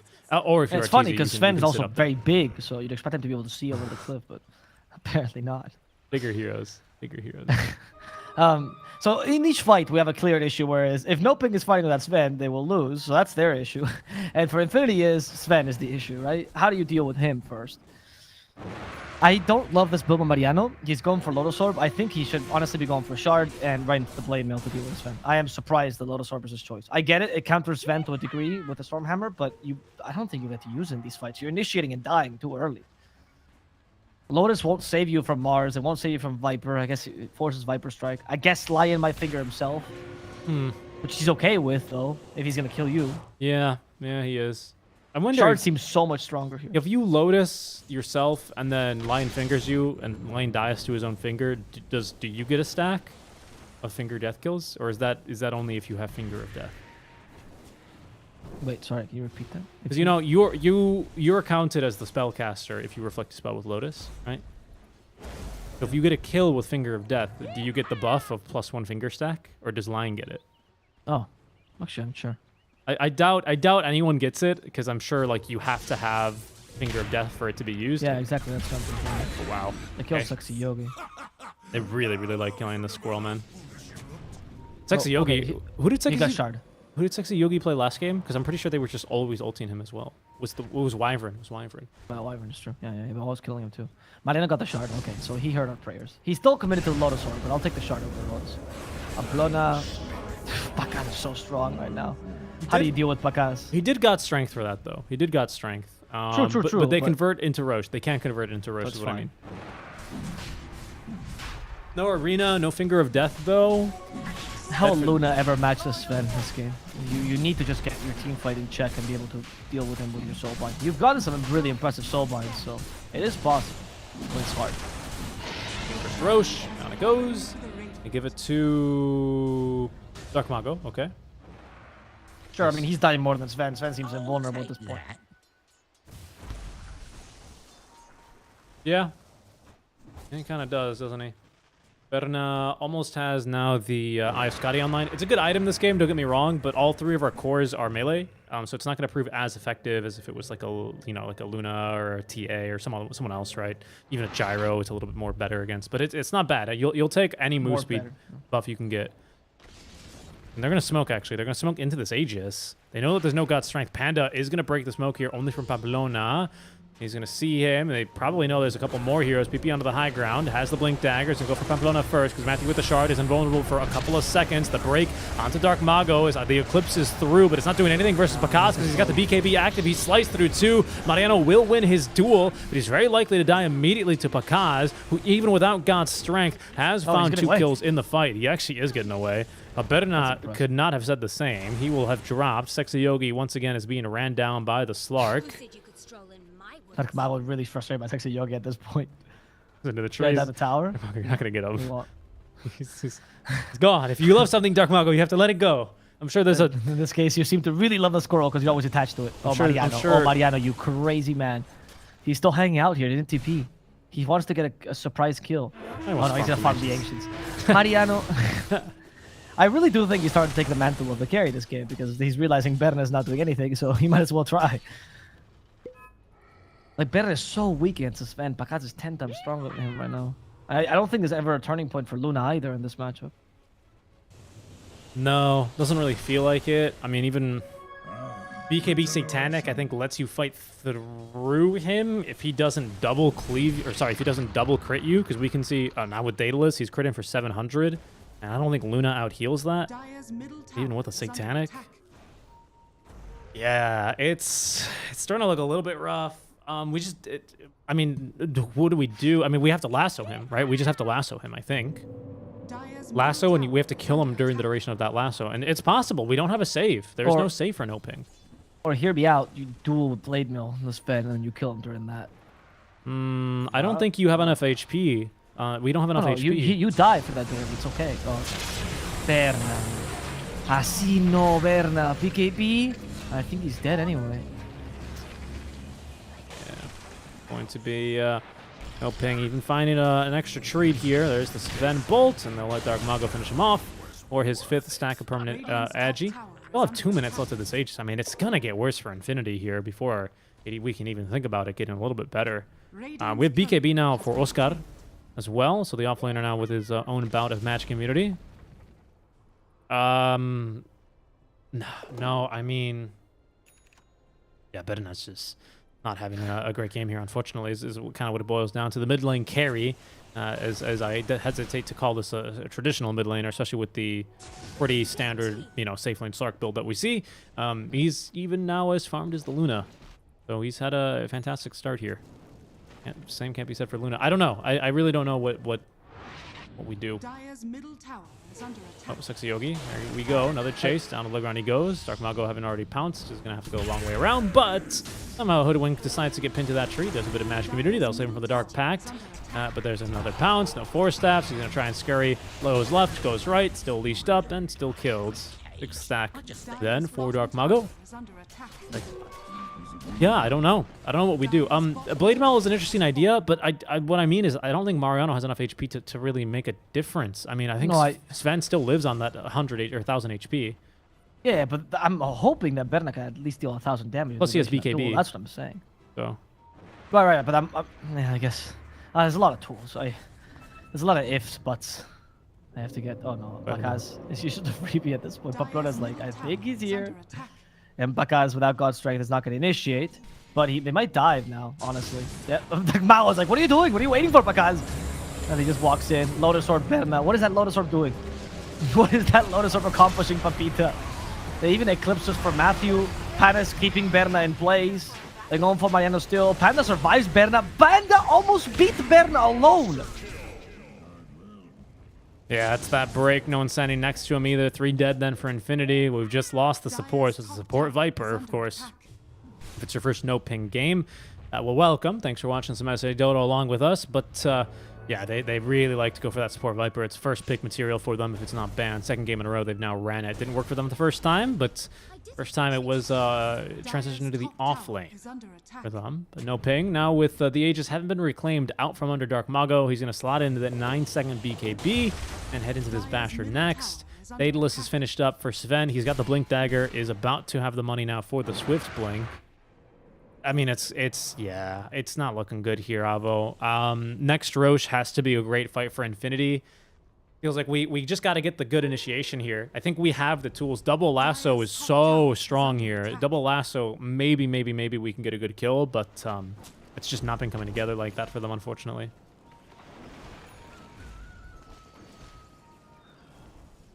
I don't know. I don't know what they could do. I mean, besides the lasso, I think they just lasso and duel before the Sven activates BKB. Maybe that's the idea, you know. And just you get him there, the Eclipse kills him. But there's a lot of ifs in these plans. Yeah, and there's no hex or anything to guarantee this, right? It's just kind of pray that Sven forgets the BKB button exists. Yeah, we don't have a whole lot to stop him. Loosen Beam, Bushwhack, really is about it up until the lasso is going to connect. And that was a DD rune for Sven. The Rouge Knight with Swift Blink, Mask of Madness, Echo Saber, Daedalus, level 25 talent. He has gone for the plus 50% God Strength damage, so his total crits now are at 250. 250, of course, on top of the Daedalus, which is... Smoke gank. I mean, if you can get at least a couple pickoffs and then deal with the Sven individually, maybe... You know, this is a good way to come back. Maybe eventually Legion Commander can carry you. Oh no, what is that? Blink? Mariano? Mariano, no, he's got DD.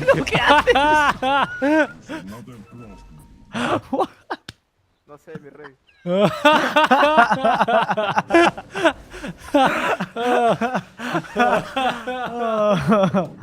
In case for the English viewers, that was I don't know, my king.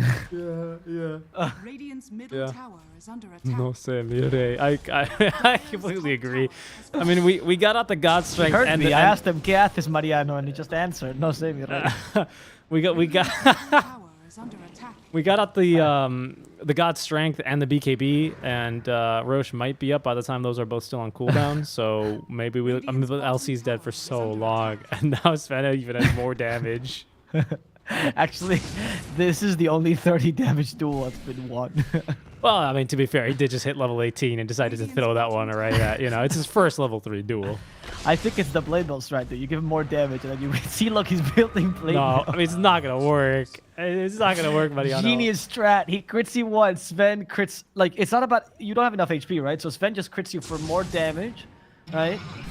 Then you have HP, and then he kills himself. No, I don't think that's how Blade Mail works, is it? Yeah, I know it's not how Blade Mail works. It doesn't matter. I'm trying to be hopeful. It doesn't go through the BKB. There was a patch when it did go through the BKB. Can you explain to me why that happens? Why he did that? No, right? So at this point, this is the best explanation we got.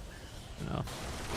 Thank you. Sexy Yogi. There he goes. The finger, sure, Matthew. Superfluous. I also want stacks. Only Papita. Only Pacaz is getting stacks. Why don't I get stacks? His goal here for Matthew by the end of this game is to have a higher number above his bar than Mariano has above his. So he's 4 to 50 right now. So he's got a couple more to go. A couple more to go. Matthew could be a dual target though. Mariano. Oh no, he only has eyes for Sven. As Berna is gonna BKB, but that's gonna be now the Aeon Disc assembled. There's going to be the duel. They will at least get now more damage, plus 80 now into the Eclipse. Now Oscar is going to pop that BKB. He's going to completely whiff on the spear, though. It's not going to matter much, though, because they still are killing Mariano quite easily. He's going to be Magic Immune a bit longer. They actually are doing good damage here, because Berna's got so many glaives bouncing around in the fight. Pakaz now has got only eyes for this squirrel, but again, it kited through the trees. He's slow to a crawl. He's going to have to go for the BKB out. Mariano, oh no, like they almost had him there with the Eye of Scotty and Mariano's damage. NoPing. Bit risky of a fight for them there, as Infinity actually don't lose a single person. No, they lose Sexy Yogi. He bought back. But now Roche is up. Hello, I am Oscar Spear, number 3569. There were 4 targets, Oscar, and they were all in the same direction. It was such a target-rich environment. He kind of just had, he's overloaded.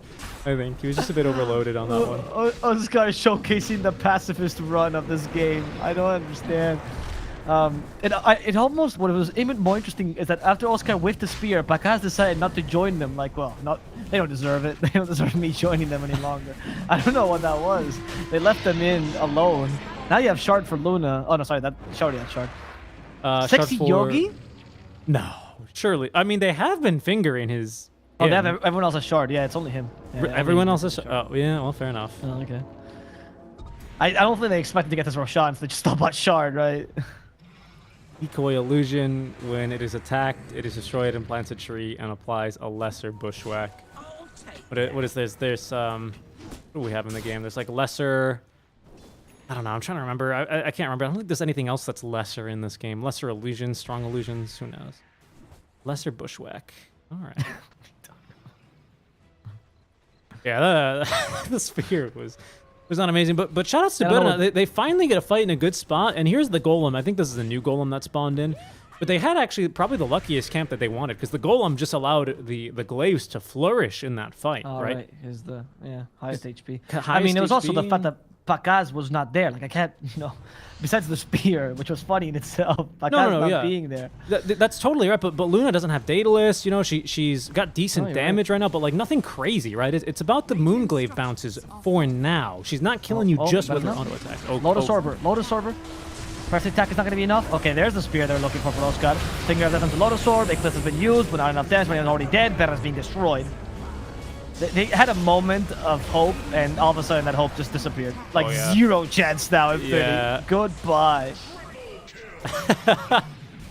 Yeah, no, 0 chance in that one. I mean, that was with Aegis. I can't believe they just, like, went up for a straight-up high, like, a tier 1 tower push, though, with that. Like, where's... We got to smoke. We got to get scanned. Like, they were underneath a ward. Like, that was just... Oh man, that was not what Infinity I think needed to do there. Unfortunately, not even close. There's no buyback anymore. As well here for the Batrider. Don't have that one currently, and NoPing. I think they're just gonna end the game. We're going to a game 3. Well, not yet. Okay, they're gonna back off. Well, they're not even in barracks. Why are all of a sudden you respecting Luna? They just pretend to respect Berna, so that Berna will go far. There's the refresh. What has a refresher? Yeah. What is the refresh? Oh, refresher. Warp. Got strength, I guess.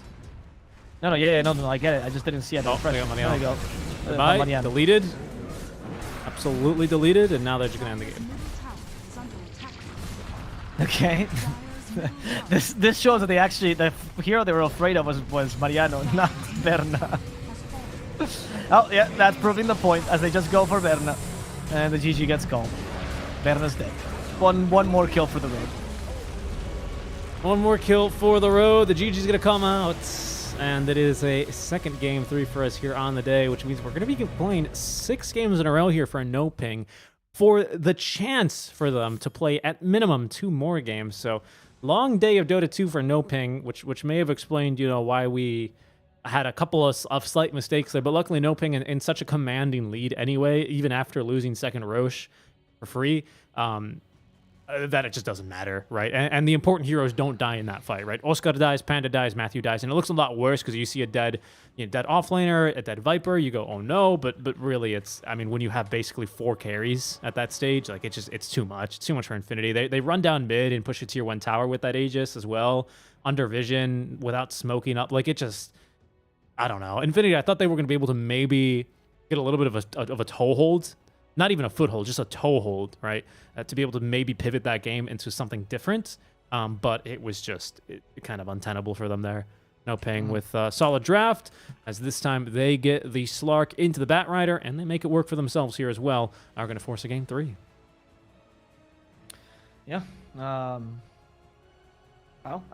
I'm waiting to see what game transpires next. I don't know what to say. This was a crazy performance, so I'm just feeling a bit bad for NoPing, because if they have to play this and they win and they go have to play against SG, they're not going to be the top NoPing. But we're going to see. I'm excited. We're going to see. We're going to see. And we have ourselves, of course, that giveaway still running, guys. As a reminder, we're running out of time for that one. So if you're interested in picking up an Arcana or the Provocation of Ruin set for Juggernaut, make sure you guys type !giveaway in the chat. Click on the link that the bot sends, or the bot will post in chat for the Gleam.io giveaway, and sign up there for your chance to win one of 5 prizes. You're watching the Mobius.bet Maestros live on the ePulse Gaming channel with Seek & Strike and Avo Plus. We're back for Game 3 between NoPing Esports and Infinity after a short break.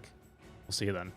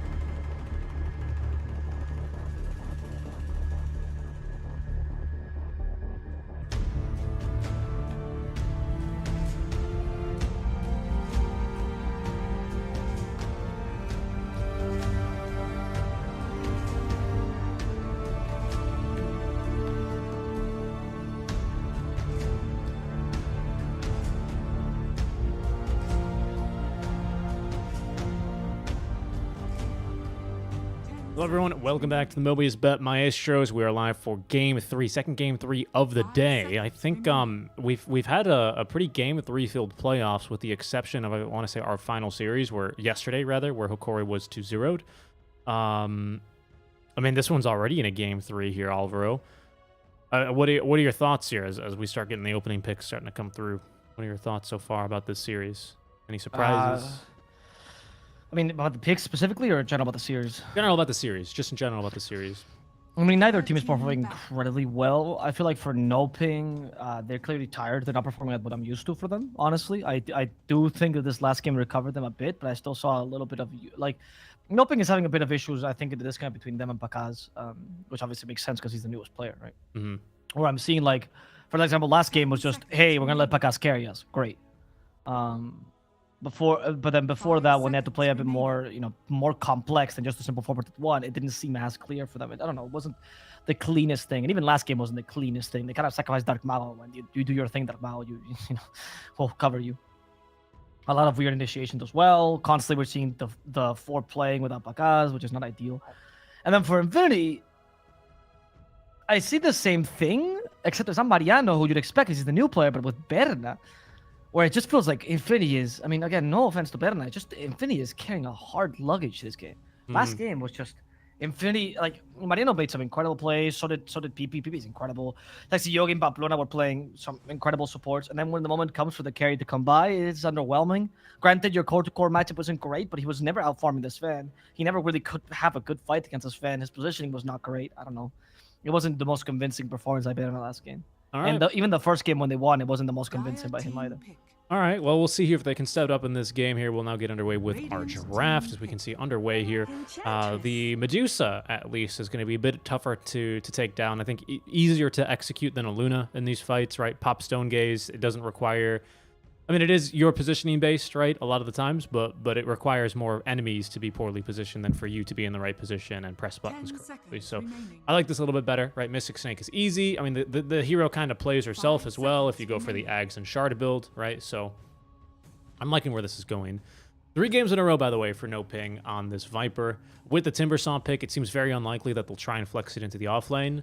And it's not a Dark Mago hero, so it almost seems locked into the position 5. So not as flexible as we would maybe imagine it, as there's going to be now the Matthew Clockwork for the position 4. So pretty clear-cut draft, really for both teams, to be honest. Really for both teams. Not a whole lot of subtlety here. Game 3 draft so far. But once again, the LC ban makes an appearance. Unbelievable. 10 seconds remaining. Yeah, I mean, I think both games, the LC was kind of a justified ban, honestly, because of the Viper.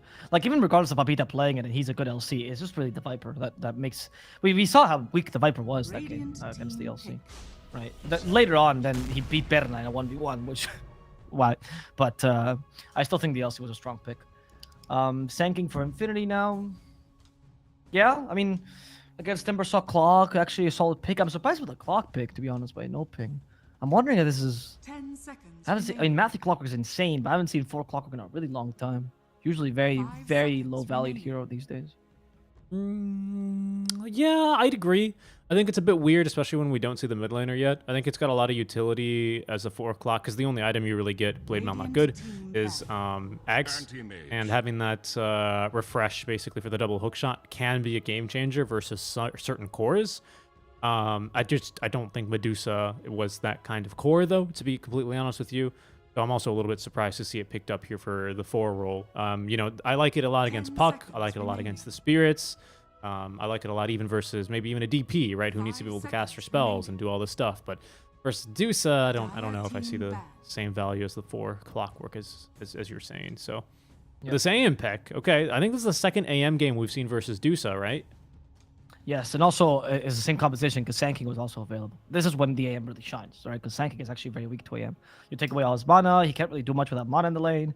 10 seconds. Obviously, you get still Sandstorm and stuff in the beginning on a free lane, but it's definitely a good lane for them. I think this suits the like before NoPing can have a talk and before the final, if they do it, of course. This suits the style they're running with right now, which is they work best when they have a farmed carry that doesn't have to play with the team, right? Sven does that, Antibase does that, perfect.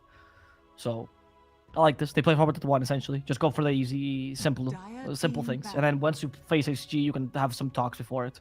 I'm assuming they'll get a break, hopefully. Hopefully we get a break. Team pick. That'd be nice. As a couple Dark Mago heroes all banned out. Well, we got 5 of them banned.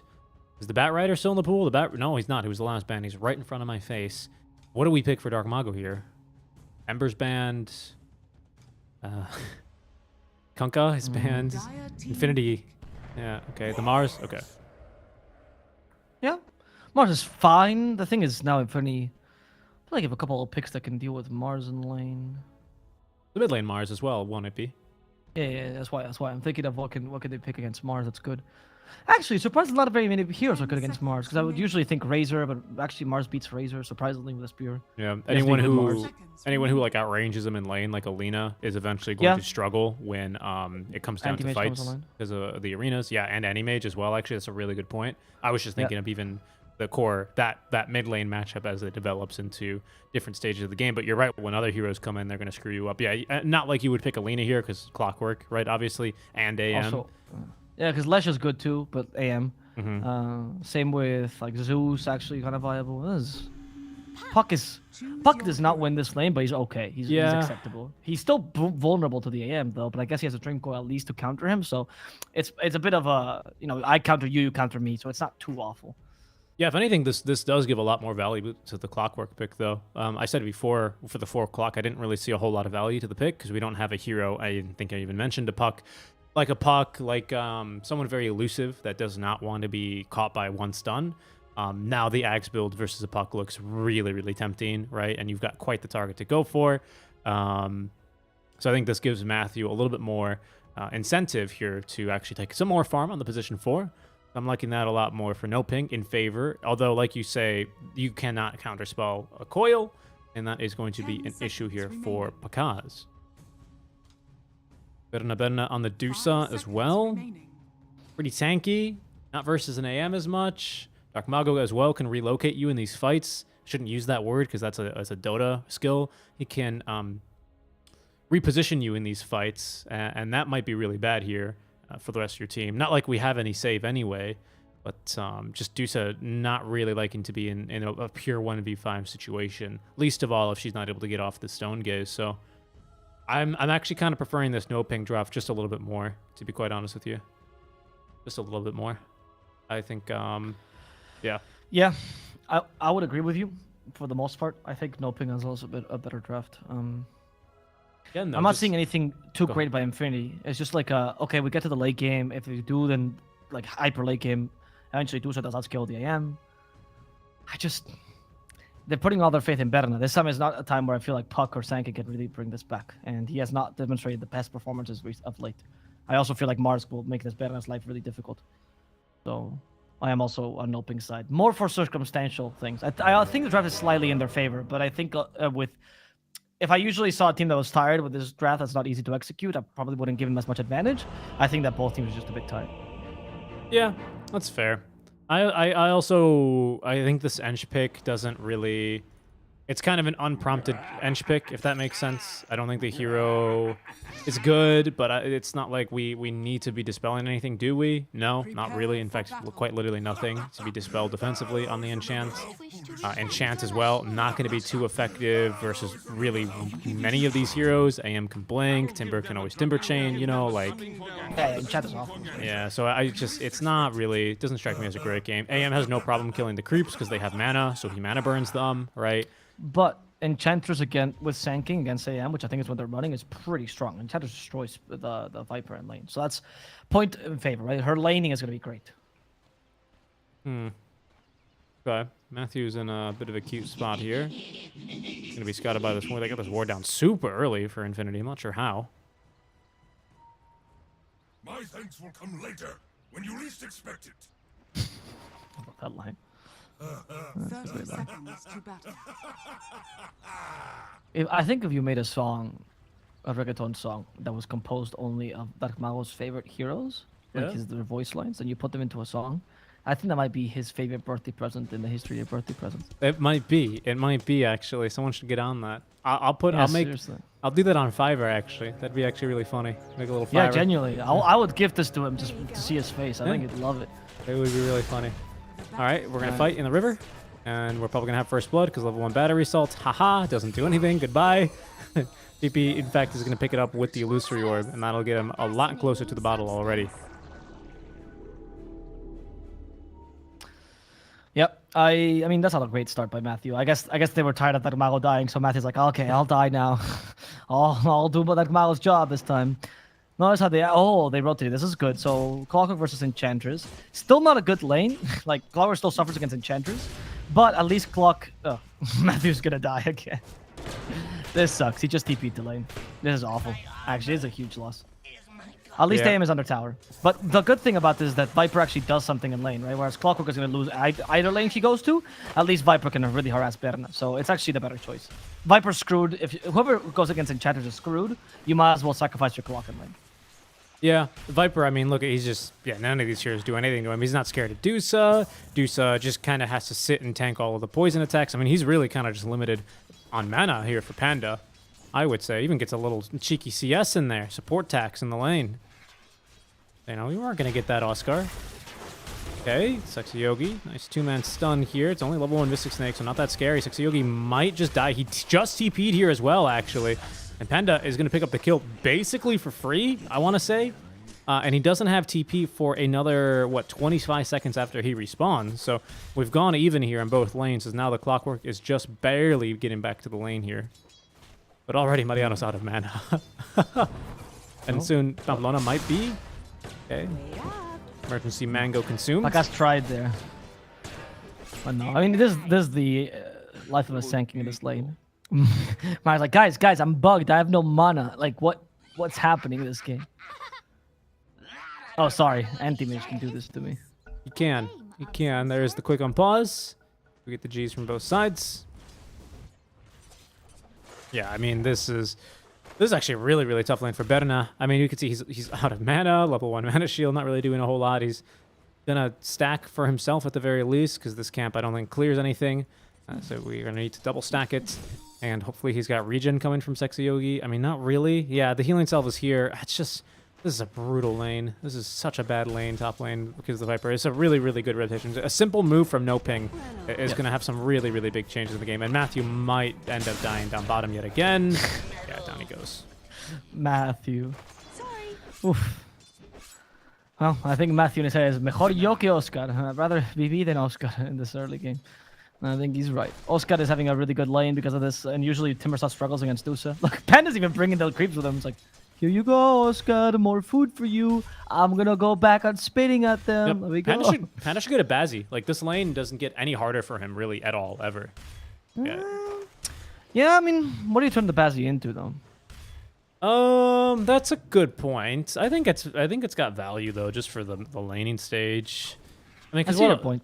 I mean, maybe an urn, honestly, not a bad idea for Panda. Who else is an urn builder this game? Okay. It's kind of a decent item to have. Like, not as vessel, just urn. No, just urn. I agree. Good stats, right? A little bit of bonus armor. No, okay, that's fine, right? I just want I want a Sage's Mask here because he's one mana regen a second, right? Is 1 spit every 20 seconds, and we could do a lot more here in this lane, right? We could do a lot more. Oh, I thought for a second Panda bought something. No. Panda's full support mode right now.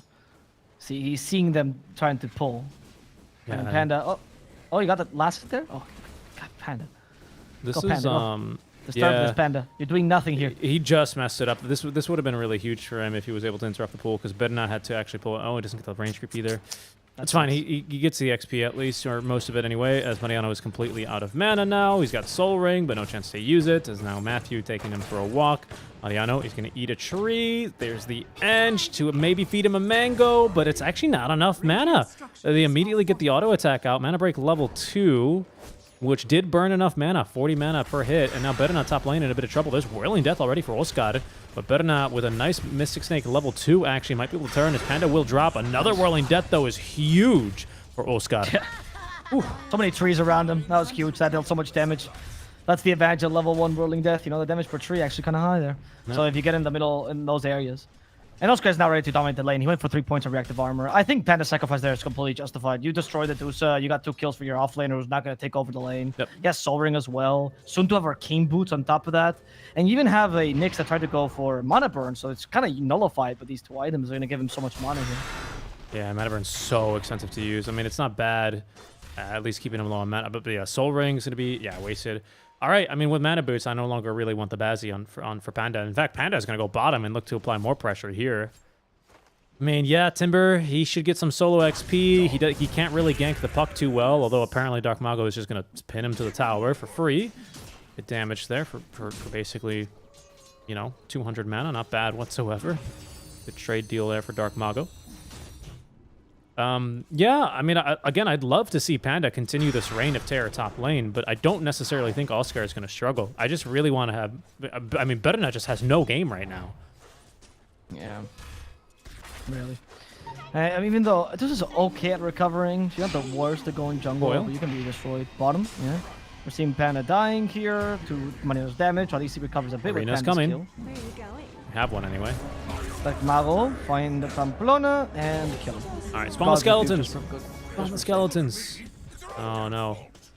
Oscar is almost killing Berna alone, though. Just out of auto attacks. Oscar is like, I think I'm immortal. Hit me more, Nyx. Hit me more.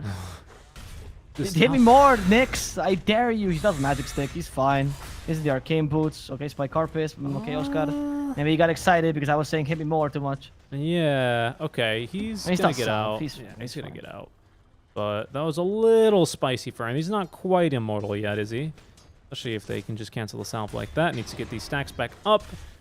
Mana Burn is going to leave Yogi out of mana as well. As Panda is still returning down bottom, and we can see Berna having to kind of just pull for himself. It's the second, maybe third time I've seen him actually pay a lot of attention to the side camps here, while Oscar is just taking everything in the lane here. Mid lane as well is going decently for Dark Mago, 40 and 7. So 7 denies here being the biggest difference, as both mid laners are able to get a lot of farm in the side camps. PP's gonna rotate, is he? Okay, or is he just doing this to farm the stack? Yeah, he's just farming the stack. Okay. Yeah, that makes sense. Because, of course. Oh, go ahead. As I say that PP I think can afford to do this, even though his lane, because his lane went pretty badly, just because Mars takes forever to get online in the mid lane, right? So he's gonna be farming here perpetually. So I guess PP doesn't have to gank as much, but you are sacrificing Berna as a result of your farming. Right? I guess if you really want that treads, I don't know. Do you just farm until you get Witchblade? What's the point when this stops? Because you gotta help Berna. Look at Berna, he's being routed. And if not, Sexy Yoga is gonna die here. Matthew's even nearby, and Matthew's like, let me get hidden. Let me go. Let me go at them. Yeah, batter yourself, Can't get bro. around the tower. There he goes. Yeah. Matthew finally finds. Oh, this is perfect. He gets the cog. Sexy Yogi's dead. Berna stuck inside the cog. I don't think Berna can get away. Even Dark Mago's joining. Arena Blood. Dark Mago just walks in. Arena Blood pins her to the wall. They need to get more damage. The Hell from Flora does absolutely nothing. Berna will die. Matthew could be the victim here as PP finally joins in. Dreamclaw as well. Cogs to give him more space, but that's not going to work out. Matthew dies to the loser of alone. Pamplona won't be able to outrun the Chakram though, and that's going to be 3 kills going the way of NoPing. And these 2 big burly men are unkillable up top. Yeah, pretty much, right? Is Oscar, yeah, he's now maxed reactive armor, so I don't think you're killing him unless he willingly breaks a coil or until we rotate the Sand King top. But Sand King's not too interested in that, because Mariano as well is kind of have to be in recovery mode. He's been denied 13 times in lane by Bakaz, and Bakaz, you can see, already up to level 7. He doesn't mind continuing to lane here and just farming camps nearby in between, because he's still wanting to get this battlefield online, and the Sand King poses basically 0 threat to him. So some really, really good games, some strong lanes from NoPing. And again, basically, all that happens is we just swap the supports. Panda then has a great time top lane. Sure, we feed a little bit here on the Clockwork to start off, right? 1, 4, and 3 is, he's been busy, right? But so far, so good. I mean, completely worth it, completely worth it.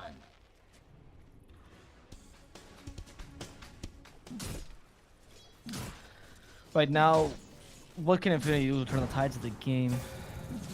What could they accomplish here to make sure that they can get back into it? Because otherwise, the Antivi's going to swallow them whole. And if he gets online before the Deuce is even ready, BG, right?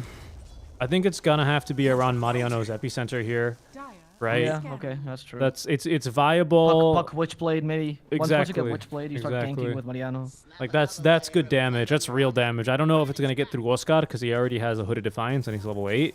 And they're thinking about actually going onto Berna here, but maybe they're going to go mid lane instead. But Dark Mago is found a cockroach, and they'll cut him down. Dire's middle tower is Nothing under through all the attack. trees, as they're going to get to work then immediately here for the tier 1 tower, even refilling the bottle of Dark Mago. Dire's structures Ultra are falling. efficiency here. Dire's middle tower We take a is mid under lane attack. relatively easily here. We have a Claymore for now, Broadsword and Voidstone coming along the way. Hit a little build where I don't need Voidstone. I'm just gonna go for the damage first to increase my farming pressure first. Radiant structures There we go. are fortified. And also got he is like this night and day between this and the last performance he had with Dire's the fight. middle tower is under attack. Much more impressive this game. I guess that's why they banned Timber for him every single game. But to be fair, that was also because the Panda rotation was, or the choice to go Panda top was Dire's pretty much middle game tower winning at has this point. fallen.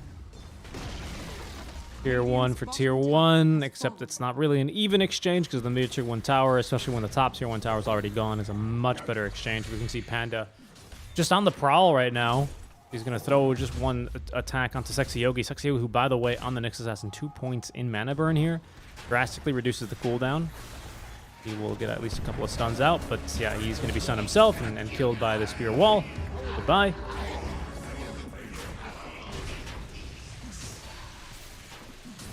It's starting to look really ugly for Infinity. Bedna's going to get a little bit of mana back here. It doesn't even have the Yasha online yet, and AM is pulling ahead at quite the rate. He does not have Battle Fury, and he's still a solid, almost, what, 1500 actually, exactly, above this Dusa. Top lane, they even get PP. Hook shot not necessary. What? They just kill him. Yep. PP. I mean, did you see that? No. Okay, they just literally Oscar just went in, Timber chuck him along the way, brought the chuck him with him as Timber do, you know, took a play, and Puck just disintegrated, didn't face shit at all. I don't know what happened. I think maybe it was on cooldown, I'm not sure. Panda dies in the down. bottom lane, but in exchange for Pamplona, not that worse of trade considering that Sanking had to rotate for that, but at least we get Blink Dagger on Mariano, which is good. Now is the turning point. Witchblade on Puck, despite him just dying, and the Blink Dagger on Mariano. All right. Like to see something out of this epicenter. AM's a tough kill because well, he's only got 1 point in the counter spell, but still, that's what, now 40% magic resist total. So he's deceptively tanky, especially to a lot of your burst. Not that he can really counterspell anything. They are going to still smoke up, however. Picasso is going to be the only one they're going to find. And again, I don't think they're too interested in this, especially because of the proximity of that tier 2 tower that he's farming next to. They're going to go for it, though. Coil committed. There's the epicenter. Stick charges. And with the stun, they're going to have them. Now they just need a clean exit for this to be completely worth it. And that's not going to happen here. Mariano caught by the hook shot. Do we have a stun? No, because Matthew used cogs just for fun. Dark Mago is in the mid lane, though. Will get a kill at least onto the edge. That's, I think, all they're going to find. DP. Maybe not. No, it seems like DP is also an easy kill for them. This Puck, it's just murder. There's just no chance. They're getting destroyed here. I mean, they lose the AM, sure. But it's okay kill. If Oscar can just get it, though. Oh, that Mao showcasing Mars a hard hero to play sometimes. He just saved the Nyx. Well, sometimes the spear has got a mind of its own, doesn't it? Well, Pakaz now, after that kill, is going to be farming with Battle Fury online. And again, Berna is the poorest core of them all. It just has Yasha immediately into Dragonlance, but this farm is excruciatingly slow, unfortunately, for the Deuce of this game. Still doesn't have 100 CS 13 minutes in compared to AM's 106. So he's not, I mean, it's not the biggest deal in the world, but it's starting to make a difference here, especially when Battle Fury is online and Dusa still does not have level 4 split shot just because she doesn't have the XP. Yogi, that was maybe a little bit too cheeky. Yeah, you're going to die for that. And with this, I mean, he also has treads with it. I mean, it's like an incredible timing. With Yasha on top of that, soon to come, his speed is. I think even when you get multi-shot, you at least need Dragonlance or something. She went Yasha first, which is okay, right? But you need the Dragonlance to be able to finish, so you can actually somewhat match AM, because he's still very slow as well. And you're still only dealing with the AM versus Dusa problem, which we're talking about constantly, right? We're not even considering the fact that Mars and Timbersaw are literally camping out your whole game. Look, Oscar's not even letting you take the Ancient stacks. He's gonna take himself. Mine, he says. My gold. I've seen this one before. Yeah, that's going to be very sad at Berna. who is so close to Dragonlance, but and would have had it here had those Ancients gone uncontested to him. Sadly, it's not how it works out for him this time around, and he's going to have to go bottom to try and complete that Dragonlance. Mid lane, Sexy Yogi on the prowl for a kill under the cover of the Vendetta. He's stalking for Dark Mago right now, but Dark Mago running actually towards his team right now. As Panda will step off the high ground. That sight will probably dissuade Sexy Yogi. Oh, it will not dissuade Sexy Yogi into going because there's Mariano on the way in with Blink Dagger. We've got a kill there. Sexy Yogi's still alive, broken, and finally sliced down by the Timber Saw. This Panda, in a rough spot, is going to perish at the hands of PP. Mariano, though, is still traded away, and that's Oscar now with his 9th kill of the game. 9-1-4 on this Timber Saw. I think at this point you can consider Oscar more of a 2 and Dark Mago more of a 3, right? With the roles they're taking. Oscar might be more of a damage dealer than Dark Mago, and Dark Mago will be more of an initiator here with the Yule Scepter and a bit more utility. Since you're creating a lot of space for Pakaz, I think it's fine. And Infinity, it's like, guys, but Berna is farming, and they're looking at Berna, looking at Pakaz, looking at Berna. Like, fuck. How are we gonna deal with this? What's gonna happen when they're both equally farmed and they fight each other? I would like to imagine that NoPing are having this conversation, and Dark Mago goes, okay, Oscar, you can be the position too, but when you have a good game, you have to build Radiance. And he goes, no! Why, Dark Mago? As they get PP, great hook shot, poked off the walls. We have cogs, but we don't even need them, actually. Panda getting the last hit there onto the puck. Well, no, what Dark Mago was telling him is, that, okay, Oscar, I'll let you be position 2 because you're my friend. And we can call each other friend because I have only seen you with clothes, not without them. What? Because the reggaeton lyrics that we Oh, okay, yeah, right, reggaeton, of course. That was a come on, you know, that is a complex reggaeton analogy. Not everyone can make these. Not everyone can. I forgot that you love reggaeton secretly. I'm a big fan. That's what I listen to all the time. I love that every song has the same rhythm because then I always know what to expect, you know? It's always the boom, ba-dum, bum, boom. Oh, there we go. I got the song. I just add lyrics to it. Okay. I see where where the hate comes from. Right, it's not like every single anime and manga is the same thing, huh? Not even close. Don't even dare. Oh, no. Anyway, Dust, Matthew, he's dead. But look at Oscar go, though. He's hoping for Pamplona, but thinks Mariano's a better option. I think so, too. Sexy Yogi's already killed. They had to settle for Pamplona in the end, but Mariano was close to dying. Meanwhile, Panda's been left behind. Just left behind. They forgot about him completely, and he's dying to the puck. He got home alone. But he did at least take care of the Nyx assassin. I know what you mean, dude. Every single anime starts the same way. I'm late to my first day of high school. Oh my god. I'm so embarrassed. I have to join an after-school club. But there's many different kinds of anime, right? There's the I'm late to my first day of high school, and that's why I survived this massive earthquake, right? There's I'm late to my first day of high school in a remote village in the middle of nowhere, and there's I'm late to my first day of high school. Oh no, I'm a girl now. Okay, it's very different kind of stories. Yeah, but I would say what's really nice about reggaeton is it's the same thing. You can say the same thing about that. Hold that thought, because Dark Mago, the reggaeton master himself, in for a bit of a top spot. They decide they don't need Epicenter here for the kill. See if that makes a difference as they actually pin Mariano to the walls. Berna's now showing up to party, but can't get anything inside of the arena, including himself, so he's going to have to retreat after that one.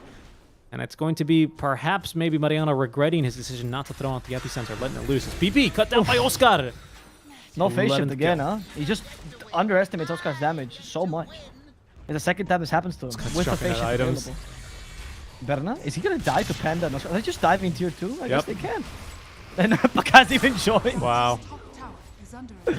I mean, he has Manta. Yeah. He's already got Manta. This is pre-20 Manta. It is incredible for him. And do something while struggling to. I mean, she got SNY. You can laugh again, Pakaz. Yeah, anyway, you know, if you make that excuse about anime, then I'm going to make the same excuse about reggaeton, where it's, oh no, I know, your girlfriend is now with me because I'm a good dancer. Your girlfriend is now with me because blah, blah, blah. It's the same stuff. It's the same. All with the same beat. Dire's top tower All is the under same. attack. It's not the same, okay? The degrees of sexism are varied, so that's what gives it the spice. Oh, goodness. Oscar? Pamplona? Pamplona is dying to check. It's not even... It's like we're seeing not last game, the first game, but in reverse, huh? I guess, yeah, we really are. I mean, NoPing, they're coming out with a lot of force this time around and taking absolutely no prisoners here from Infinity.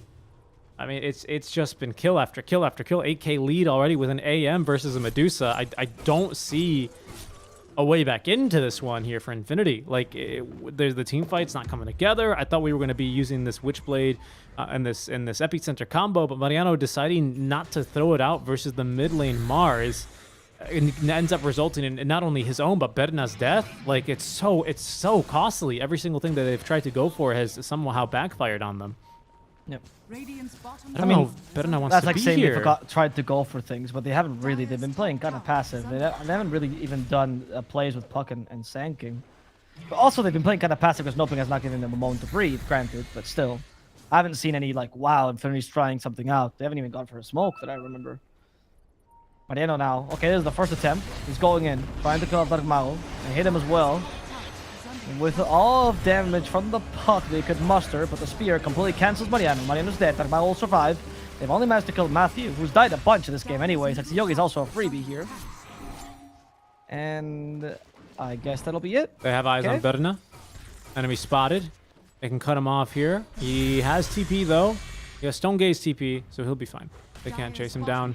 Timbersaw, not very famous for his stuns. No. Also, not famous for his Mana sustain, which he's struggling with, so he's building a Lotus Orb. He's already done building everything else, so he might as well go Lotus at this point. Yep. Play And Mel's. Pakaz has been chasing after Pamplona. Oh, but Pakaz got surprised. He still has a Manta. He's perfectly fine right now. Yeah. Pamplona trying to distract him. Rocket Flare, Pamplona. Oh no. Oh no. The cogs, Pamplona. They're sending him back to the butchers. That's exactly like the end of Bambi. Ah, yes. Magic be damned, he says. Right at the end of Bambi. Berna, though, is maybe damned here as well. We have a Viper Strike, the break. Here comes Oscar. Berna has to use the Stone Gaze. Dark Mago, though, is just faster than him thanks to the Haste Rune. We're built different, he says. Dark Mago going to back off now. They do have actually a good amount of damage thanks to this Veil of Discord up from Mariano and this Blink Dagger. Oscar out of mana here, but Dark Mago with the counter blink on in is going to assist in that 13th kill here for Oscar. He was really considering going for the arena. Really considering going for the arena, but he checked the Blink Dagger and he thought it wasn't really worth it. We almost have Butterfly for the AM.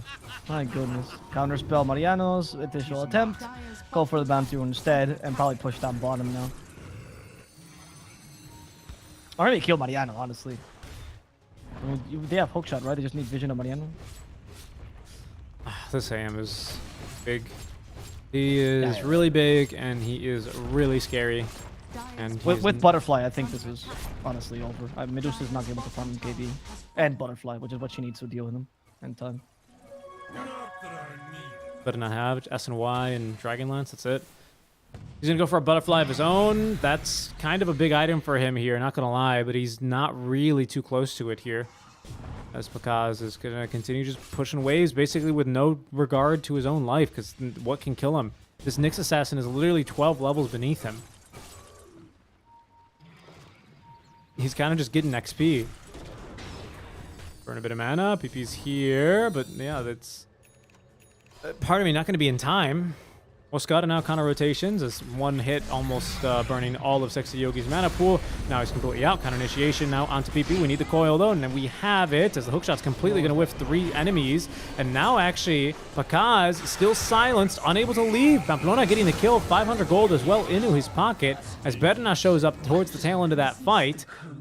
Mariano gets the kill there onto Oscar, and that's 700 gold into his pocket. How did that fight go so easy for Infinity? I mean, because NoPing missed every single thing they had. Right? Like that. I mean, NoPing did not, like, they missed the hook shot. They couldn't really get away with a timber saw. He didn't even use the hood in that fight, even though he could have. Well, it's just not a well executed fight by NoPing. I mean, this is one of the causes, though, I think, of just falling asleep a bit. Genuinely, I think you're just tired. Panda's another easy kill. Or maybe Panda was a huge bait. Never mind, I spoke too soon. Panda will live using the side of the wall to kill Mariano.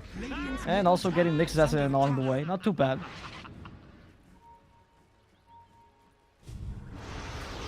Berna. They didn't catch the Dusa. They want to spear her to the tree. There's no follow-up Need here, a hook though. shot. They do have it.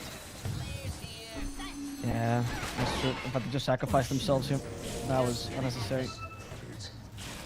That was so unnecessary. NoPing, you can't do these plays. Now it's Oscar coming in.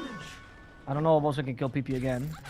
think it's most likely not going to happen. PP learned to just face shift Oscar's every time pretty Oscar deep tries here. to do that. DD on Berna. He does Oscar's damage. very deep. Oscar's gonna die. What is going on? What is going on, NoPing? Get yourself together, guys. This is not how you want to see a team win or lose a game, honestly. No, I mean, they're still up 8k. AM just took the one death. Now he's got Butterfly. He's going to go immediately into Abyssal Blade, but Infinity, they're going to try and Roche off of this. There's no hook shot for 20 seconds, and with his DD rune and the Medallion, they will get through this relatively quickly. The AM Illusion, just to say hello, burn a little bit of mana out from Berna, who is tanking as well, Roche. We could have, yeah, pass that along to someone else. Hook shot in 3 seconds. AM, again, with another illusion, completely burns all the mana off of Berna. Okay, there's going to be the spear, but they don't find the Dusa with that one. Instead, it's just going to be Mariano, who is going to immediately find a stun onto Pakaz, who is going to turn and pretty much instantly murder. One great hook shot. Oh, my goodness.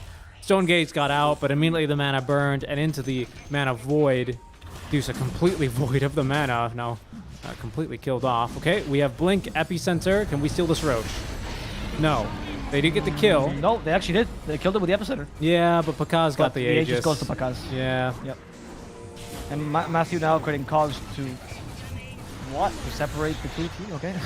Even though everyone just jumps right over them, Matthew making more hurdles for his team than for the enemies. Mago does die though to Pamplona's damage. Pamplona trying to get away. Matthew with a battery assault will catch up to him. Pakaz also accomplishing the kill on the backline, but here comes the puck, killing one courier and perhaps also a Viper. BP. Not the easiest of kills just yet. We don't have Mana Void. If Matthew tries to get the cogs, but it's not going to push him back just yet. PP blinks right onto Matthew and gets yet another kill as Oscar attempts to use Timber Chain like a hook shot, but that's not how the ability works, so he misses.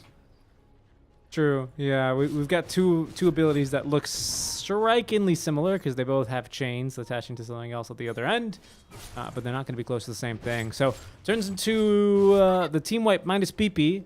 In exchange for everyone but Oscar and Pakaz. Pakaz now is going to go ahead and blink on over to the other side of that Sandstorm and look for the tier 2 tower. I think he's going to be forced back, though.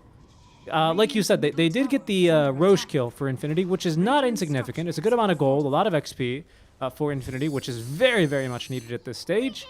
And the fact that they don't allow NoPing to get it is doubly as good, because otherwise now they cut that lead essentially in half. Mariano is dusted, and now he's turned to dust, as Oscar will Whirling Death him. Not even just Timber Chain. There goes the tier 2 tower. But still having Aegis now for Pakaz means he can just put his foot on the gas. Basically tape a brick to the gas pedal as he's going to push all the way up to the tier 3 tower before he's get backed away. Yep. Hopefully, could take the tier 2 mid as well. Set up for the position where you can at least push 2 lanes to racks next time you go up to high ground. Or just go Ancients and farm. Just go Ancients and farm. Why did I ever think the carry would help the push mid? It's crazy. Radiant's bottom tower is under attack. Oh, he actually has too many. He has too many neutral items at this spot. There you go. Pakaz's actually joining the tier 2 push. This took longer than needed, but it's okay. Radiant's bottom tower is under attack.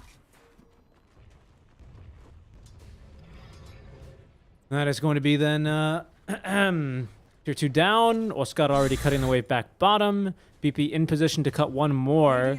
He actually went for Deso Witchblade, so once again trying to not really going for utility and more just right-click damage. Mariano is in utility though. Kaya though completed. Is going to be a nice buff here to the level 2 epicenter, as he has not found anyone. It's kind of more of NoPing that find him. And everyone else BB's realized that back you. away.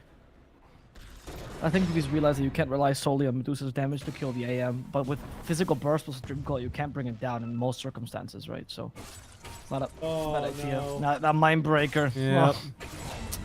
That's a tilter. Yogi. They might find Pamplona as well. Mariano. What was that for? Not anything. Panda?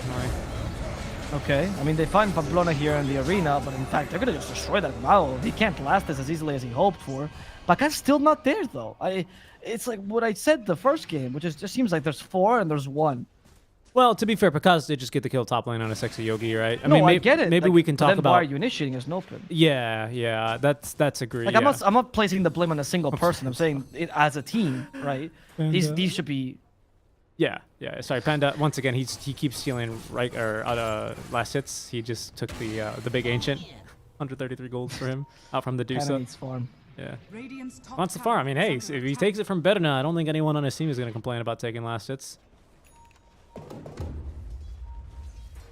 Dusa has Butterfly, though, and now needs to go into the MKB. AM as well is not going to bother for it quite yet. I believe Basher is also pseudo...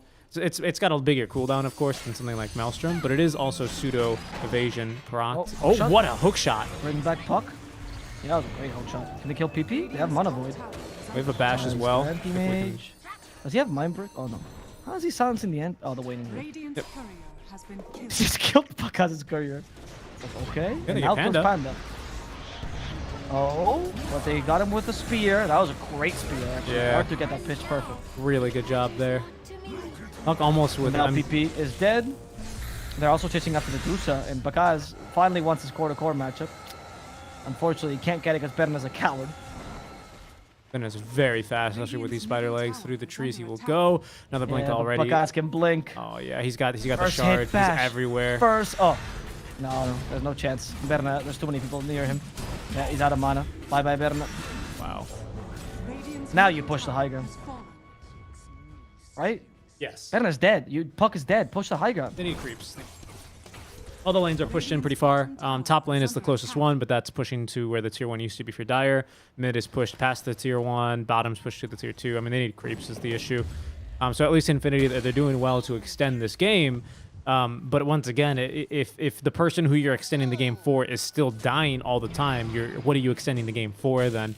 I guess then Infinity, keeping this in mind, are building with this mentality, right? Because we almost have MKB for Puck, right? And we are building the MKB for the Dusa.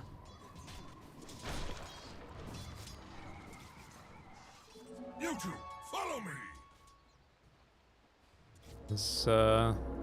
See, Oscar can control this outpost yet again. Heaven's Halberd, Lotus Orb, Kaya. So he didn't go immediately. Oh, he did go for Kaya and Sanch, of course, but he disassembled them, unassembled them, disassembled them.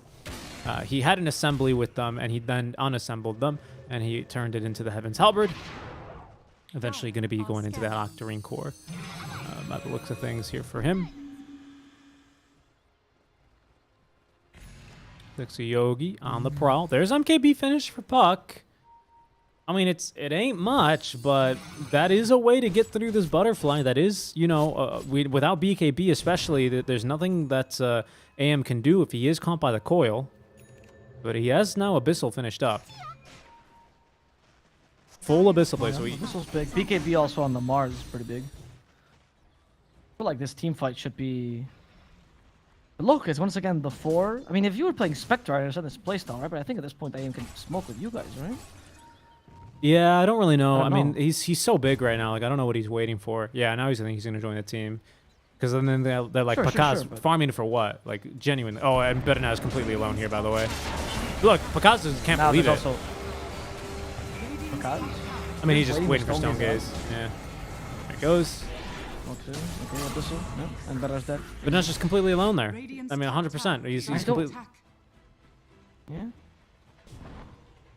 All these teams are like... the carries. Just... Bakaz! What are you Bakaz! farming Ancients for right now? What are you in your NA pubs? Get back here. Hey, high ground. Stop jungling. Let's push. It's insane. Here he is. He's back. He really would just want... Maybe it was for buyback? No, he's so If- far from buyback. No, no. If he was there earlier, they would have forced the glyph earlier. This would have been much more successful push. Yeah, well, at least they So, have a creep wave here already. Okay, they can't see Mariano's... Oh, the bash. Hit to the Abyssal. yeah, Yeah, get he's the kill on dead. Sanking. Why not? Oh. Oh, he went for the Mana Void talent. Yeah, honestly, this game is pretty justified. Radiant's top tower Now he's out of mana, no. Can someone give him mana? No, that's fine. middle barracks has fallen. Pakaz done with pushing the mid lane. Pakaz deciding to push top now. Coil. 5 coil. 5-man coil. Okay, promising. 3-man stun. Level 4-man 25 stun. as well. Okay. Pakaz is leaving. No, Pakaz wants to fight the puck. Pakaz thinking about it, leaves. Whew. All right, NoPing. You can't just walk into the base like that. I mean, 5-man coil, 4-man burrow strike. Or 4-man that was- impale. Yeah. Not even burrow strike there. Wow. That could have been a lot worse if Mariano was alive, but unfortunately he responds towards the tail end of that. And an Abyssal Blade. Okay. but AM blinks out in time. He's just too fast here. Just picks up a casual DD rune. Not even look to fight. I mean, NoPing just gotta wait to respawn. Luckily, they're not gonna lose Roche for this. It's kind of looking like the game in reverse from last one, isn't it? Where maybe Infinity get this Roche, but even then, I still don't think they really get anything game-changing out from it. But they don't even get that lucky this time, right? It's 1 minute until he's up, and NoPing will have everything ready to go by then. Oh, Pakaz. Pakaz? He thought about it, but I think he recognizes that very well could be bait. PP is like if he's just faster, I do feel like these chances are much higher. You know? Like I get, you know, for example, in the top push up there, why I think it's NoPing growing desperate and going, let's all push at the same time, because Pakaz wasn't there for the initial push, and you can't trust him to keep on pushing for whatever reason that is. You know, it's odd, but it's coming to be. PP is strong. PP is 25. PP has a crystal. Yeah, he's very strong, and his choice of his build actually is kind of saving his game. Yeah, it is. It's not over yet, because this time the core-to-core is awful, but PP had decided to take matters in his own hands. BKB on Pakaz is huge though, because PP had to go for this build, which means no Aghanims. Yeah. Okay. So what I want to quickly say is just I want to explain this rapid fire Dream Coil talent, because it's kind of a bit of a meme. It's not a meme this game, because it actually has a use. Oh, they might catch him. Oh, Coil whiffs though onto Pakaz. Now he's got nothing stopping him. BP is just gonna have to TP out. Matthew has a hook shot, but he's not gonna blindly guess it here, and they will be able to escape at least with Puck. No buyback bought out for the Daedalus. Mablona, yeah, he's gonna die. And that's a gem fed. I think I see the gem. Oh no, that's just the okay. That looked like gem aura, which is really confusing because that was actually just the Nature's Attendants. They should not have that be too similar, in my opinion. That really psyched me out. Okay. So basically, this gives Puck 8 attacks in the coil for free, even if Puck is disarmed. They're all normal attacks. So they take Puck's damage, and they can proc any on-hit attacks. So they're all gonna have Deso. If Witchblade is available, they will have Witchblade projectiles. If MKB procs, they're gonna do that, and they're all gonna have Orb of Destruction on top. So this is actually pretty damn powerful here with this Puck build. They don't all with Pierce Evasion though, so they can still miss, except for the Witchblade True Strike projectile and any which actually hit with MKB. So it's very, very strong, very strong versus this AM potentially. Very strong. But he's got BKB now, so he can just BKB and then leave, and then the attacks will stop. So who took the shard for that fight? Matthew. Okay. I think it's partially because Matthew wants to have fun this game. Maybe the Timbersaw shard would help him push. Has been killed. But I guess you just want to. I think they realize now that they just need to push with Pakaz in front and not the Puck. I mean, you're giving Medusa a chance. I wonder if now Infinity decides that Puck is their main core and then Medusa's a secondary core. And Medusa tries to go and gank like the rest of the team. You know, like you flank him Medusa and you kill the supports that way, and then Puck deals with the AM mainly. It's not impossible, but you're right. The BKB is gonna make that change. Also, Minotaur Horde, not just BKB. If they realize that he has it soon enough, they might be able to go for Ags in time. But he's going for Rapier instead. Dire's bottom tower is under And with attack. Rapier, Puck will kill the rest of the team. that is true. That is true. More damage these days now, although it doesn't give you the True Strike. In case you got used to Rapier from the last patch, that's why it's a little bit more of a rarity this time. Even though Dusa is one of the most popular heroes of the meta, we don't really see that, you know, early Dusa kind of not straight into Divine Rapier, right? Not Slasher's way Dusa, but you know, we no longer really see that item anymore, despite Dusa being traditionally one of the better Rapier carries in the game. Yep. Yeah, it's just not that useful because the True Strike got taken away. I mean, I still think this game is just useless, honestly. I think Puck is actually better to get the Rapier just because Deuce is gonna lose it. Yep, agreed. I think Dusa, Puck is better. Dusa, I mean, hasn't even gotten this MKB online. She's not been farming right now. It's Puck. If Dusa can at least tank the Wrath of the Anti-Mage, hey, I think that's maybe all that you can really ask from her at this stage, unfortunately.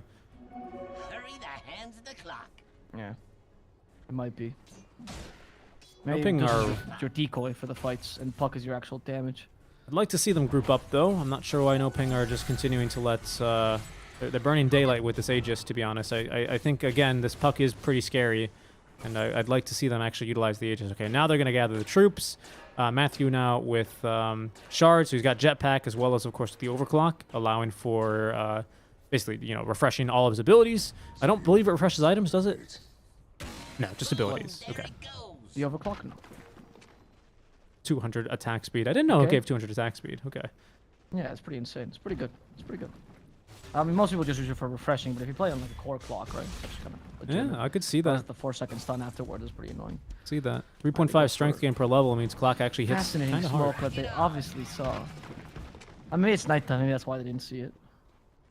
And once again, they're, I guess, living this strat where Pakaz will actually leave the team. I'm not really sure. Is this part of the strat or? See, Matthew will go in and guy. I agree. I agree. Pakaz, go for top lanes. Oh, the caballeros. Oh my goodness, that's too funny. I mean, because it's just melting your base. Yeah, okay, fair enough. Yeah.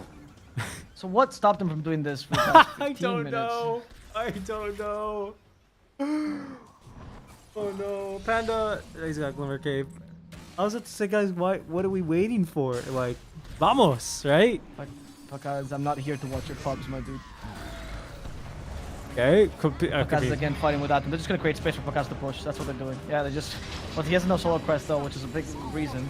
PP, he's trying to kill the rest of the team as Pakaz just keeps pushing. Pakaz Mal's in in a a TP. TP. He doesn't want to die. They forced the glyph at least, so there's no point in staying here any longer. We have a coil. Pakaz not looking to fight this. Afraid Oh, of he found the puck. Goes in. Oh, never mind. He did fight. He went for the puck. Okay, there we go. The main carry's down. I guess Berna still exists. But look at Berna. Look at Berna. Alright. Good try, Berna. Marino also dies. Berna with a BKB. They have killed Panda in the backlines, but I don't think that matters too much. There's no buyback on the puck. And they missed the impale. Berna just has no damn. I mean, Olscott is. I mean, he's just he's getting tickled. He's getting tickled. All right. I mean, that's decent damage Finally now. have vision with a gem. Just go for Sexy Yogi. He's out of mana. He can't do anything. I mean, Berna, he's not doing anything. He's not doing anything to this AM. And now Dark Mago's back with a DD. And now Pakaz has realized, oh, this Berna's food. Let's go for Berna. Oh, Pamplona for free. I don't know. They're chasing after everyone. There's the arena blood. Pakaz hitting Pamplona slowly, hitting Berna faster, killing both. They both have buyback. Pakaz still has the Aegis. Puck just dropped BOTs. Oh no. Pakaz. What? Puck put his BOTs on the happened there? courier and dropped them on the ground. Oh no. I mean, it's over. This game is so over for them, though. They know. Yeah. Oh, Pamplona. Okay, Pamplona has MKB, by the way, so he just kills Dark Mago. I don't think it matters, though. I mean, the game is over. Even, I mean, there's the soul ring dropped. Yeah, I mean, that is going to be it. Bottom barracks are under attack. He's saying, Oh, break the buy- items so I can buy back. Oh, that's what they were doing. That's clever. That's genius. Ah. That's very good. That's very good. It's a good luck in the final. That's nice. Yeah, yeah. Let's see if NoPing can do this. Wow. I don't know. I mean, I feel like that game took also 10 minutes longer than it should have. I hope they don't play like this against SG. I hope they were very confident here because I think what I mentioned in the last SG game, and I keep mentioning every game, which is disconnect between Pakaz and the other 4 players, is starting to really show. It was absurd how long he took to push those racks. Yes, it was, and I think they got scared because they kind of fed to a really, really easy combo. That it was a 5-man coil. I mean, that was a bit unforgivable from them, and I don't think they forgave themselves. And then they were just like, "What if we just sent Pakaz to kill the buildings by himself?" And he did because he had the leveler, and that really was that. We're going back to cameras, but now we have got our 2 grand finals. It's the rematch from the start of the day, which also went to 3. This is going to be a best of 3 series, by the way. Best of 3 grand finals, just in case anyone gets confused. But it is going to be the rematch here from earlier today. Your predictions, Mr. Avo Plus, before we go to the break. SG wins this final. Okay, 2-1, 2-0. Might be 2-0, but I think it's 2-1. Okay, I'm gonna go for a 2-0 win for SG. I think NoPing. I think they came back really well in this series. I think they had a couple of really strong games here for them, especially that last game. I mean, that's got to be a big confidence boost. But I'd be exhausted. I am exhausted. Actually, I'm not gonna lie. I'm quite tired. Yeah, I don't think it's the skill, by the way. I don't think to do with it. I think in terms of skill, I would say actually NoPing is a bit superior, at least right now with Pagaz when they get their stuff together, right? But they're just so tired. They're just so tired. And yeah, I don't know. I thought that SG looked much like as the series progressed between SG and NoPing, I thought SG was looking better and NoPing was looking worse. So I can only imagine that's only, and it's been exacerbated in this last series. All right. All right. Well, we'll see, guys. Sorry, lo siento, Panda. Te quiero, Panda. Lo siento, perdóname. We're going to be going to a break, guys. When we come back, we're going to have our best of 3 grand finals for the Mobius.bet Maestros. We're also running out of time for that giveaway, though, because when the tournament ends, so will that giveaway. So make sure if you're interested, !1 giveaway in the chat. Follow the link, and you'll find out how to enter yourselves for either one of 4 Arcanas or the Provocation of Ruin Juggernaut set, valued at about $75 US on the Steam market. You can Dragon Novel Plus on the Pulse Gaming channel here for the Mobius.bet Maestros. We're back for our grand finals after a short break. We'll see you then.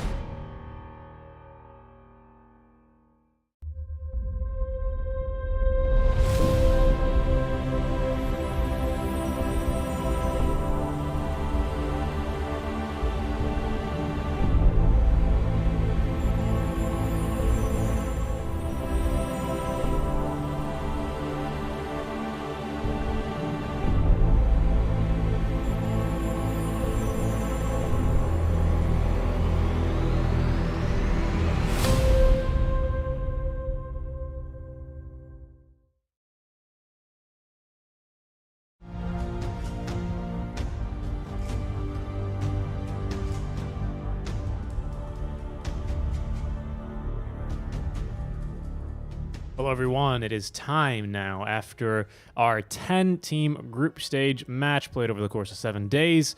That's 8 days, actually. A very busy day yesterday, especially for Hokori, and now a busy day for NoPing. We are down to our last 2 contestants for the grand finals of the Mobius.bet Maestros tournament. Thank you guys so much for tuning in throughout the entirety of the tournament, whether it's been with, well, Alvaro's always been here, but whether it's been with me or Bowie, and Alvaro, of course. Or Alvaro. Or Alvaro. Or Alvaro. Or I mean, or Avo. I mean, I guess that guy as well. He's been here a couple of Or times. Swordfish. Or Dark Or Light Swordfish, sometimes. or Dark Light, or Darky, or Don't say that in English. It makes it sound very different. it's The true. meaning is okay. not, Dark is Light. not preserved.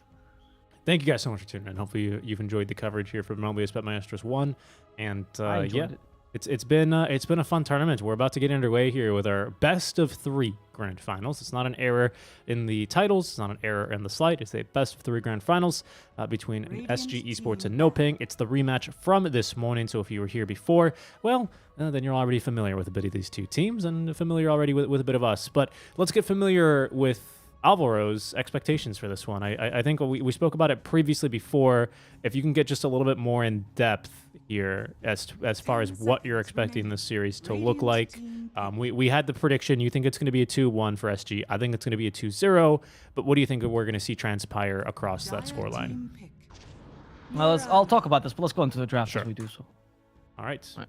NoPing is looking honestly shaky. The performances have been a bit all over the place. It does seem like NoPing is good as a 4 stack. I mean, they clearly have a lot of confidence in each other, though Oscar has been a bit shaky in his performances too, to be perfectly honest. Perhaps because he's in the gaming house, he's all alone. Who knows?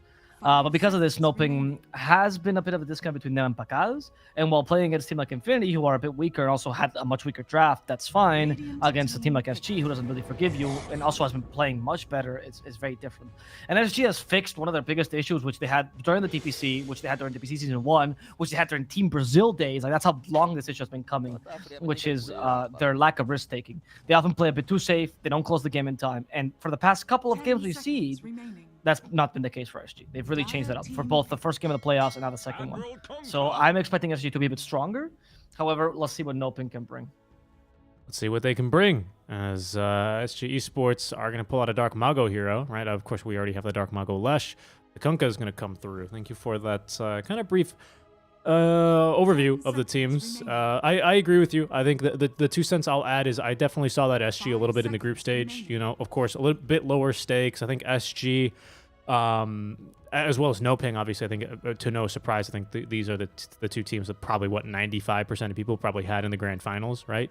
To no surprise, now I think taking it a little bit more seriously compared to some other group stage matches where we did see a lot of these mistakes. So it's good to see that SG can turn it on here for the playoffs, especially as we get underway with the final series. Of course, first prize is going to get $5K. They're walking in with the lion's share of this $10,000 USD prize pool, and that is going to be twice of what second place gets at $2,500. So NoPing, having played a couple of matches, they've earned themselves $1,000 here with that win over Infinity, and we'll see now if they can go for that time and a half for a win over SG. That'd be pretty nice. Pretty nice to see. Indeed. For now, the draft is looking pretty solid for SG. I mean, the Dragon Knight Kunkka, what I like about this combo is that you can flex either or into the mid or off lane, so you always have that secured for you, so no big deal then. The Terrorblade, of course, is a very solid carry. Lesh is an okay solution, but as we've seen before, it's just not the be-all, end-all of the TB. There's definitely ways that you can deal with it. Oh, NoPing. They're taking one away from SG, who did this not just against the Bad Rider, but they did this actually. No, sorry, Hokori. Hokori was a team that figured out the Slark versus TB matchup was actually really solid and tried to force it as well. And they did Slark IO as well, actually. So that's very interesting. You weren't here. It was Hokori days. Yeah. Okay. It was a Bowie day, sorry.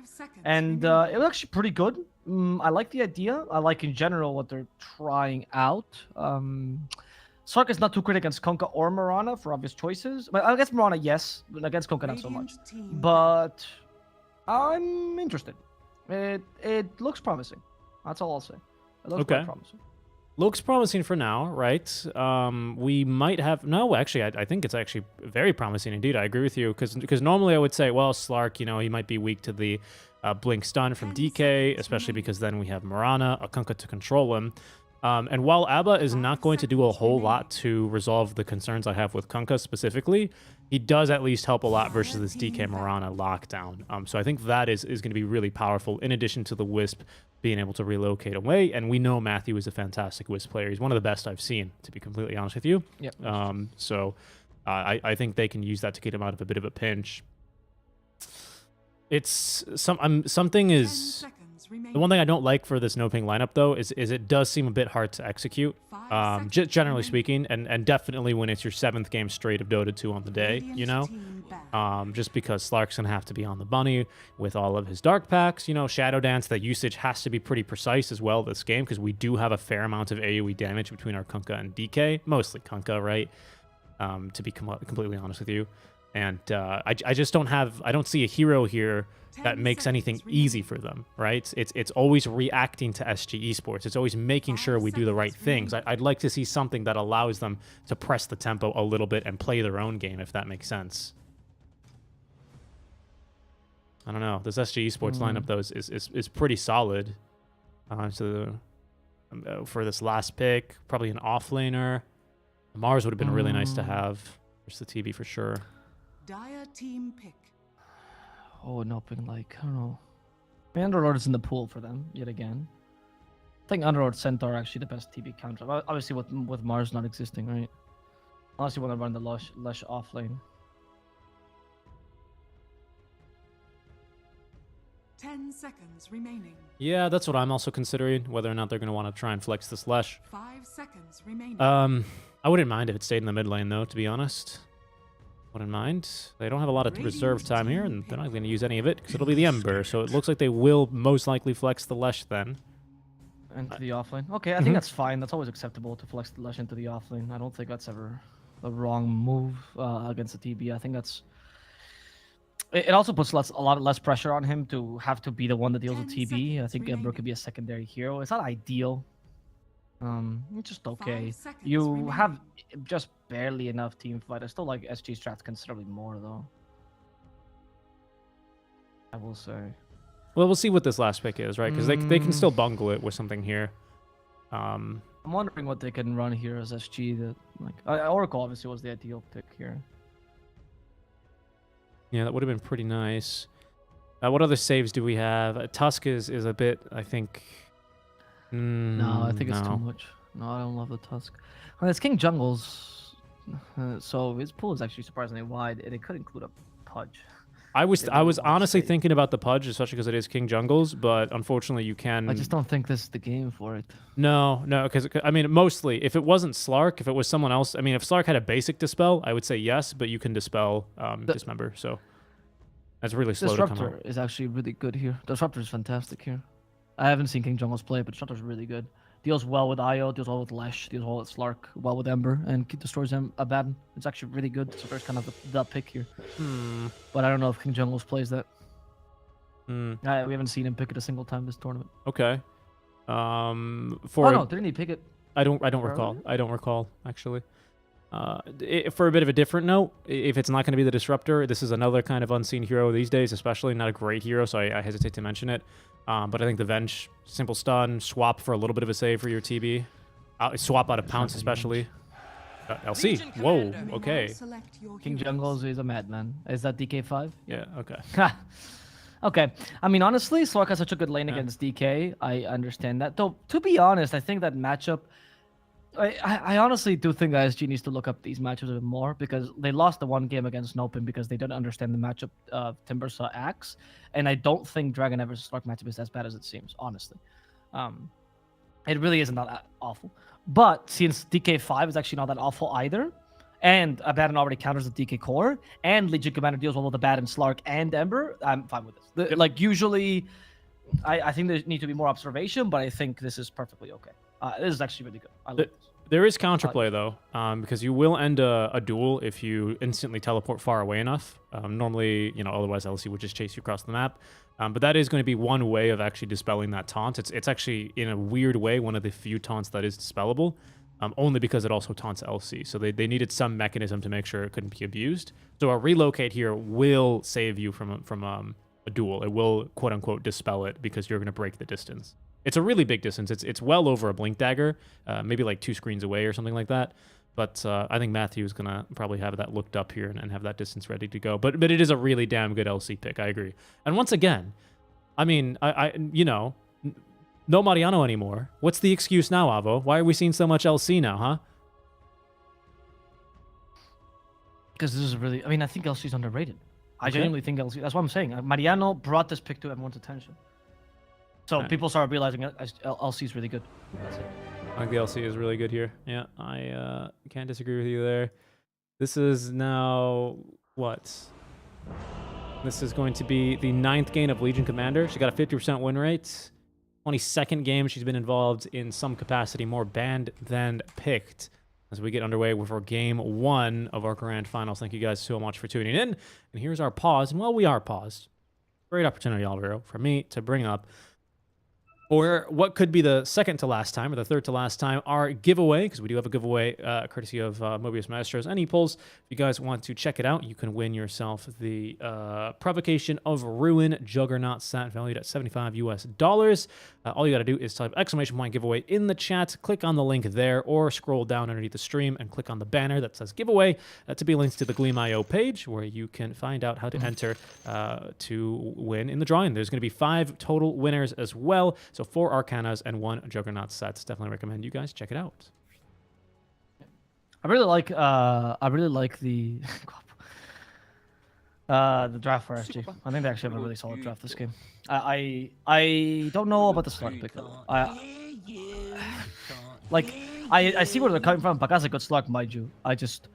Can he be impactful enough this game? I think SG has really itemized well against him. Most of the other teams, when they played Slark, they kind of just let him go. In fact, NoPing did this, right? When Costabile was playing Slark, they just went, whatever, we can deal with him, right? We picked Centaur, it's fine. But this time you have a Legion against them, you have Konka against them. They have solid picks to deal with them. So it's not the easiest time. The Kunkka even, I mean, and not to mention, I mean, if I'm going to continue on this rant, I don't like the Ember into Kunkka either. I'm also shocked by that, especially because we've seen so many Embers since tournaments. I'm not doubtful of Ember's ability in the game. I am slightly doubtful of Slark as a whole, but whereas Ember I've been more convinced to do this tournament. But what scares me is, I mean, all the Embers I've seen have never built BKB. It's always been this kind of catch me if you can Ember Spirit, and Kunkka can catch you basically at level 1. Yeah. I mean, the thing about the Ember versus Konka is that mid-game Ember does suck. Ember does really suck against the... Sorry, Konka does suck against the Ember in the mid-game, right? Because it just can't catch him, no matter what you do. We've seen this time and time again, but they just struggle to be able to find the kill against the Ember. So there's that point to be made, which kind of benefits him. But, I don't know. I don't think it's that bad. I really don't think it's that awful of a choice. Interesting. So I've seen this before. I think the lane is supposed to be much worse. I get it, but like we've seen Embers do well in the lane, and Darbago is okay with this. I'm not really bothered by the Ember pick too much. I'm bothered by just SG having a really strong draft. And then we see the TB versus Slark matchup. We'll see how that works out. 'Cause that's definitely a Slark favored matchup, but by how much, we'll have to see in the game. 1 second. Yep. No lo sé, mi king means I'm not sure, my king. Or I do not know, my king. As we are just continuing to do a little bit of friendly banter here. With respect between the teams as we get the good to go for our grand final. Still a bit to go before the horn here with a couple of pauses, but there goes Pakaz with the disconnect. And yeah, that's going to make things a bit more difficult here for him. So it's going to be the LC and Marana lane that we're going to be laning against for Slark. So he will be... oh, you're good, no worries. He will be a bit hard pressed because I think LC does decently in this lane. We have bonus healing and the occasional attack speed buff from Overcharge from Matthew. So there's still a lot of... It's a feisty lane for sure for LC. It's not to be trifled with because there's a lot of healing here, as well as, of course, the hard dispel on the Dark Pact. But I think LC, or Davo here on the LC, is going to be pretty well suited here for this matchup. Yeah, I agree. I think it's a solid... I mean... Like, Slark versus LC is one of those matches where theoretically, because you're melee, you lose, but LC has so much tankiness. That it makes it really difficult for the Slark to actually win this matchup head-on, right? So that's why the LC is a really solid pickup here. And then, of course, in the mid-game, with Duo, just start decimating him. However, I think with IO, this changes. I feel like IO might make Slark strong enough. I wonder if Pakaz will take advantage of this. But the problem of this is that if you want to really utilize the IO, you max the Essence Shift, and you just don't want to do that. in a Slark lane. You always want to max Dark Pact. So, and if you max Dark Pact, you're definitely not beating the Legion. So it's a bit of a catch-22 for the Slark. Yeah. I mean, we need to farm though, right? So Dark Pact, yeah, no, it is a catch-22.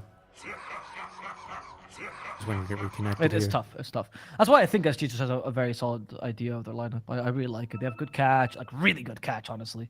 Good area damage, solid carry. Even if Slark is good at the Terrorblade matchup and IO makes him really strong, is that going to be sufficient? We'll have to see.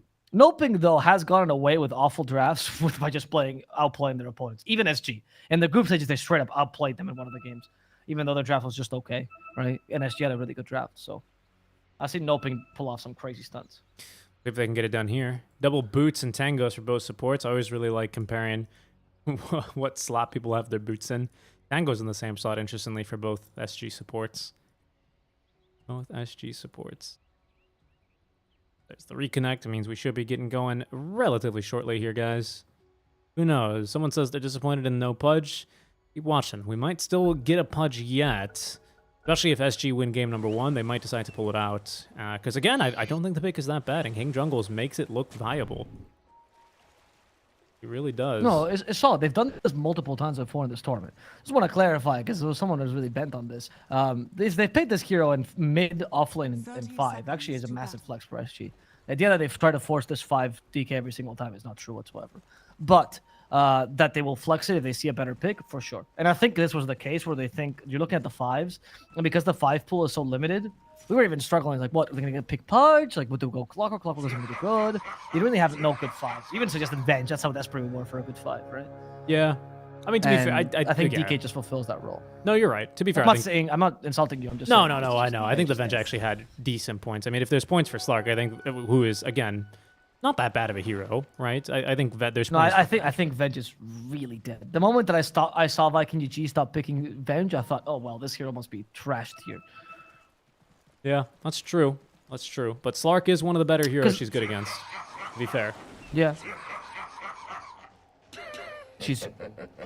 Somewhat. Yeah, because you break the pounds. But the problem with Venge, as opposed to just any other of the saves that you get, is that she has to commit for the save, right? Oh yeah, for sure. That's what makes her. That's what makes her much weaker than any of the other saves, like even Legion, honestly. No, you're totally right. Go ahead. I was gonna say, now that I think about it, she needs a heavy buff, because it can't be that save can be such low committal. Now with like Legion Shard, with the Holy Locket, save is so huge, right? And Venge's save it pales in comparison to healing. That's a fair point, and I think this is a moot point in this draft because we have the ABBA for the redundant save. Don't get me wrong, but I think it's actually kind of nice versus the Slark because it's a short stun on Magic Missile. It's like 2.8 seconds when maxed, but it's like a crap ton of damage. It's like 300 damage or something like that.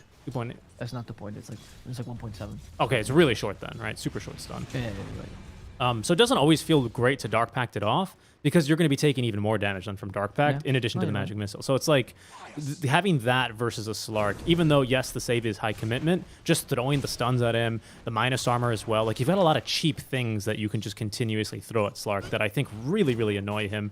So that's why I also kind of like the matchup for sure.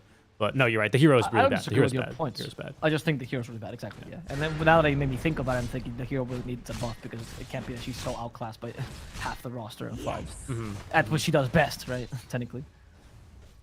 Yeah. Maybe she's just not made to be played support anymore. Her role it's like is how Batten stopped being a 3. Her role is so niche, isn't it? Because it's like, well, you've got like one of the, it's a 3 with save. It's a 3 with save, yeah, or it's a 3 with great cancel is what I would say, right? Because it's a BKB piercing, decent range, especially now at all levels, swap or reposition, right? Yeah. So I could see stuff for that eventually, especially with that aura. If you can farm the hero is in a weird spot right now. I think they just need to define it a little bit better. Maybe people need to be a little bit more adventurous with the hero. But anyway, bottom lane. Oh, that's Split Earth. Oscar. Oh, that's gonna be Oscar getting flamed for that. That was a kill otherwise. Also, I completely forgot about Reflection. Completely counters the Abaddon, huh? That's actually why I never seen the Abaddon versus Terrorblade matchup because it's not very common to see them with lane, right? Usually you don't get to see the 4 Abaddon per se, but yeah. It's going to be really good for Costabile. This lane should not be too difficult until Lesh gets level 6. Once Lesh gets level 6, Costabile needs to be really on point about his rotation and leave the lane immediately. because you'll die to the pulse. Quick little pounce onto Licor. That'll be first blood, just like that. They give the kill to Matthew, but we still have that one permanent agi anyway from the Slark. Great job. Pounce, of course, great versus the Morana. Tower is under attack. As we can see, she had the leap, recharges, full mana, no chance to use any of it.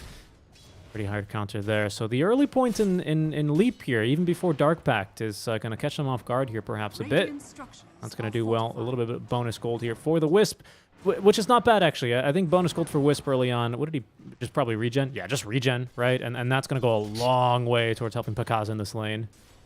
Full ring of Bazzi for him. I like it. Yep, I like this too. Go for the Legion though. So much Oh, damage here, unlucky. and with the pounce, Stab was forced away. Licor wasn't there. Yeah, this is the kind of lane where because you went for 2 points Essence Shift, so I think that's the golden number for Pakaz, and that allows you to actually put a lot of pressure onto Legion, and Legion can no longer win the lane. You might not get easy kills to her and not completely destroy her lane, but you're gonna win. That's all you need, and then you put all the rest of the points in Dark Pact. I think Agreed. Pakaz is itemizing this really well. Agreed. He's even going for the corrosion to kind of maximize that. And what's interesting is that this forces Morana. So Morana should either be in the lane, and then you can actually have an okay lane for Legion, or you leave and the Legion struggles, but you might be able to get kills on the Ember. Yeah. No, I think that actually makes sense. I think you're right on the money with that, to be honest. Especially because, yeah, we should see the first point now into Dark Pact.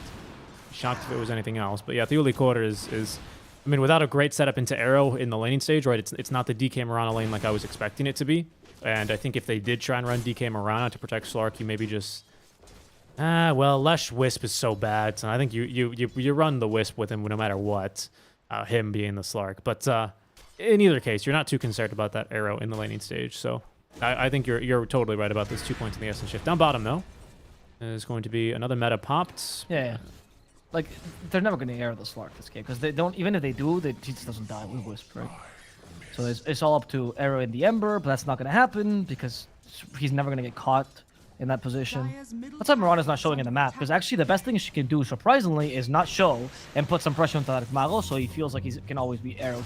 Dire's But that's the best thing you can do in the early game. You're screwed. Oh, they know there's no cooldowns on Dark Mago. Do they have arrow, though? They missed the Did arrow. Licor? They already missed the arrow.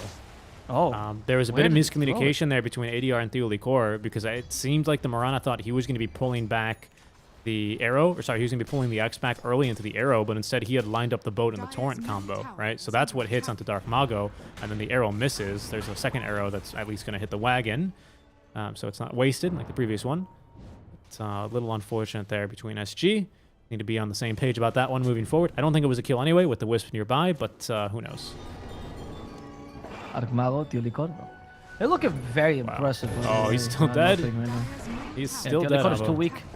He hasn't been able to Ooh. do anything this early game. No, Get he's dead me to Wild the Winds! fist. Oh, nice deny. Nice deny. Yep. At least he got that. No, that's pretty important. It is. I think it's Still pretty though. huge because Dark Mago uses 2 Remnant charges there and a lot of mana and the DD rune for nothing, basically. Then That's true. Dark Mago can still go back to farming. I mean, Kunkka is destroying this lane, but the side lanes are going so well for NoPing, they can afford to lose mid, honestly. And Kunkka needs to do a lot now. ADR needs to just go rotate and get kills. In fact, I think this is the one game where I think Radiant's Kunkka is justified. You're winning your lane, and getting kills is a bit difficult. So you're going to go Radiance to have as much impact as possible in the early mid game.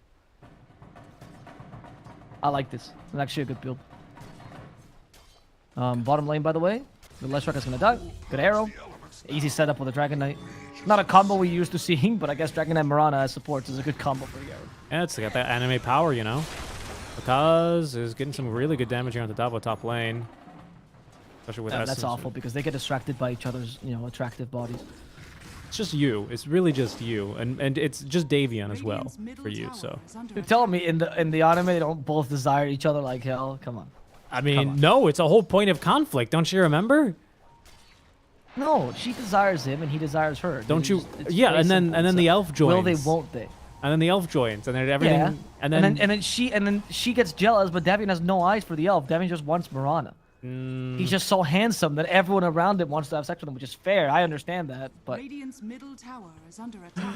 I'm not okay, sure. the elf is not part of this. I love think triangle. you're remembering it a bit differently than I Arrow. am. There's another kill though. Oscar is dead. Fabulate is gonna get the kill. Made sure that the creeps didn't take the last hit. They even they're getting all these souls with Terror Blade, so I guess it's the second part of the anime where Dragon Knight and Mirana turn evil, and they're collecting. It's like, oh, let's go for the goat. Yeah, goat souls are tasty. You know what it or was? something. It's actually season 2 Oh, Panda's dead spoilers. too? There's Panda dying What's as well. happening? This bottom lane, once he activates meta and we have Mirana roaming because she can get kills nowhere else, the last thing you should do is stay bottom. Dire's bottom tower It's a fair point. If they take your tower, who cares? It's a tier 1. It's a tier 1 off lane. Like, honest, like, Mago, dude, come on. I don't know, it was like, where else do I want to be, Alvo? Bottom to farm. I mean, this is fine now, right? If it's too far into the tower, I think it's okay. But it's odd because Oscar died twice in the same position. Now Cat to come back with a walk of shame. How they go mid? Panda, I swear to God, if King Jungles catches you again, Dragon Tail. Oh, Panda's dead. Yep. There's a tip. Yeah, the tip. He just TP'd there. He did. He just wasted 2 TPs for Lesh and for Panda. Completely canceling this early game. Oh, that they Dragon have Tail done so stun. hard- Arrows up worked in so hard for. 5, but Kunkka's cooldowns are still a little bit too long. Searing Chains will find the bottom, but after she leaps up the high ground. What was I going to go on about? All right, you were making an anime joke. I was going to make an anime joke. But let's move on anyway, because Pakaz is, he's really blasting the anime music. It's turned up to 11. This has turned into a pretty free lane for him here.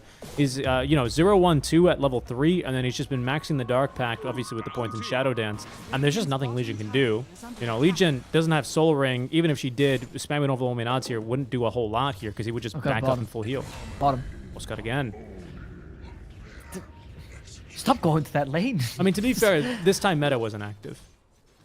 Sure, but okay, yeah, but I think it's got past the point where we need meta to get the kill now, right? Yeah, no, we Like, have. I get it, but like, I mean, if you go to that lane, don't go that far ahead, is what I'm thinking. There's no use in defending this tower. You can actually go and gank instead. I don't know. I understand Oscar's feelings of trying to use the Pulse Nova to threaten them, but this combo is a bit too strong. Respect it more. I'm sorry, it's just NoPing. I feel like most teams would take maybe 1-2 kills down bottom and then adapt. And NoPing, look at this. Oscar is Radiant's committed. middle tower is under attack. I want to be Oscar's girlfriend, dude. This guy, he is not gonna let you down, huh? Oh, Ambassador. Yeah. See here how he's going to do. Alright, this is- Radiant's bottom Pushing that tier 2 now. I guess now they see King Jungle's mid, but now they've given so much liberty that King Jungles can actually Dragon Form and take the real tower mid, and Oscar has to settle for the fake tower bottom. Dire's structures are fortified. Well, they're going to clear the wagon as well from NoPing with this push. As down it goes. Dark Mago wanted the range creep real bad there, and he's going to get it, I guess. Might have a Oh, he kill missed a Dragon Tail. against King Jungle. Okay. No. It's still a 5. It's still a DK, even if he's a 5. Dire's Tower for top tower, though, in the end. fallen. But equal trade here.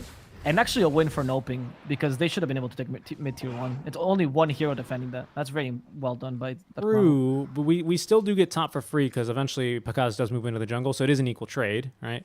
But, you know. Yeah, I'm just saying, considering the situation of the game. Like, yeah, it's We- equal trade, but considering the situation, it's good for NoPing. Let's see here. If I'd like to see how this next fight breaks out, because obviously this rotation is no. natural, and well, they might catch Mago. Dark Mago. Okay, he's gonna have a remnant out, but they're gonna pull him right back. Matthew is not level 6, another remnant away. He is not gonna live, or he is gonna live, as the Aphotic Shield now a second round is going to at least give him a little bit more bonus HP. Duel.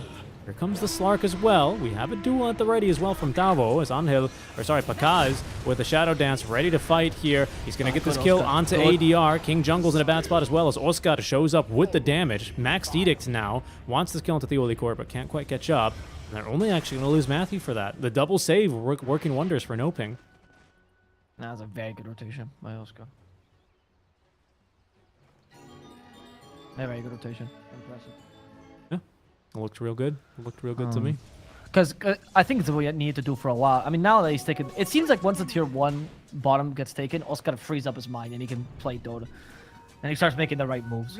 But he has to take that mid-tier 1, which is... It's fine. Okay. Now he's starting to actually push. He's going to put pressure mid. He's playing a Lesh, so he's actually one of the strongest heroes in the game right now, just naturally. But he's vulnerable to ganks, which is why they have to kill the Mirana. This is ideal. They kill Tiolicor. There you go. That's your ganking power gone. Which should put NoPing at ease. They want to rotate with the Wisp. They do have Relocate here. So they could force a fight if they wanted to, honestly.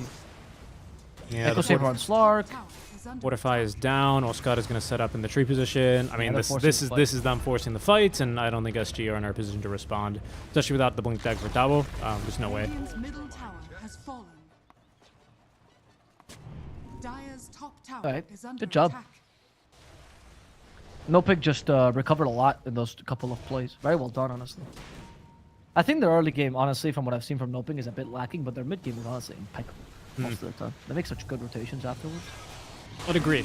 They've got a really good read on the game. I think their fundamentals are good. Yeah. Like, we push bottom. What do Yes, we yes. do? We farm our way to the mid tower and force the issue there, especially if we're able to defend by simply rotating 1 or 2 heroes mid lane while we secure the tower. We don't fight for top. Our carry doesn't concern themselves with fighting for top, right? Our carry farms our way to the mid lane and is able to join the fights. Like, it's really clean. It's really clean stuff, to be honest.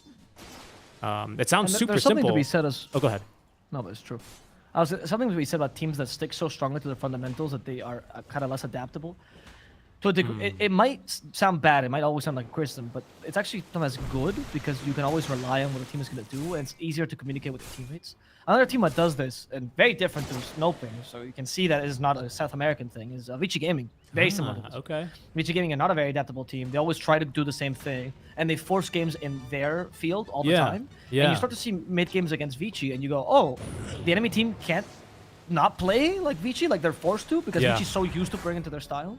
That's actually a really good point. And NoPing does something similar. This is, I'm not going to remember this perfectly off the top of my head because this was a year ago, and I'm not sure if we had too many roster changes since then, especially because I've not had the opportunity to cast a lot of... Just go, just say it, it's fine. But last year, doing ESL 1 Birmingham Online, or one of the ESL LAs, I remember casting Vici Gaming along with Winter, and something that they did every single time without fail, is minute 27, they would always smoke up and go contest enemies when they were farming for their neutrals. Every single time, without fail.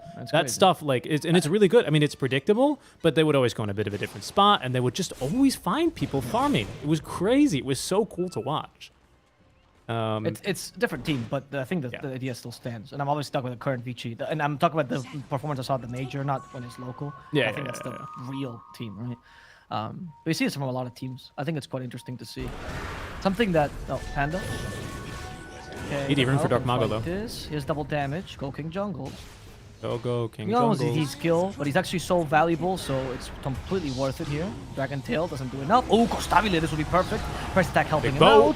Pakaz. What?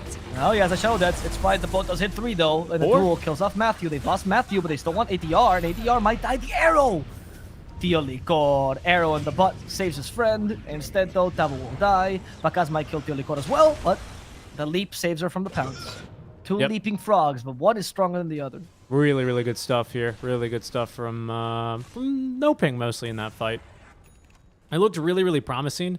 And for SG, when they do actually end up getting... It was four people with the boat and Torrent. It was unbelievable, I want to say. But NoPing, they were fine. The Lesh eventually shows up. They did get the duel victory, hence the 10 damage. But they immediately punish Tavo for that bit of damage. So, about even. So the point I was going to make earlier is that, when you talk about some of the top tier teams, some of them have told me that people overestimate how great surprise factor is in Dota, because if you're a good team, most things are somewhat predictable. You always have them in your head, right? It's not just about making the right move, even if it's predictable. Like, for example, here, invading the triangle, it is predictable, but it doesn't matter because you're stronger. You have the relocate gang, so Piolicor dies, and you will kill King Chungles as well.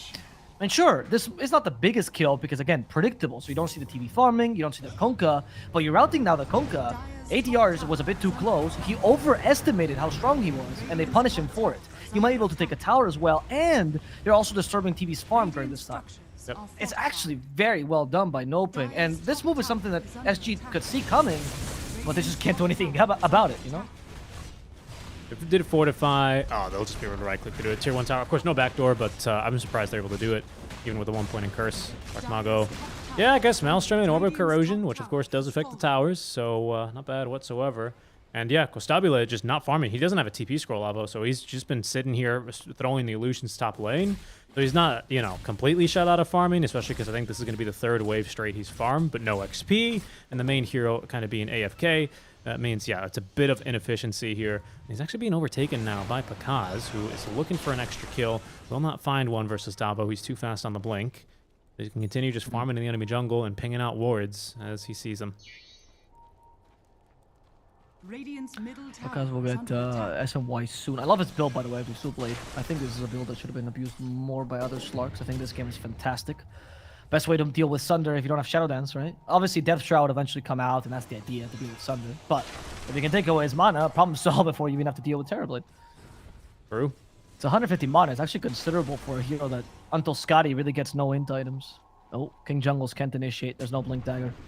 He's even considering Force Staff just to have initiation earlier. Are there any other abilities in the game that reduce the mana cost when you level them higher?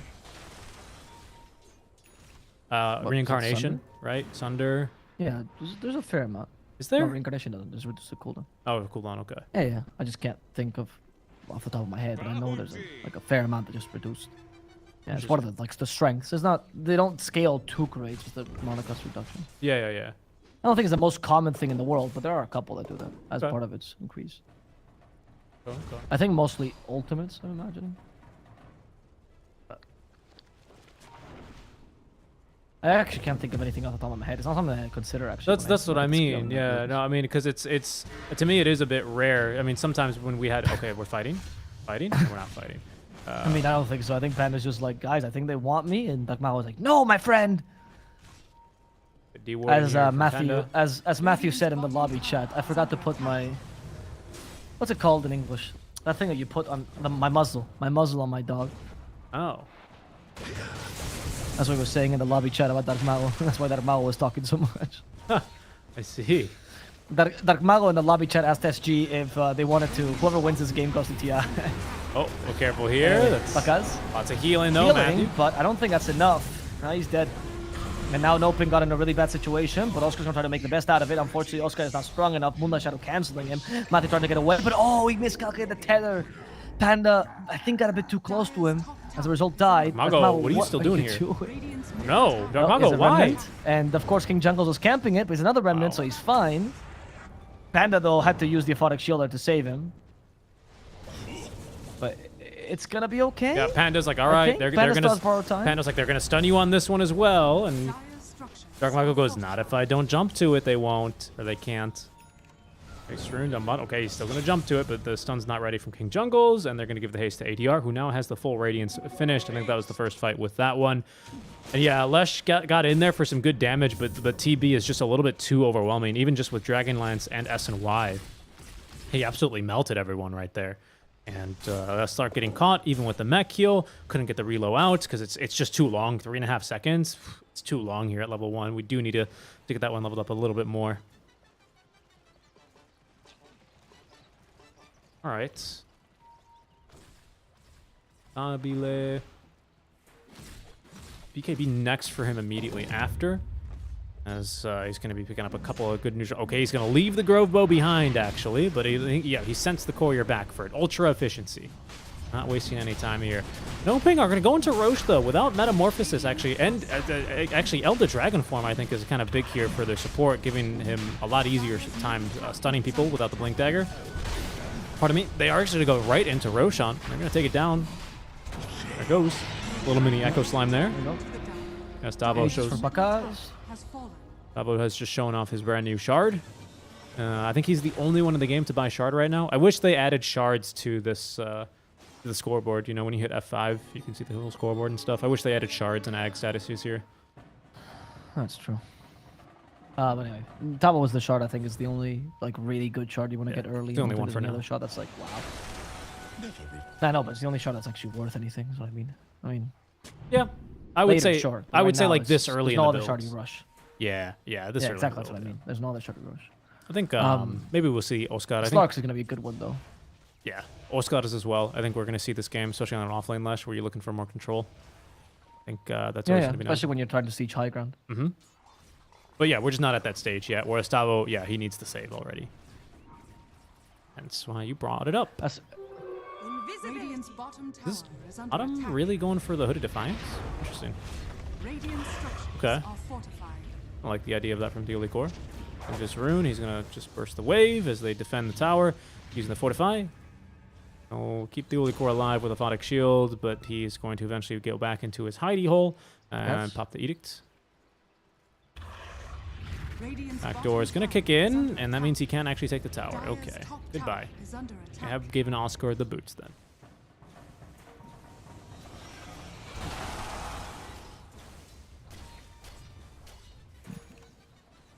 SNY for Dark Mago. What do you got? Oh, that's Kaya and Sanj, pardon me. For some reason, Kaya still. and Sanj. Kaya and Sanj for him, and Kaya and Sanj for Oscar as well. Yep. It's a relatively tanky team. Yeah. Making it hard for SG to pick ideal targets. Sanj is super important to deal with his Dragon Tail plus Mirana plus Kunkka combo. Definitely, definitely. Especially if the Talk Abba about can't DK. hit you immediately. Yeah, there's a little stun. He's going to die though, because he can't even run anywhere. And yeah, plenty of best. My goodness, with overcharge makes him look so scary. They also get Dio Licor on the opposite side of the map, who was trying to push bottom lanes as much as he could. Seems like SG are just kind of splitting around the map. I think we want, well, now we have BKB for Costabile, and we probably want BKB for 40R as well, or 80R, which is why he's still just waiting for that one. I think those 2 BKBs are the next go times here. Gustavo is not really finding a whole lot of farm, just Blink Dagger. That's basically been it on top of this shard. He's way too far from BKB to wait for him.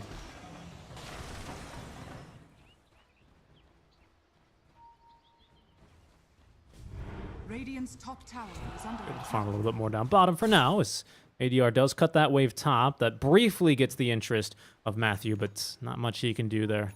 Stop Kunkka from doing that, as he'll hide in the trees. He turns off the Radiant, so I think he's going to stick around. He has the TP scroll ready, but no reason not to continue split pushing if enemies will allow him to do it. Stabila going into the Crystallis next. No Eye of Scotty for him this game versus the Slark or the Ember. I think makes sense. But versus the Wisp Abba, I could see a point for Scotty, but I think just damage is good for now.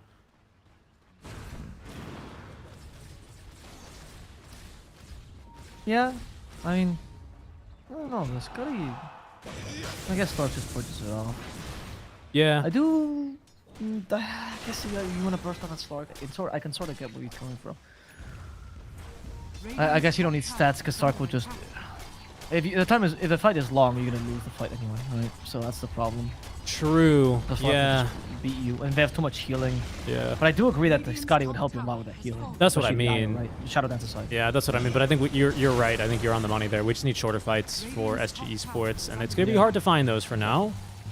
Dark Mago, Searing Chains. They're gonna steal just a couple of stats, just a nibble there for Bakaz. Fire. Push that off immediately. Yeah, get that damage back. Avo, little mini Echo Slam there. Should have waited for the creep wave, but not a big deal. Down goes the tier 3 tower. The big old Tidebringer cleave for ADR. Prakash is being basically full healed right now, pardon me, by Matthew. Arrow, not going to find him either. Dire's bottom And no ping, nothing really stopping them from just continuing to do this to the rest of your base, except for that mid-tier 2 tower. Dire's ADR, bit of magic immunity for him. As he'll walk up and punch Prakash in the face, but he'll get bit 2 more times. No one attempting to cut this top lane either, as there's going to be the less shard out from Oscar. Oh, Gustavi Ooh. loves coming in left short. The duel for Slark. Slark Can they won. save him? They do actually, because once the duel, when he's in that Shadow Dance, it's just the H's. Just the H's. And a bit more damage from that duel, though. He's going to be happy with that. We Yep. still have Shadow Dance. They could continue this, but what is there to take, right? You Yeah. haven't taken the mid-tier 2, so And just go Avo, back. they see a DD in the river. So I think they're interested in picking that one up, probably pushing bottom out, and then linking for a push tier 2 mid. We don't have Aegis, right? Yeah, we haven't for at least 15 seconds or so. Oh, right, because we just lost it there, right? I think that's why Pakadas doesn't activate Shadow Dance. He's like, yeah, I'll take a full heal. Don't mind me. And, yeah, DD Rune is just going to be left for now. I would imagine that they're, yeah, Slark's going to go back and pick it up. Perhaps we can look for another fight. Because SG Esports are looking for one as well, and they're going to be not in a great position here. They did use meta and attempt to try and hold there, but just couldn't find the opening they wanted, especially after the duel ended very quickly with a resounding defeat. We don't have anything to dispel this DD either. He's going to absolutely tear through these buildings. Look at this. Oof. Goodbye. Arrow doesn't catch anyone there either. It was a good effort, though. From the bottom, who was throwing it from a bit of a sneaky angle. Smoke immediately scouted, though, by the Observer. And Pakaz would have been able to tell, but he doesn't really care. He's going to go straight for bottom next. BKB active. They pulled back Matthew. They're actually going to be able to get the dual victory on him basically immediately. He's bumped back. The relocate is coming in immediately here as Pakaz, without his wisp, now is going to be bumped a little bit here by that Fountain of Regen. In addition to just the regular healing, King Jungles is immediately killed. 19 stacks right now of the Essence Shift. We have buyback here on the DK, and there's going to be no Wisp until he can TP to that outpost. Oscar almost dying to the tier 3 tower, gets the aphotic shield. Arrow chasing after him, but he'll find a creep instead. Matthew can just come by with mech heal. Oscar gonna bait him out. Thunder? Oh, Bacchus, you got sundered. Yeah, in fact, Matthew has to join him. Oscar, sorry, you're not getting any heal. It's all for Bacchus. But they're gonna take Tavo down so easily. Tavo can't survive this. The Scotty, they don't even need a basher. That char doesn't do enough. Bacchus hits too hard. He has 27 stacks of agility now, plus the 7 extra one from the kills he's gotten. Okay, Moonlight Shadow. This is the last attempt you have. Metamorphosis is up in 7 though, so they actually might be able to fight. I don't know if NoPing knows this. They might have calculated the Metamorphosis cooldown. Dark Mago doesn't seem to care. I think Dark Mago being Dark Mago perpetually. Bacchus going in, wants to attack Costabile. Costabile, sorry, who's out of mana now. Costabile almost dies. The Aphotic Shield close to killing him, but it's ATR the target. And Bacchus will just take him down too. I think NoPing. That's it. Now you go mid, Yeah. and then you finish the game. I think they're just too strong, especially with now 38 stacks of Essence and Overcharge. I mean, yeah, I don't think Bacchus is stopping for anyone here. There he goes. Tavo's dead. Give me a couple more, up to 45. He died in 7 hits, by the way. Gotta have Scotty. There's the Overcharge, hit by the arrow, immediately dispels it. And yeah, this is basically GG. As it looks like NoPing out of the gates. Yeah, they're gonna call it here. SG strike the colors. As the horn will sound, that is a big win here for NoPing Esports. And a really solid game from them, honestly. Just a very solid, clean game of Dota 2.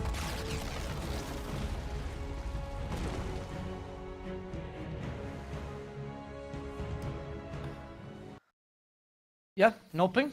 Just impressive performance, honestly. What can I say? I think they played the... Like, once they managed to get out of... Oh, sorry about that, Avo. I think we've lost you briefly. Hello? Yeah, we've lost you, Avo. Sorry about that. Unfortunate, we will get reconnected to him very briefly as to hear what he had to say about the game. First time this happened for quite some time, though. Connection lost. As there we go. There's some TeamSpeak noises for you. Apologies about that. But we'll be getting right back here connected with Alvaro in just a second while he continues to gather his thoughts. And now the man himself is ready for his post-game analysis. Mr. Alvo Plus, if you would please take it away.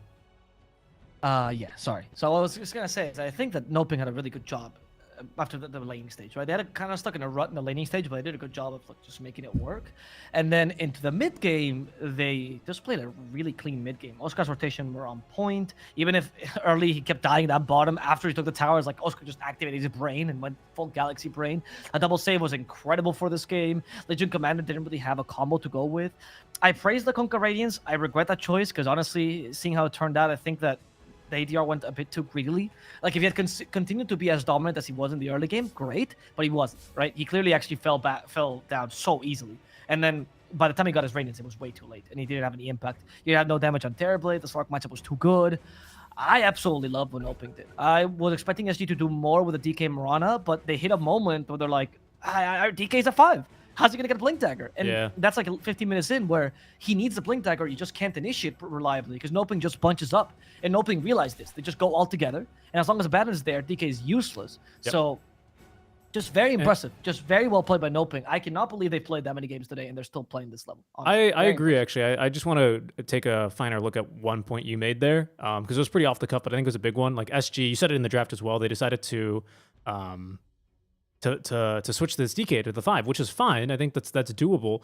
But versus Panda, or versus the ABBA specifically, that's never going to work. Because like you said, he's not going to get a Blink Dagger. So you're never going to be able to really capitalize on someone being out of position because of the ABBA. ABBA's always going to be there, right? Especially without Blink. There's just no way you're ever going to get the jump on someone because you're a DK. You're super slow without that Blink. And I think NoPing take really good advantage of that, and that plays into this Slark game as well. I mean, Picasso with a fantastic performance, and that'll lead us to our first break here for our grand finals. It's a best of 3 grand finals. Thank you guys so much for joining us throughout the entire tournament, as now we could be going to what is our last break here. If NoPing get what I would consider to be kind of the reverse sweep, as of course they lost 2-1 earlier today to SG Esports, and now take game 1.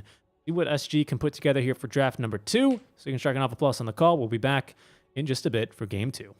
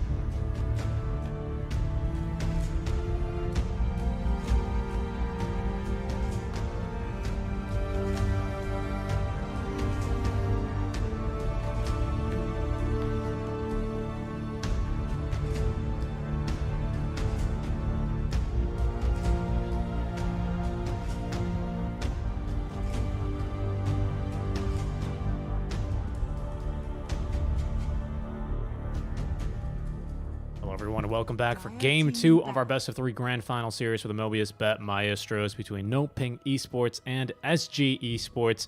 I'm Seeking Strike Dota, and joining me is going to be Avo Plus. Sorry, I was almost called you by your Twitter handle, which is at Mr. Avo Plus. Exclamation point casters in the chat if you'd like to follow us there. While we're on this note, Nice. Good plug. yeah, good. I mean, might as well, right? I made a mistake. Might as well own up to it and move into it. But NoPing leading 1-0. I'm already wrong with my prediction. Even though the score didn't show it, right? The score did not show it for some reason. I just didn't update it, I guess, which is I apologize for that, but it's whatever.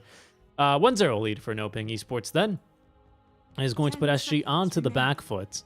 What do you think? Do you think we're still heading in the direction of your 1-2? Do you think it was maybe just a little bit of a draft thing for SG Esports, or do you think NoPing is coming in here with some renewed fire and energy? I honestly think NoPing is coming in here with some renewed fire and energy. I'm very impressed by them. I thought they would win So first game was it Peru or Brazil? I'm not sure. Let me check. I'm not sure. Not sure. Oh no, because of the stupid flapjack thing. I can't read it now. Fuck you, flapjack. God damn it. I forgot which one it was, but I usually it's Peru, Brazil, and then coin flip. So I'm assuming it's gonna be Brazil. I don't know. Maybe that's has something to do with it. I'll find it for you real quick. But okay. Do you mind if I just pull us into draft anyway, while you continue talking? Yeah, pull us into draft. Yeah, I thought we were in draft already. Yeah. So I think NoPing just played a fantastic game 1. I think SG also went a bit too reliant on the TB pickup. I think when you first face TB against weaker teams, yeah, sure, they don't really have an answer, but NoPing had multiple answers. Like, they chose there to go for the Slark, but they've done the Axe before. Like, there's options. And NoPing certainly creative enough. Matthew's a really good drafter. I wouldn't have trusted that much. I think Ancient Apparition Luna is a much more solid opening, because Luna, even against her hard counters, can deal... Oh, wow, that's impressive. They picked Timber into Luna. Even against her hardest counters, Luna can deal with them by just farming faster than them. So she's a bit more versatile, and you can also have a secondary win condition, where I feel like TB, especially first pick TB, leads to too many potential counters being drawn. And NoPing, they're going to go for the Nyx Oracle to answer to the Ancient Apparition. Great answer. They absolutely cancel this hero, so Ancient Apparition no longer a hero. But very, very bold choice of choosing Timbersaw to Luna. Very bold choice. And now even with the Lion, like, this is going to be tough for NoPing. But it's true that Timbersaw is very strong against Ancient Apparition, so they might be considering that Timbersaw he can deal with Luna well enough if you go for the Timber Chain build, and the support's too weak. And this allows Nyx Assassin to rotate, so it's still fine. It's actually not that big a deal, even if your lane is not the ideal situation. Of course, Lion does make it life hell, but at some point you have to make some sort of compromise. Yeah. And because Nyx also brings a lot of team fight, Timbersaw is fine, and also Timbersaw Oracle is a good combo.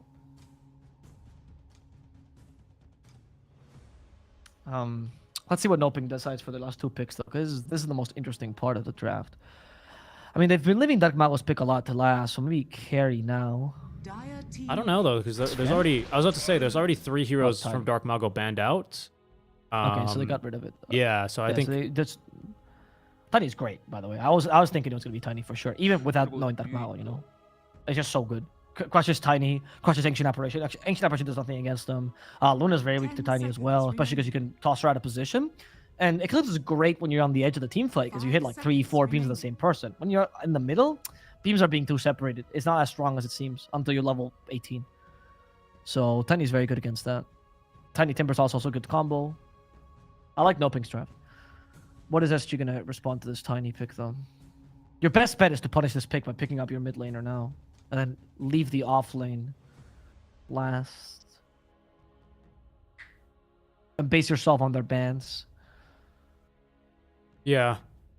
Yeah, and just try and get a good matchup there. It's always a bit spooky, though, I feel like, when you do that, because when you last pick your offlaner, especially with 9th pick or whatever you want to call it, right? When you have first pick and your last pick is your offlaner, essentially, you can never go too specific. You know, like, I feel like there's a lot of general type heroes, not like General, the offlane player from formerly Na'Vi and then ASM Gambit and now Helper Smashers. But if you always want to do that, I feel like it has to be something pretty generic.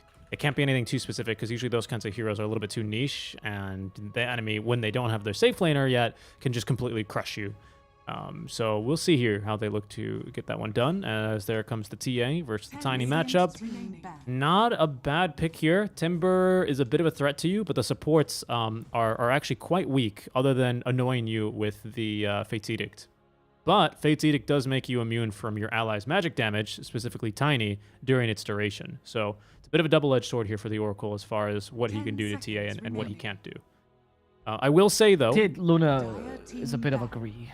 Yeah, it is. Just real quick, on Fate's Edict, it reduces the damage to 0, but it doesn't... Apologies about that.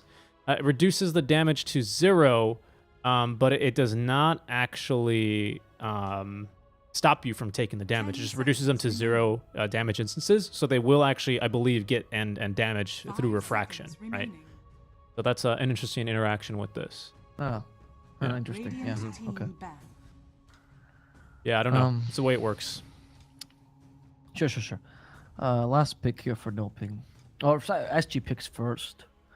Your best bets are the safe picks, but unfortunately, Timbersaw counters most of those. Like if you go Centaur, Timbersaw gets counters him. Tiny actually good against him. Legion, another safe pick, safe-ish pick. Like Mars, another safe-ish pick. But Mars is banned. So much Legion these days. I agree with you though. I mean, now that she's back into the pool, last game she didn't work too well though. Yeah. Can't go anything like a Darkseer, mostly because, of course, we don't know what the carry is, and if there's an Oracle, we can't go... No, and you have a line. You can't Darkseer without a melee support. It's too weak. Night Hunter... Yeah, that's another safe one, even though Tide is... Yeah, Tide is okay. That's fine, yeah. Especially because usually you get Whirling Death, and then once you have Kraken Shell Max, you usually dispel it right away. It's a little silly. I think Sanking might be your best bet here. Yeah, there are picks that are going to counter him in lane, but he's still useful in the mid game anyway. You crush Timber. You're pretty good against Tiny. You're not going to get bursted by Tiny. You don't really actually care I just as well don't feel about like, the Nyx, actually. Yeah. I don't feel like Centaur or Legion can be viable here. I don't think Underlord's too great either. I don't see anything that's like really wow for SG. And you need something that's very selfless for them, so... Oh, what about a... I can't believe we haven't seen this hero at, like, all playoffs, I want to say. What about a Pangolier? Oh, Pango's very good. Pango's very good. But I just don't... They don't... Oh, it's Tabo. Yeah. No, yeah, Pango's good. What about Pango? Pango's very good. Very selfless, can take dangerous farm. Oracle is not really too big of an issue, right? Because you can proc way more lucky shots than he can dispel. Plus, you have the ability to permastun, which, you know, even a strong dispel might not be able to get you out of that. But if they Pango, I void. Oh, if they Pango, NoPing voids, and then Pango's not as good, but it's whatever. Yeah, but I don't think this void game is I don't think it's a really good void game. Okay, look, they go Sanking. Aha. Proud. I know my Tabino. I don't think Pango's been a very high priority hero for some reason. And Medusa. I mean, it's a very meh last pick, honestly. She's good. Like, what other carry can you really run against Ancient Apparition? Honestly, it's terrible Medusa. They ban you terrible. You pick Medusa. Yeah, sounds about right. It's just how it is. I mean, she's strong against TA. Lion annoys her a lot. Sanking doesn't do much to her. Luna Medusa matchup is more even than most people think. Medusa wins in the late game, but Luna farms a bit faster than her. Mid game, Luna's stronger. It's even. I still like NoPing's draft a bit more, though. The only thing about Dusa that's bad is Dusa Oracle is not the greatest of combos, right? But 10 seconds besides that, I think it's fine. Yeah, it's a good amount of magic damage, though, on the lane, right? I mean, you get level 3 on both these heroes. Oracle's got, like, I think, like a 200 to 300 damage nuke or something. Dusa as well with the Mystic Snake if it bounces onto Tavo. Like, it's... I agree. It's not amazing, but it's a surprising amount of damage. Like, the Holy Core could end up dying if he's... And he shouldn't really be close to the creep wave like that ever in this lane. But if he's a little bit out of position, he could definitely get caught out and just killed pretty much instantly. Or were you talking about, like, more of the synergy between the two, Oracle and Medusa? Is that what you weren't a fan of, or was it the lane that you weren't really liking too much? No, I think the lane is okay. I just think that the Deuce is just... I mean, not that I'm not a fan. It's just... I never get excited with the Medusa pick. Okay. That's fair. That's just it. I feel like Dusa is a hero that can get outclassed and can outclass seemingly at random based on the farming speed. His Bakaz, I do trust his Dusa, but there's no outplay potential for this hero for the most part, right? So you just need to position yourself well. And honestly, anyone that was not Berna in this tournament, even the eliminated teams did that, so... It was exclusively Berna who decided to lead with Dusa, get in between 5, and be like, "What? Where's team?" Right? Where is team? Just one jab at Berna. That's all I'm gonna do. All right. Well, we'll see here how this one's going to end up. What do you think? Now that the drafts are set and we're loading into the game, we'll probably have a pause so we have a little bit of time to discuss it here. But what are you thinking here? Your predictions for game number 2, Avo? I'm thinking NoPing wins. Okay. Is your Let's see how much response. server. Is that because I think it's like 55-45. Okay. Okay. Draft-wise. It's draft-wise. I feel like SG's draft is a bit too greedy to punish a Dusa. I feel like Tiny's also really good against this kind of draft. I think their lanes are just okay. Though Timbersaw might have a bad lane, the game is honestly pretty good for Timbersaw. And I also felt that they played much better than SG last game. Avino. Gotta love it. Avino Hermoso. Okay. It's really, yeah, I really like Matthew and Devils and friendship. It's really cute, actually. Yeah. The budding relationship, and it grows ever stronger here live on Twitch TV or YouTube or Trovo, wherever you guys are watching us. Thank you guys for tuning into the tournament. And hey, now that we have a little bit of a pause, if you're looking for something to do, why don't you go ahead and type !giveaway into that Twitch chat. Click on the link that the bot gives you if you're interested, of course, in winning a Provocation of Ruin set for the Juggernaut or 4 other Arcanas. 5 winners are going to be chosen here in the Gleam IO giveaway. So make sure you guys get registered if you are interested in that. Details are, of course, going to be in the link that the bot gives you. So that's maybe the last time we're going to say it, because this giveaway is going to, we're going to announce the winners probably tomorrow or by the end of the week, and you'll be contacted there when that's all said and done. So definitely, guys, this is, we're running out of time, because this could be the last game of the tournament, because to come back to the point here, full circle, I also kind of agree with you, Avo. I think that we have potentially a 2-0 here for NoPing. I like this draft a lot. I think... especially if NoPing can get a solid early game and on Dark Mago Tiny, I think that is viable. They could very easily, I think, kind of build a lead that SG Esports will find it very difficult to come back from. And speaking of coming back, to go back to an earlier point, I did manage to determine that game 1 was played on the Peru server.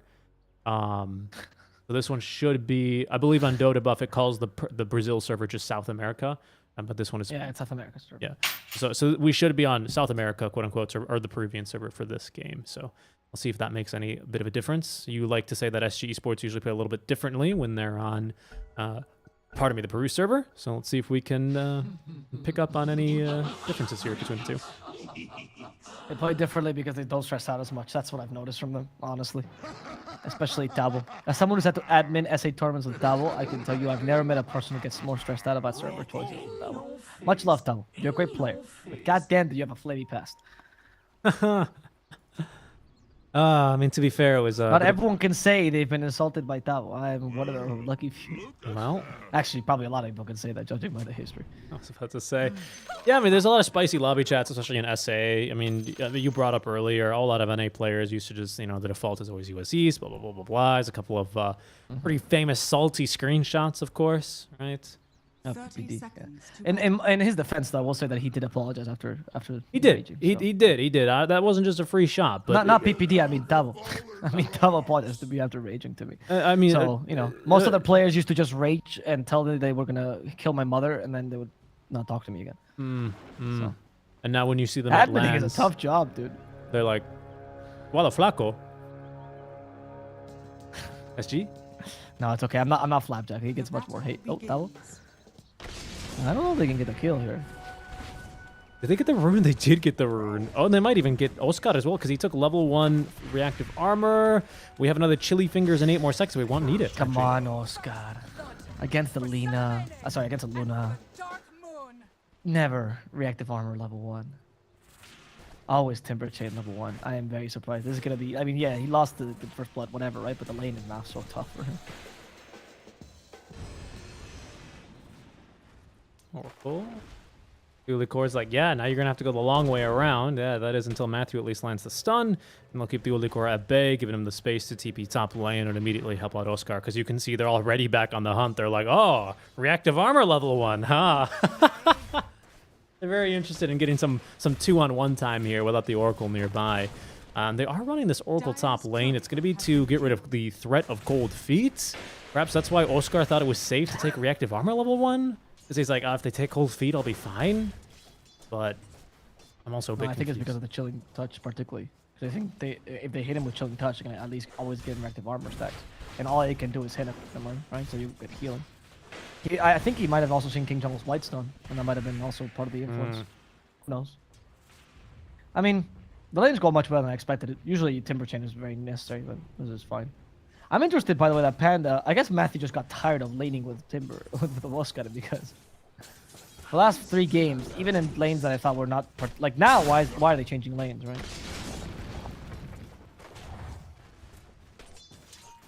There's not a big reason for NoPing. It might just be that they're actually trying out different lane compositions. Could be. A little bit of experimenting in the grand finals when you're up 1 game. At least you got the one. I mean, they've game. been doing this for the past 3 games. With Infinity, they did the same thing. That's why I'm very curious about this. Yeah, with Infinity, to me, it made a lot of sense. Maybe eventually we're going to take a point relatively early in Fate's Edict, maybe if not 3, 4, and then just look to heal Oscar even more and prevent it. Kind of just essentially wastes Costabile's mana. It's a lot of healing on this Oracle. I'm wondering if Costabile will go for the Lucent Beam build. I don't think it's... Usually when you're up against a Timber and you want to really win the lane, you go Lucent Beam, but then you farm slower, so... It's always a bit of a trade-off. How confident are you that you can actually beat the Timber? And once Oscar, I think, sees the level 2 Lucent Beam, do you really want to play aggressively? Probably not. We'll see. Well, mid lane, Dark Mago has played with many a TA in his time, but ADR is a great TA, one of his best heroes. Has been killed. Always interesting to see matchups between 2 hero spammers. Like Mago more so than ADR. ADR is just really old, so he's played every hero on this run a million times. Fair enough. Fair enough. Stabile. And decent damage here. We got that point in the Timber Chain now. And yeah, that Blightstone's not going to do a whole lot of work here versus Oscar. Okay, there's the points. Yeah, of course. False Promise and Fortune's End. Or sorry, not False Promise. Purifying Flames, rather, for all that damage nuke. Kaz actually finds himself pretty low on the mana here. Got the 3 stick charges. Can pop them now to throw the snake, and it will do so at the Olicor. We'll at least only get him the 60 mana back. Matthew trying to fight here, wanting to kill the courier. It's got a full bracer on it, and down it goes. The Olicor is going to lose his life over this as well. Maybe not. Matthew dying to the creep wave. Another impale. He's going to get it, but they've lost the Dusa because Tabo decides to dive the tower for the kill. Worth, though. Worth for the kill, because you got the experience out of it. Yeah, Bottom it's good. tower is under attack. That said, though, Matthew outboard, did you see the baiting with the Magic Stick? It's like, oh no, I did. please don't kill me. I'm sure gonna die. And then Magic Stick, while he was attack animation to guarantee the Impale would hit, right? That's so smart. Sometimes Matthew does these plays where you go, no wonder they call you Rotito. Okay. He might have gotten the kill anyway, right? But it's the way that he secures them. Dark Mago really wants this rune. Dark Mago. He's going to get Where's it. the tip, Dark Mago? No, He's not gonna get it. not going to be allowed to grab... Oh, he might... No, he's not. I think Ulicor is going to deny it or even take it before he lets Dark Mago have that rune. Like to keep it mid lane, though. Dark Mago has to pay some attention to this creep wave, though. I actually wouldn't mind to see him at least force the Lion to take it or deny it. But for now, it's whatever. Doesn't really care too much about it, it would seem. Bottom, Tabo is alone, though. And they know this, obviously, because the Lion's been mid lane for some time. Early points in the mana burn is going to be a little bit obnoxious for the Sand King. 81 mana burned, basically, for the 100. So it's not quite a 1-to-1 exchange. But again, Tabo without mana makes the lane a lot easier. And okay, somehow the Lion leaves the lane without either ADR or him taking the rune. At least deny it. That's a free refill here for Dark Mago. Yeah, it was good. I mean, the lane is going surprisingly well. I don't think the tiny matchup is that great, so I think the man is pretty happy with this. Bottom, though, is not going as well as expected. As Bakaz, he's struggling. Wow. Oh, he activated the Mana Shield, but a bit too late. No way, that Mana Shield activation last second will save him. Yeah, and That's insane. And the strength treads toggle Bakaz, as well. you did look at that. He's still to the last. A true K to the bitter end. He does not want to leave Now he's like, Matthew, bring me salves. And Matthew's like, but I'm a 4? Matthew, buy me a salve. You're a Yeah. 5 now. Pretty much. That's no excuse. No excuse. And they do need to buy him a salve here. I mean, maybe you can have the Oracle drop one and the Courier, whatever, but we need a salve up. No, you can't actually, because it needs to be from you. It needs to be his salve, yeah. Okay, yeah, they need that one here. ADR, regenning up. First item shreds for him. Dark Mago has the brown boots. Immediately into Blink Dagger here. There's going to be a nice little stack out from Panda. They've also stacked the Ancients once. Prepping for the Dusa. To be able to take those. That is a bit of a liability, though, because we're going to need to make sure that TA just doesn't take it. Oh, Matthew. Oh, Matthew. Oh, absolutely. The Ulikor protecting the root. Look at that. They're like, what? ADR's like, I thought you I thought you were going to grab the root from Level me. 3. Where's the vendetta coming from? Matthew, my God, I would just watch Matthew the whole game. I think it'd be interesting. Where's the salve, Matthew? It's coming on the courier, the walking courier. Here Took it is. forever. Finally gave it to Pakaz. There I think he brought more eventually. healing as well. Didn't he bring a? Oh no, nothing else. Just a fairy fire. Okay. Oh, clarity. There we go. Yeah, there's the clarity. Matthew learning how to position 5. Meanwhile, Panda is like, I'm a 5 in the off lane, so I'm gonna make stacks for my Oscar. Hey, Who not is bad at really all. struggling in his lane. As is to be expected, though, to be honest, from a Timber versus Luna. This is a particularly second bad point of Moonbeam. start, though. I mean, I think this reactive armor level 1 really ends up hurting him, if only because it allows Constabulate to really ramp up the pressure in the early lanes. Sorry, in the early waves, is what I meant to say. And just how many denies he has. 44 and 15. Yeah. Oscar, I mean, normally this lane gets eventually fine when you hit 6, because like most other heroes, when Timbersaw hits 6, he just boots the enemy safe laner. But he's not unable to do so too easily here. Oof. He missed a lot of lasses on the tower as well, I've noticed. Like, that kind of... Well, just I sad to didn't watch. at least, I didn't focus. I was watching the pull instead from King Jungles, who nails it. That's a hard pull to do. Especially on Different strokes for different folks. Yep. But yeah, Oscar is struggling. I mean, this is not what you pick the Timbersaw. I'm surprised they put the Timbersaw into Luna. They have this faith in Oscar, and Oscar is not really delivering just yet. Who is delivering on his signature hero is like Mao, who's doing a really good job now in farming. I think he's going to get a great time for the Blink Dagger. Does he already have it? He does. This is insane. Wow. 8 minutes. Granted, it's naked, but it's still very impressive. I mean, he's got boots. He's got boots. Is it too early right, though? that's why it's naked. I mean, he's got bottle. No, he's got bottle. It's not entirely naked. You're right. Is it too early though? Because he doesn't have toss max yet. I mean, they're just gonna go for it. This might kill the No, Luna. because toss doubles avalanche damage. So now you deal 600 damage with avalanche. No, you kill most things. We'll see. Who Look. cares about toss being maxed? Look, we'll see. We'll see. We'll see. Right now, he's not gonna find What is anyone your plan? in his own triangle, I mean, unsurprisingly. Yeah. So he's gonna. Maybe he's trying to look bait mid. the TA into going further. But she just activated I think refraction. ADR. Tower is under attack. Okay, Yes, hold he's on. still talking about- oh, he's 2, waiting. 1. There He's goes. waiting. There we go. Avalanche. Need to Okay, force his wanna end. dispel it? Panda. Yeah, he got it. There's a Yeah, tree. nice. And a tower. Yeah, okay. Odd way to play it, Wait, but I think it was the right one, because if you didn't toss him back, he wouldn't get the dispel of the Dark fortune Mago send. ping Well him? done. Did Dark Mago ping Panda for sealing the kill? Maybe. I'm not sure. Is under attack. It is a very Dark Mago thing to do. Because I think they needed the Oracle. I mean, I like how you pointed that out, because it was a pretty nice play. It was a little bit on the fly, right? A little bit of an audible there, but ADR just not expecting the Blink Dagger, honestly, immediately from Dark Mago. He's already kind of a threat now, and this is going to give a lot more space to Oscar top lane, who now has the Chakram and is already going to get this tier 1 tower. But they're going to bring the bodies mid lane here for SG. Is under attack. Radiant's middle tower is under attack. Dire's top tower has fallen.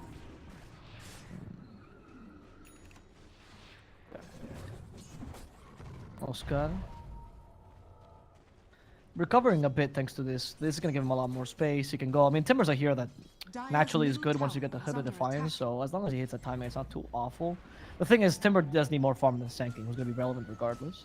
That was a really good Sanking as well, if we can show it this Is game. under attack. We'll see.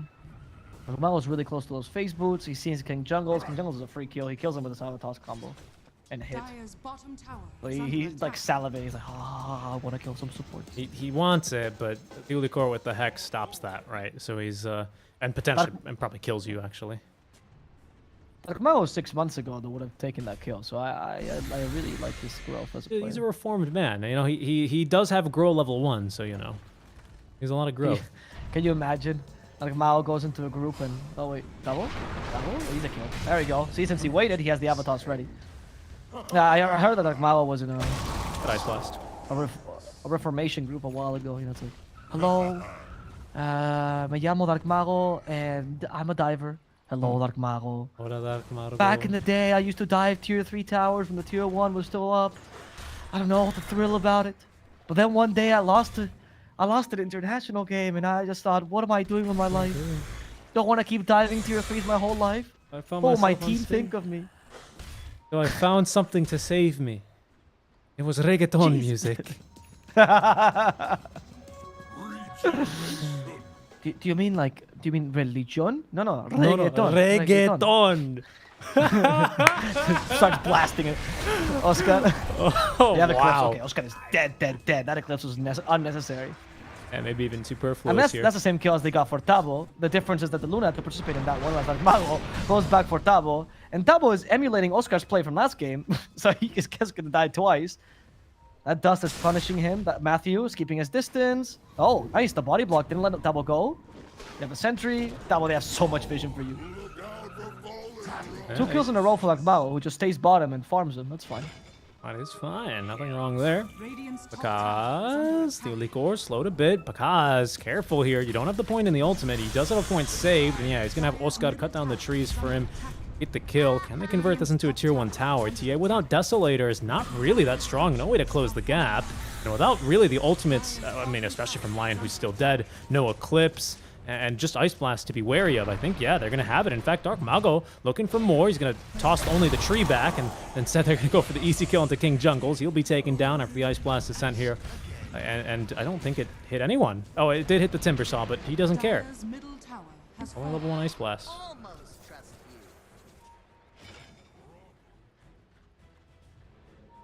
you. SNY finish for Okay, so he took a Dusa. tower mid. Yeah, treads in Oh, the I see lands. why. Yeah, she's farmed. I mean, I guess you don't want Manta this game, because Lion destroys the illusions anyway. Scanning. So S and Y, I agree. Yeah, against Burrow Strike. Radiant's bottom Burrow tower Strike, is under sorry. attack. Yeah. Against the Finger of Death. Oscar going bottom. Matthew nearby too. Matthew has dust. Matthew doing the dance of death. Matthew not fighting Tabo with his stun. Finally gets him. There we They get the go. Oracle. In the back, Panda is covering for his team. Guys, quick, get him. I'm dying for you. Yeah, it's worth it, though. Completely worth it, of course, as, of course, the kill into Tabo is a lot better. Without Tabo, they cannot really realistically look to siege this bottom tier 1 tower. There's 3 heroes for SG right now, you know, bottom. They were looking for something down there, but NoPing, you know, by luck or by most likely skill, they mirror the rotations over. And with that kill into Tabo, again, this tier 1 tower still stands. There's 2 tower advantage right now for NoPing. And Dusa, just chilling, man. She's just vibing, farming the whole map already here, making really great progress towards the Eye of Scotty. And that usually is a crucial item here versus especially another ranged carry like the Luna.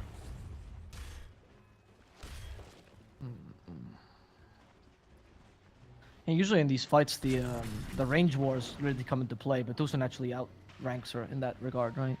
And especially once you get the Scotties, that's when it matters. So it's I mean range wars, like not just 2 range carries fighting against each other. I mean like who has more range, right? Mm-hmm. And once you get Scotties, this becomes a real big issue because Dusa can just hit you from further and get the debuff on you. And by that moment, like the precious seconds, or not even like microseconds, honestly, you use to get up to her, that's like a solid 300, 400 damage Dusa's dealt to you, you know? As you've been slowed as well, and then you get the debuff out and you finally equal. It's just tough. My Luna matchup is not great. That Mago just killed the AA for free, but Eclipse has been used. Matthew actually saved by the Fate Ceiling. That Mago might not be so lucky, being the false promise, but unfortunately, they couldn't get to him in time. They ate the whole Eclipse. Stonegate's been used by Pakaz. ADR the target, they took away But Refraction, they go for Tío Licor, and they're gonna kill both at the same time. It seems like Tío Licor dies first. ADR, the second What a target, they stun. have dusted him, and it's gonna be Panda who gets it. Dabo does stop 3. The false one is for himself, Panda, as they finish off Dabo. Oscar really bringing it back as the Timber Saw, honestly. Yep. And Pakaz joining the This- fight early. this is deep, Completely though. different Pakaz than we saw against Infinity. Okay, good. They stopped because King Jungle's in a choke point with an Ice Blast. If they showed, he would have let that one rip, and that would have been at least a kill. And diving tier 2s, especially without Tiny, not worth it. So they do lose the Tiny for that one. Speaking of him, But he does at least, you know, give them the entry that they need. And getting a kill onto this TA is massive, massive, massive. I'm really surprised to see the super classic TA, actually, out from ADR here. He's not going for any of the new styles here. Constabule is a little bit too tanky to die to the Avatos combo. And we'll even return a couple of auto attacks for Dark Mago just to send him home. A couple of Lucent Beams for the road. ADR, yeah, on this build, you know, treads into Deso and then Blink. No consideration for anything else, and they might even just get a kill here. Yeah, down he goes. Okay, ADR. Not the best positioning there, unfortunately, especially because we saw enemies in your own triangle. It wasn't warded, but you know, you did manage to repel them just very, very recently from here. You would know something is up. Oh god, no. We do find Nyx though. Oscar continuing, Standable nearby, catching Tavo, Chakram, Oscar. So all trying to annoy him as Pakaz is just killing Teolicor. But Pakaz can't really finish off Teolicor. Instead, Tavo's gonna die to Dark Mago. And this is the perfect situation with NoPing. This is where they actually synergize the best, when they can run you down like this. This is the lineups they like playing the best. They, surprisingly enough, when they have to play kind of defensive, they make a lot of mistakes. But when they play like this and they can run you down, which is usually more complex Dota, they're just in their element. They play this chaos like, honestly, like their home. And Pakaz finds incredible form while he actually also plays super aggressive, which is very impressive. And it's what I liked seeing about them in the beginning of this tournament, and we lost against Infinity, and they're just back. Like, NoPing is just so back this game. They're playing so well. Double dust. SG Esports, I mean, you're totally right. They're even a little bit rattled now. The both supports end up dusting because they're just convinced someone's right nearby. And instead, they're just going to lose their bottom tier 2 tower for free here to Pakaz, who's going to TP away. He's going to get away with it. As a reminder, no towers have been taken yet here for SG Esports, and we're already at a 7k net worth advantage here in a Dusa versus Luna matchup. Luna with, you know, not actually a good start to the game even, I would call it, right? Versus the Timbersaw. There's a smoke play now from SG as they've done their due diligence. ADR not interested in joining, though. Without the Blink Dagger anyway, he's not going to be the one initiating. It's going to be Tavo. Nice stun here into 2. The epicenter could make the difference, but there's going to be now Panda from the high ground with the false promise. Avoids a lot of this damage anyway, just with a Fate's Edict alone. And Tiny gets the Blink off. He should basically be good to go by the time he comes back out. In fact, he's almost fully healed. Oscar tanking now the rest of the wrath of SG as the stun misses here onto Oscar. He will be left behind, though, because the stun from Teolicor does not miss into the Lucent Beams and the Finger of Death, which will pick him up. Dark Mago, though, Blink ready to go on cooldown here for a couple more seconds, but ADR in the river, not in a great spot. Doesn't have the refraction up either. They got through most of his HP pool. Gets another charge of refraction, 60 HP and a dream. Just the auto attacks from Pakaz are enough to take him down. Teolicor cut down now by the purifying flames of Pandaboo, and Constabule might not even be able to escape him with a haster, and he's just going to try and get whatever farm he can before he falls to the Mystic Snake of Pakaz. 4 heroes die for that play there. It feels like Pakaz has been, oh, sorry, not Pakaz, Dagmala has been freed, you know, like, so he was in a cage until now, and like now he gets to play Tiny, like he's actually flexing his muscles. It's incredible how fluid his movements in this game has been, and how different Pakaz is playing with his team. You know, we said earlier, it's just completely wrong now. Pakaz is playing so well with his team. They're actually coordinating incredibly well. Clearly, there was a reset between this and the, like, between What a stun. Double stun from Matthew, by the way. Double. Another one. He can't even get out. He can't even get out. Look at this chaos. SG doesn't know what to do against this chaos. They're like, well, they shouldn't be fighting this hard, but with a Timbersaw and Tiny, the diving that you can do is so easy, and the objectives you take are irrelevant. Because Timbersaw and Tiny make it so the map is even smaller than you think it is. It's so difficult for SG to understand that imaginary line, because they're not the ones that are playing the Tiny and Timbersaw. They're actually not the best Timbersaw and Tiny players either. Particularly Tiny, where ADR is just okay. So who's making the shot saying where that Mao can dive, how far he can dive? Who even knows how crazy that Mao is? Because this man is a madman, genuinely, when he plays Tiny. Yeah. He's got the reggaeton turned up to 10, you know, for Envy. He's not even listening to his teammates. He's just dancing right now. He's got 0 clothes on, I bet you. We're just playing. He's cosplaying Tiny. Cosplaying Tiny, yeah. Cosplaying Tiny here. And it's working. It's working wonders here. NoPing, they're about to take now the last tier 2 remaining. They haven't gotten even through Roshan. They haven't gotten Rosh. And honestly, I don't think they do Rosh too easily here. Not without at least a little bit of minus armor. My goodness, Blink Dagger now for the Nyx Assassin, so his initiations are going to get a little bit better. And speaking of Blink Dagger, we're not going to have one either for ADR. Instead of the Blink, he's decided to purchase the Dragon Lance. Down bottom, we might have a bit of a brawl brewing here. So Pakaz going to TP to defend the tower. Core. He's going to be left behind. They need a little bit more damage for him. Just a little bit more. There they go. Panda's going to take it. Dominating streak right now for the position 5 Oracle. 6, 1, and 4. They will be able to retreat at least everyone else. But this is starting to look really, really rough for SG. 12k lead already. They're looking already on the hunt here. Smoked up. Dark Mago attacked a creep or something, so he's baiting. Matthew, without Vendetta, just Blink Dagger. End of smoke, looking for more action. They obviously see ADR farming top. He's going to actually look to head back. Oh, the blink from Matthew just off the mark. They're going to scout him now. Stun's going to find him. It's a fresh refraction, but they're going to chew through that one pretty darn quickly here now. As off it goes. He's going to even stun himself on the Carapace. Dark Mago's coming on in. He wants this kill. He's not going to get refraction up in time before the Avatos and the single slap of the tree is going to nuke him down. However, Pakaz is completely alone. He's 1v2ing, though. They even missed the Ice Blast as they turn Constabulate to stone. Dabo channeling up this epicenter. Finger of Death as well. He's going to get through the mana, but the Mystic Snake now still trying to fight through Constabulate, doing a decent job of it. Is it actually killed at least one before, and the False Promise in time from Panda Boo. Wow. That's the GG. Wow. Whew. And that's it. NoPing, they're the champions here of the Mobius.bet Maestros. Season 1, congratulations. They play 8 games of Dota 2 today. Afinado. He's going to eat. Panda's getting dinner now. Woo. What a way to end this game, honestly. Crazy. Genuinely. Like, that was very impressive by NoPing. Okay. I guess it's time to tell the story about NoPing. So we can appreciate. Can we go back on cameras, Richie? Sure. So I was concerned because most teams tend to not want to play, 8 matches a day. 9. Well, no, this is the 8th match. This is the 8th match. Most teams get really tired about this. But there was an inkling of doubt in my mind about NoPing. Because this team is just full of just sick people that play too much Dota a day. I remember when we were in the Animajor, we were with Beast Coast, we were talking about how like most teams don't actually practice that much, like pubs, they scrim or whatever. And they were talking about how some players are hungrier than others, right? So we're looking at like, I don't know, for example, Nigma, who plays very little ranked, and they usually play just a bunch of scrims, or Secret's very similar. And they're looking at like teams like Gambit, who the new player, or the player at the moment, which I forgot his name now, the mid laner. For Gambit? Player made a really big splash. Yeah, for Gambit, the guy that came from the lower team as well. Lornoff. Lorna, thank you. Lorna was playing a bunch of ranked games, like, I don't know, 5-6 games a day, plus all the scrims they did, right? And they were saying, but look at some of the people that are truly hungry. And they went to Dark Mago's profile, and Dark Mago had woken up every day at 5 a.m. Yeah, obviously he had like sleep issues, whatever. It doesn't matter.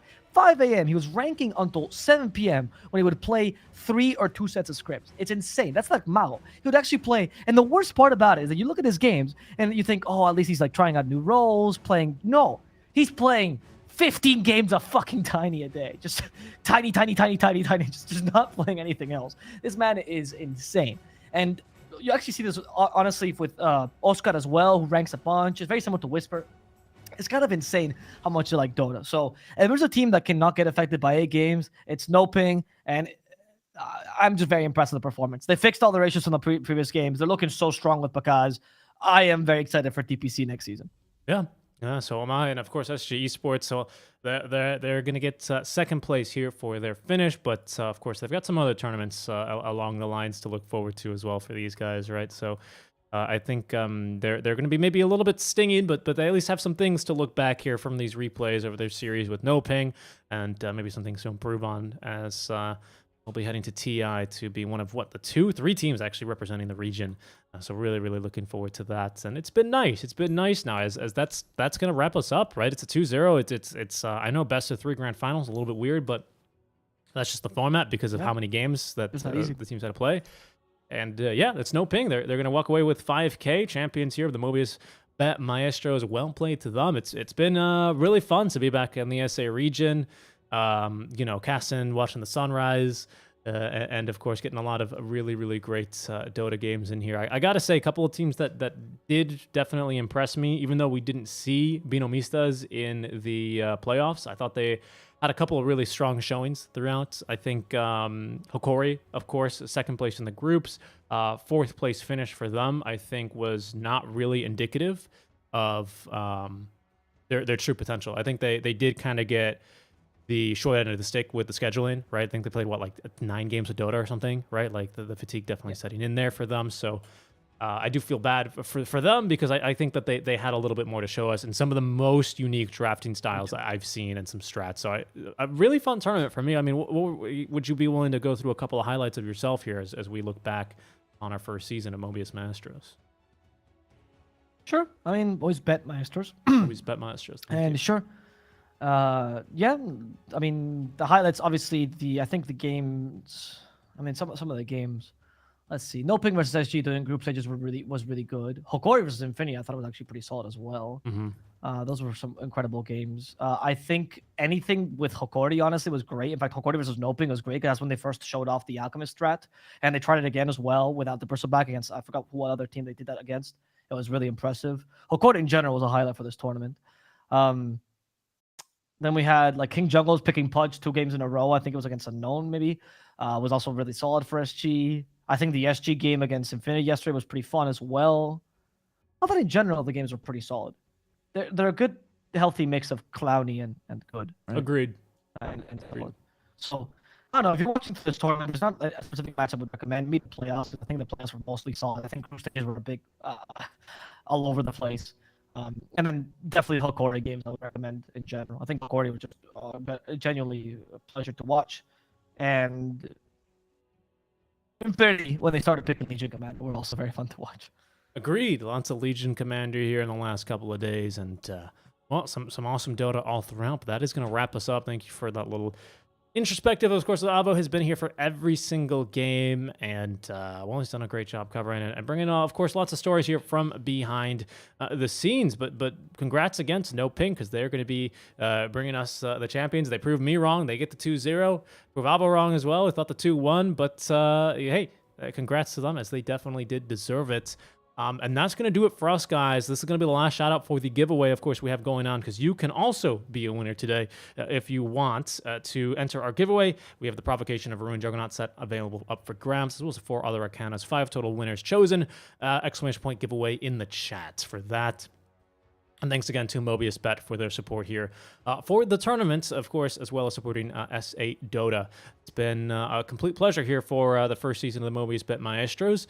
We may be back for some more fun later down the line, but that is on to be determined. If you are interested in finding out more about that, though, I do definitely recommend you guys drop us a follow here on the Twitch channel. Get notified whenever we go live. We basically only go live for esport events here on the ePulse Gaming channel. You can follow us on Twitter as well if you'd like to watch the VODs. On YouTube, if you'd like to watch the VODs, exclamation point YouTube, where all the VODs will be uploaded there, as well as all the YouTube streams. And if you'd like to keep up with the casters, because you've enjoyed the cast, or if you want to send us hate mail, exclamation point casters in the chat, and you'll get linked all the way over there.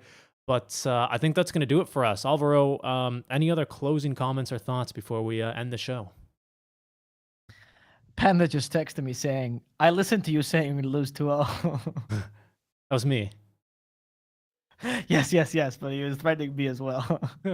He says, you're not going to get away with it. All right, so that's my closing thoughts. I'm in Panda's eyesights now. I'm sorry, Panda. I love you, dude. You played great. You're awesome. Please forgive me. Well, let's see, Panda. Never discount NoPing. No, I agree. No ping, no problems, and the 2-0 win here, the reverse sweep even, versus SG Esports after they lost the upper bracket finals match earlier in the day. And that's going to wrap us up, guys. Thank you so much for tuning in. We hope you've enjoyed the coverage here on the for the Mobius.bet Maestro Season 1. On behalf of Alvaro and myself, thank you guys again, and stay safe. We'll catch you guys on the next one. Yeah, until then, see ya.